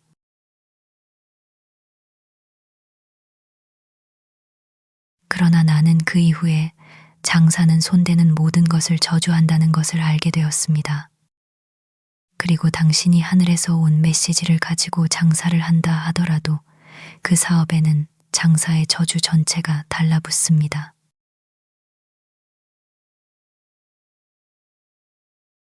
나는 다른 것들보다 어떤 것들을 더 선호했고 특히 나의 자유를 소중히 여겼기 때문에 내가 어렵게 살더라도 잘 성공할 수 있었으므로 아직은 값비싼 카펫이나 다른 훌륭한 가구 혹은 정교한 요리 또는 그리스식이나 고딕 양식의 집을 벌기 위해 내 시간을 쓰고 싶지 않았습니다.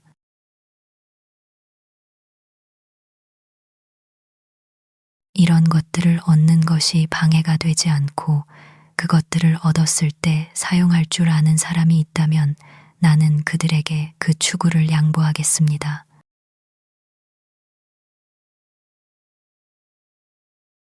어떤 이들은 근면하며 노동 그 자체를 사랑하는 것처럼 보이거나 어쩌면 그것이 그들을 더 나쁜 말썽으로부터 벗어나게 하기 때문일 수도 있습니다. 그런 사람들에게는 현재로서는 할 말이 없습니다.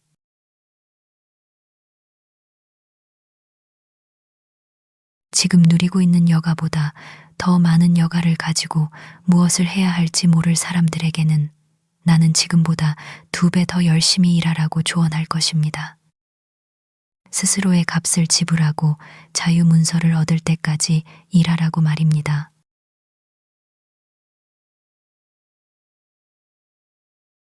나 자신에게는 일일 노동자의 직업이 가장 독립적인 직업이라는 것을 알았습니다. 특히 그것이 한 사람을 부양하는데 1년에 고작 30일이나 40일만 필요했기 때문입니다.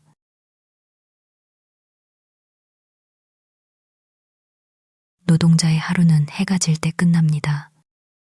그러면 그는 자신의 노동과 무관하게 자신이 선택한 추구에 헌신할 자유를 얻습니다. 그러나 달마다 투기를 하는 그의 고용주는 연초부터 연말까지 쉴 틈이 없습니다.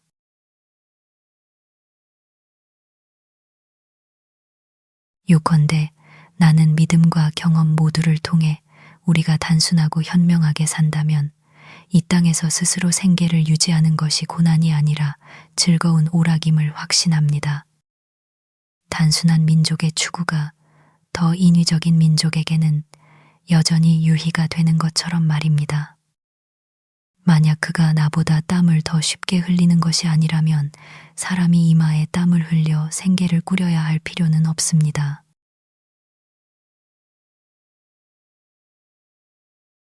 내 지인 중 한 젊은이가 몇 에이커의 땅을 물려받았는데 그는 나처럼 살 수단이 있다면 그렇게 살 것이라고 내게 말했습니다. 나는 누구에게도 내 생활 방식을 따르라고 권하고 싶지 않습니다. 왜냐하면 그가 그것을 제대로 배우기 전에 내가 스스로 다른 방식을 찾을 수도 있을 뿐만 아니라 나는 세상에 가능한 한 다양한 사람들이 많기를 바라기 때문입니다. 하지만 나는 각자가 자신의 길을 매우 신중하게 찾아내어 추구해야지 아버지나 어머니 또는 이웃의 길을 따르지 않기를 바랍니다.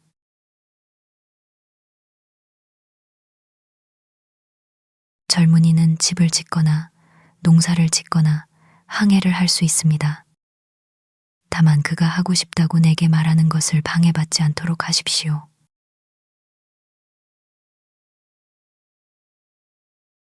우리가 현명해지는 것은 선원이나 도망친 노예가 북극성을 눈에 담아두듯이 오직 수학적인 지점, 정신적인 목표를 통해서입니다. 하지만 그것은 우리 삶 전체를 위한 충분한 지침이 됩니다.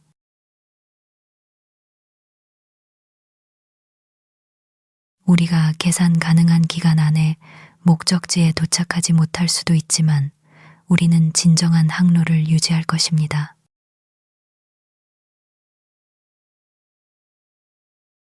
의심할 여지 없이 이 경우 한 사람에게 진실인 것은 1000명에게도 더욱 진실입니다. 마치 큰 집이 작은 집보다 비례적으로 더 비싸지 않듯 지붕 하나가 덮고 지하실 하나가 깔리고 벽 하나가 여러 아파트를 나눌 수 있기 때문입니다.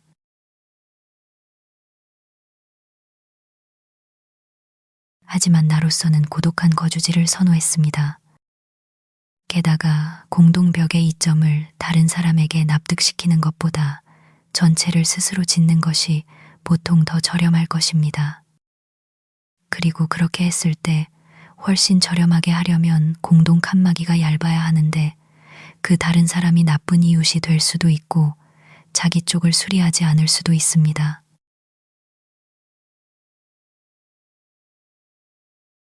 일반적으로 가능한 유일한 협력은 극히 부분적이고 피상적입니다. 그리고 아주 조금의 진정한 협력이 있다 하더라도 그것은 사람들에게 들리지 않는 조화이기 때문에 없는 것과 마찬가지입니다.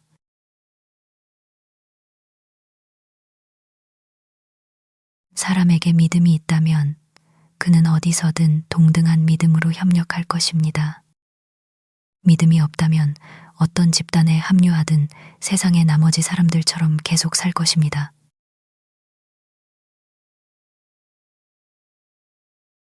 가장 고상한 의미에서든 가장 저급한 의미에서든 협력한다는 것은 함께 생계를 꾸려나간다는 것을 의미합니다.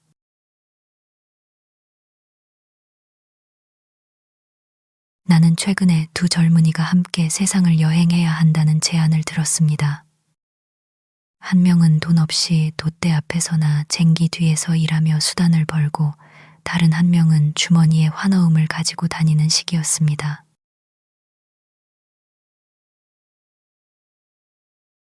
한 명은 전혀 활동을 하지 않을 것이므로 그들이 오래 동행하거나 협력할 수 없을 것임은 쉽게 알 수 있었습니다.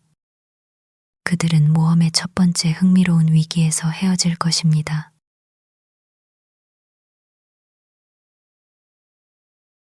무엇보다 내가 암시했듯이 혼자 가는 사람은 오늘 당장 출발할 수 있습니다.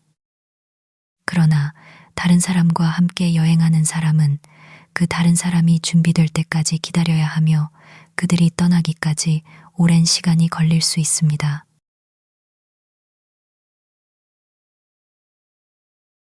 하지만 이 모든 것이 매우 이기적이라고 내 마을 사람들 중 일부가 말하는 것을 들었습니다.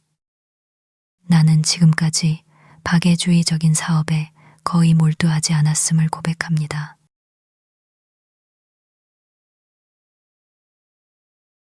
나는 의무감 때문에 몇 가지 희생을 했고 그 중에는 이 즐거움, 선행의 즐거움도 희생했습니다. 마을의 어떤 가난한 가족을 부양하는 일을 맡도록 나를 설득하기 위해 온갖 기술을 동원한 사람들이 있습니다. 그리고 만약 내가 할 일이 없다면 악마는 게으른 사람에게 일거리를 찾아주기 때문입니다. 나는 그런 종류의 오락을 시도해 볼 수도 있을 것입니다.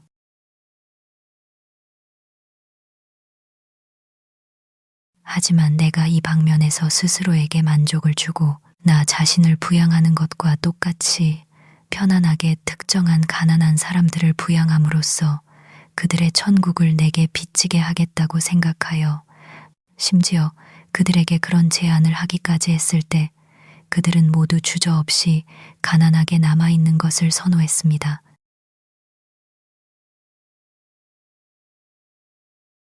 내 마을 사람들은 여러 면에서 동포들의 행복을 위해 헌신하고 있으니 적어도 한 사람 정도는 다른 덜 인간적인 추구를 위해 남겨지기를 바랍니다.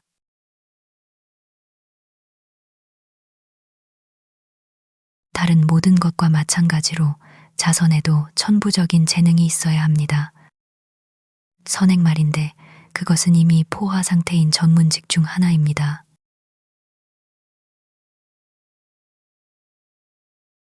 게다가 나는 그것을 공정하게 시도해 보았고 이상하게 보일지 모르나 그것이 내 체질에 맞지 않는다고 확신합니다.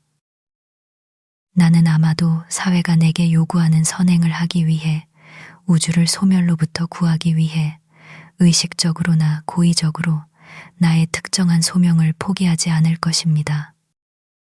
그리고 나는 다른 곳에서 이와 유사하지만 무한히 더 큰 불변성이 지금 우주를 보존하는 전부라고 믿습니다.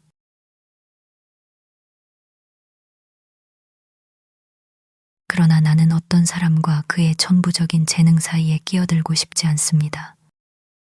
그리고 내가 거절하는 이 일을 온 마음과 영혼과 생명을 바쳐 하는 사람에게는 나는 이렇게 말할 것입니다.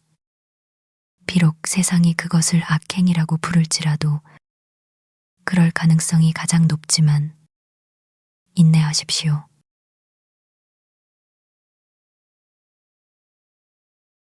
내 경우가 특이하다고는 생각하지 않습니다. 내 독자 중 다수가 비슷한 변호를 할 것이라는 데는 의심의 여지가 없습니다. 무언가를 하는 일에 있어서 내 이웃들이 그것을 선하다고 단언하리라고 장담하지는 않겠지만 나는 고용하기에 훌륭한 사람이 될 것이라고 주저없이 말합니다.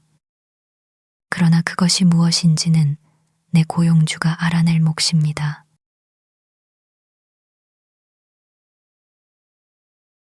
내가 행하는 선행은 그 단어의 일반적인 의미에서 나의 주요 경로에서 벗어나 있으며 대부분은 전혀 의도하지 않은 것이어야 합니다.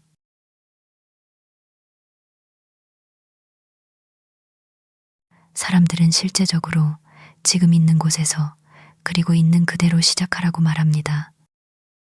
주로 더 가치 있는 존재가 되는 것을 목표로 삼지 말고 미리 친절함을 가지고 선행을 행하라고 말입니다. 만약 내가 이런 어조로 설교를 해야 한다면 나는 차라리 이렇게 말할 것입니다. 선한 존재가 되는 일에 착수하십시오.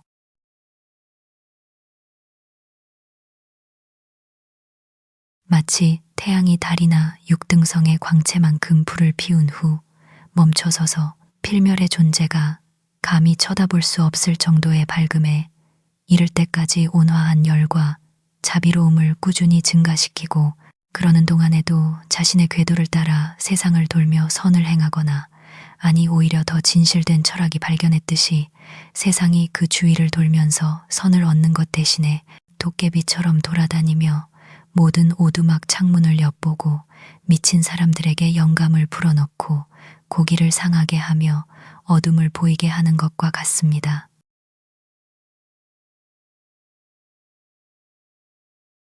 파에톤이 자신의 선행으로 신성한 출생을 증명하고자 태양의 전차를 단 하루 동안 몰고 정해진 길을 벗어났을 때 그는 하늘의 낮은 거리에 여러 블록의 집들을 태웠고 지표면을 그슬렸으며 모든 샘을 말리고 거대한 사하라 사막을 만들었습니다.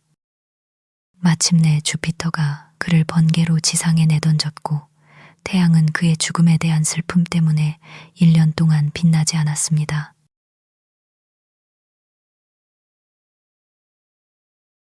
타락한 선함에서 나오는 악취만큼 나쁜 냄새는 없습니다. 그것은 인간적이고 신성한 썩은 고기입니다.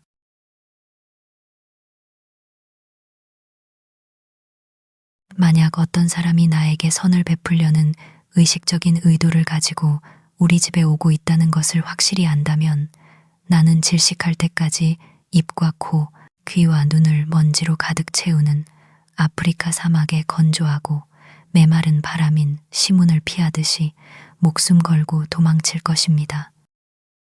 그의 선행의 일부가 내게 행해져 그 독성이 내 피에 섞일까 두려워서입니다.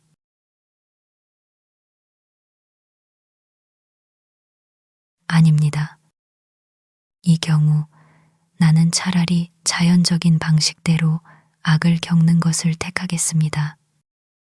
어떤 사람이 내가 굶주릴 때 먹을 것을 주고 얼어 죽을 것 같을 때 따뜻하게 해주고 구덩이에 빠졌을 때 나를 끌어내준다고 해서 그 사람이 나에게 선한 사람이 되는 것은 아닙니다.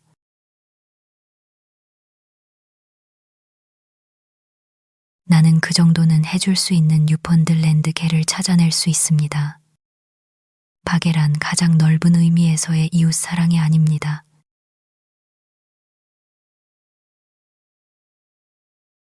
하워드는 분명 자기 방식대로 매우 친절하고 훌륭한 사람이었고 그에 대한 보상을 받았을 것입니다.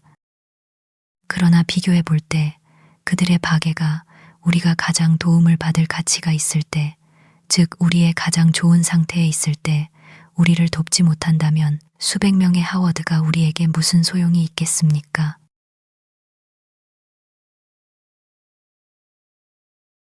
나는 나 자신이나 나 같은 사람에게 진정으로 선을 행하겠다고 제안된 박애주의 모임에 대해 들어본 적이 없습니다.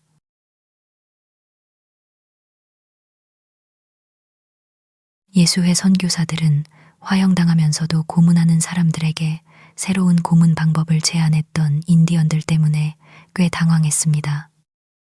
그들은 육체적 고통을 초월했기 때문에 때로는 선교사들이 제공할 수 있는 어떤 위로보다도 우월했습니다. 그리고 남이 내게 해주기를 바라는 대로 너도 남에게 행하라는 율법은 자기들은 남이 자기들에게 어떻게 하든 개의치 않았고 새로운 방식으로 적을 사랑했으며 그들이 한 모든 일을 기꺼이 용서할 뻔했던 사람들의 귀에는 덜 설득력 있게 들렸습니다.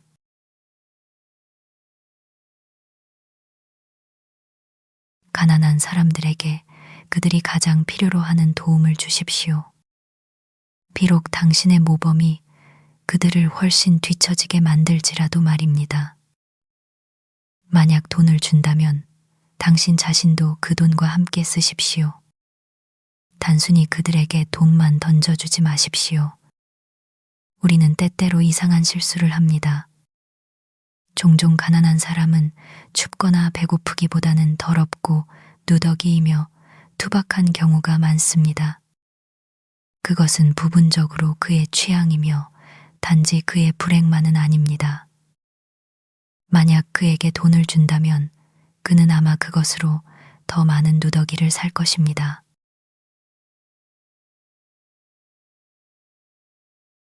나는 연못에서 얼음을 자르는 솜씨 없는 아일랜드 노동자들을 가엾게 여기곤 했습니다. 그들은 누추하고 누더기 같은 옷을 입고 있었고 나는 좀 더 깔끔하고 다소 유행하는 옷을 입고 떨고 있었습니다. 그러던 어느 혹독하게 추운 날 물에 빠졌던 한 사람이 몸을 녹이려고 내 집에 왔고 나는 그가 겉옷을 벗을 때 비록 더럽고 누더기 같기는 했지만 피부에 닿을 때까지 3벌의 바지와 2켤레의 양말을 벗는 것을 보았습니다. 그가 내게 제안한 여분의 옷을 거절할 수 있었던 것은 그가 그만큼 많은 속옷을 입고 있었기 때문입니다.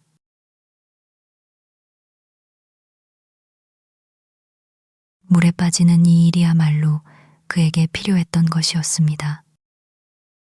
그때 나는 나 자신을 가엾게 여기기 시작했고 그에게 옷가게 전체를 주는 것보다 나에게 플란넬 셔츠를 주는 것이 더 큰 자선이 될 것임을 깨달았습니다.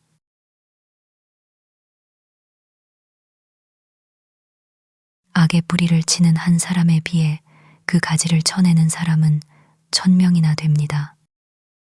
그리고 가장 많은 시간과 돈을 궁핍한 사람들에게 베푸는 사람이 오히려 그가 헛되이 구제하려 애쓰는 비참함을 자신의 생활 방식으로 가장 많이 만들어내고 있는지도 모릅니다.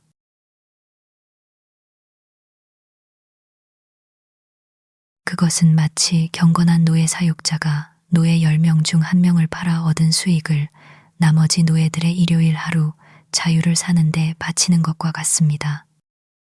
어떤 이들은 가난한 사람들을 자기네 부엌에 고용함으로써 친절을 베풉니다. 그들 자신이 부엌에서 일한다면 더 친절하지 않을까요?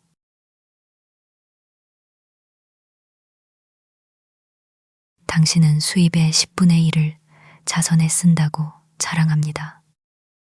어쩌면 당신은 수입의 10분의 9를 그렇게 쓰는 일에 써야 하며 그것으로 끝내야 할지도 모릅니다. 사회는 그때 가서야 재산의 10분의 1만을 회복합니다. 이것이 그 재산을 소유한 사람의 관대함 때문입니까?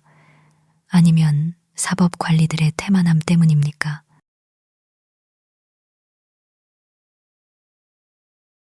박애는 인류에게 충분히 높이 평가되는 거의 유일한 미덕입니다. 아니, 그것은 크게 과대평가되어 있으며 그것을 과대평가하는 것은 바로 우리의 이기심입니다.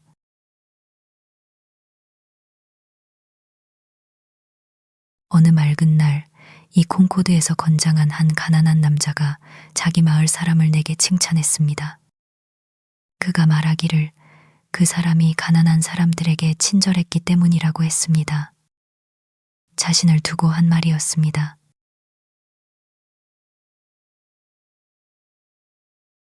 인류의 친절한 삼촌들과 이모들은 진정한 영적 아버지와 어머니보다 더 존경받습니다. 나는 한때 학식 있고 지적인 한 목사 강연자가 영국에 대해 강연하는 것을 들었습니다. 그는 영국의 과학적, 문학적, 정치적 위인들, 즉 셰익스피어, 베이컨, 크롬웰, 밀턴, 뉴턴 등을 열거한 다음 마치 자신의 직업이 요구하는 것처럼 기독교 영웅들에 대해 이야기했는데 그들을 나머지 모든 사람들보다 훨씬 높은 위대한 사람들 중 가장 위대한 사람의 자리에 올려놓았습니다.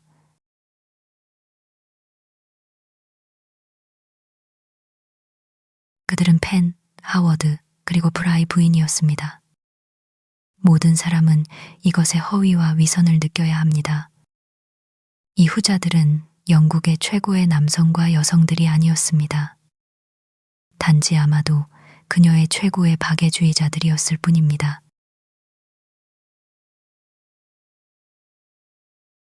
나는 박애주의에 마땅히 주어져야 할 칭찬에서 무엇이든 빼고 싶지는 않지만 단지 자신의 삶과 업적을 통해 인류에게 축복이 되는 모든 사람들에게 정의를 요구할 뿐입니다.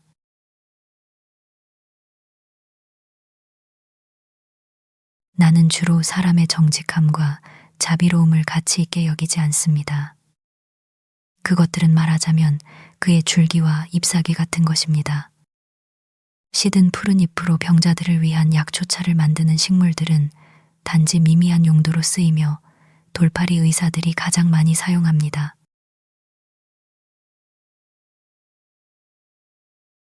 나는 사람의 꽃과 열매를 원합니다. 그에게서 나에게 어떤 향기가 풍겨오고 어떤 원숙함이 우리의 교제에 풍미를 더하기를 바랍니다. 그의 선함은 부분적이고 일시적인 행위가 아니라 그에게 아무것도 들지 않으며 그 자신이 의식하지 못하는 끊임없는 넘침이어야 합니다.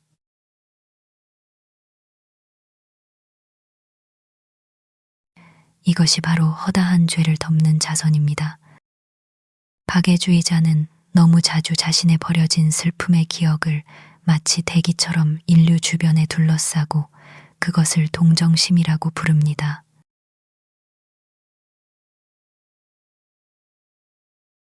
우리는 우리의 용기를 전해야지 절망을 전해서는 안 되며 우리의 건강과 평안을 전해야지 우리의 질병을 전해서는 안 됩니다. 그리고 이것이 전염으로 퍼지지 않도록 주의해야 합니다.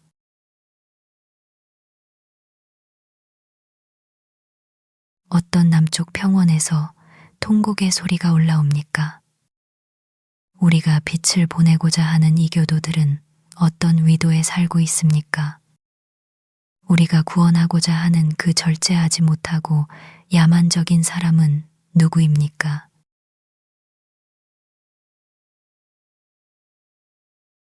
만약 어떤 사람이 몸이 아파서 제 기능을 수행하지 못하고 심지어 내장에 통증이 있다면 그것이 바로 동정심의 자리이기 때문에 그는 즉시 세상을 개혁하는 일에 착수합니다.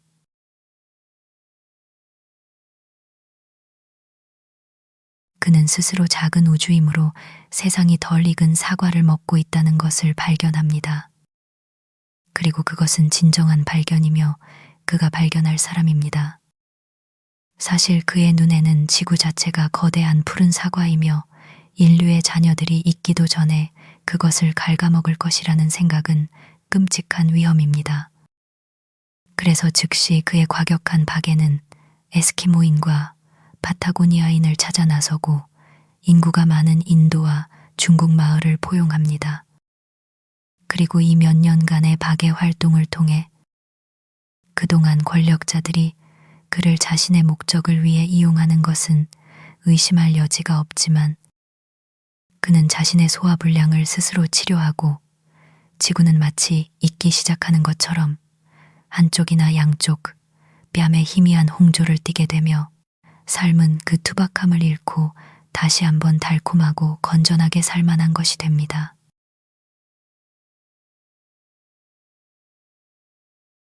나는 내가 저지른 것보다 더 큰 극악무도함을 꿈꿔본 적이 없습니다. 나는 나 자신보다 더 나쁜 사람을 알지 못했고 앞으로도 알지 못할 것입니다.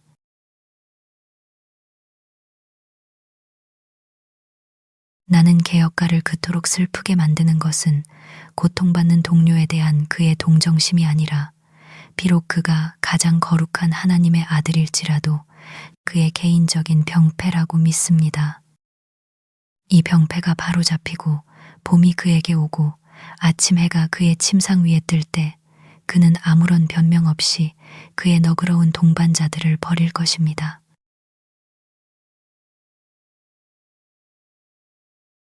내가 담배 사용에 반대하는 강연을 하지 않는 변명은 내가 담배를 씹어본 적이 없기 때문입니다. 그것은 금연한 담배 씹는 사람들이 치러야 하는 대가입니다. 비록 내가 씹었고 강연할 수 있는 다른 것들은 충분히 있지만 말입니다.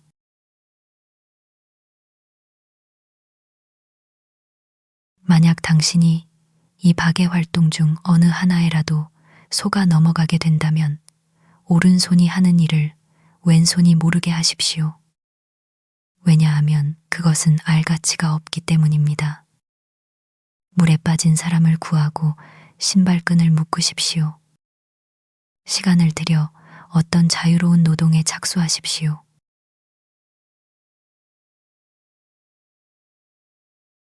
우리의 예의 범절은 성자들과의 교류로 인해 부패했습니다. 우리의 찬송가는 하나님에 대한 감미로운 저주와 그를 영원히 견디는 소리로 울려 퍼집니다. 선지자들과 구원자들이 인간의 희망을 확증했다기보다는 오히려 두려움을 위로했다고 말할 수 있을 것입니다.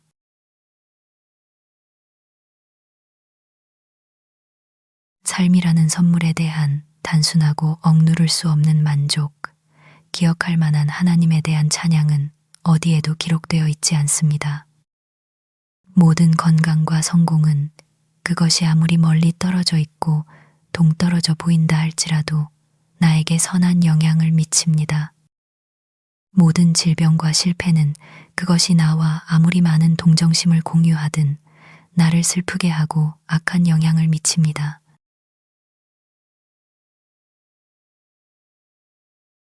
그렇다면 우리가 진정으로 인디언 방식, 식물 방식, 자기 방식 혹은 자연적인 수단을 통해 인류를 회복시키고자 한다면 먼저 우리 자신이 자연만큼 단순하고 건강해져야 합니다. 우리 이마 위에 드리워진 구름을 걷어내고 우리 모공 속으로 약간의 생명을 받아들여야 합니다.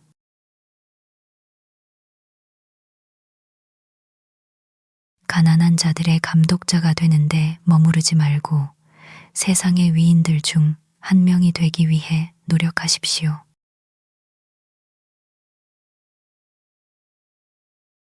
나는 시라즈의 셰이크 사디의 굴리스탄 혹은 꽃의 정원에서 이렇게 읽었습니다.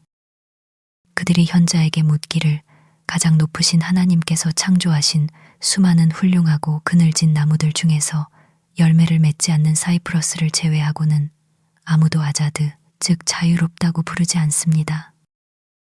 여기에 어떤 신비가 있습니까? 그가 답하기를 각 나무는 그에 맞는 산물과 정해진 계절이 있으며 그 계절 동안에는 싱싱하고 꽃이 피지만 그 계절이 지나면 마르고 시듭니다. 사이프러스는 이 두 상태 중 어느 것에도 노출되지 않고 항상 번성합니다. 그리고 아자드, 즉 종교적 독립인들이 이러합니다. 덧없는 것에 마음을 두지 마십시오. 왜냐하면 칼리프 왕조가 멸망한 후에도 디질라, 즉 티그리스 강은 바그다드를 계속 흐를 것이기 때문입니다. 당신의 손에 풍요가 있다면 대추야 자나무처럼 관대하십시오. 그러나 내어줄 것이 아무것도 없다면 사이프러스처럼 아자드, 즉 자유인이 되십시오.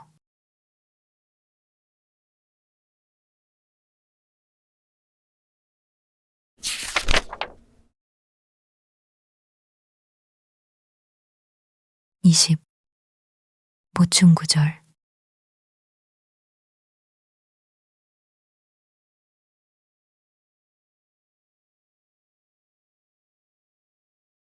빈곤의 허세. 가난하고 궁핍한 불쌍한 자여, 너는 너무 많은 것을 넘겨짚는구나. 너의 초라한 오두막이나 통이 값싼 햇볕 아래서나 그늘진 샘가에서 뿌리나 냄비에 담긴 채소와 함께 어떤 게으르거나 현학적인 미덕을 키운다는 이유로 창공의 한자리를 요구하는구나.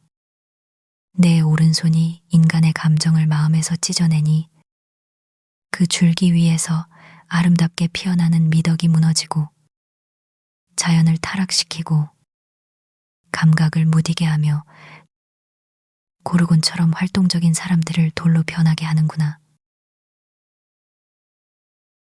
우리는 너의 필연적인 절제에 지루한 교제를 원하지 않으며 기쁨도 슬픔도 모르는 그 부자연스러운 우둔함도 원치 않는다. 활동적인 용기 위에 놓인 너희의 강요되고 거짓으로 고양된 수동적인 인내심도 원치 않는다. 평범함의 자리를 잡은 이 비천하고 천한 무리들은 너희의 노예적인 마음이 되지만 우리는 과도함을 허용하는 그런 미덕만을 드높인다. 용감하고 아낌없는 행위, 왕다운 장엄함, 모든 것을 꿰뚫어 보는 신중함, 한계를 모르는 위대함, 그리고 고대에도 이름은 남기지 못했지만 단지 헤라클레스, 아킬레스, 테세우스와 같은 본보기만을 남긴 영웅적인 미덕 말이다. 너의 혐오스러운 오두막으로 돌아가라. 그리고 새롭게 깨달음을 얻은 세상을 볼 때 단지 저 위인들이 어떤 존재였는지 배우는 데 전념하라. 티. 카루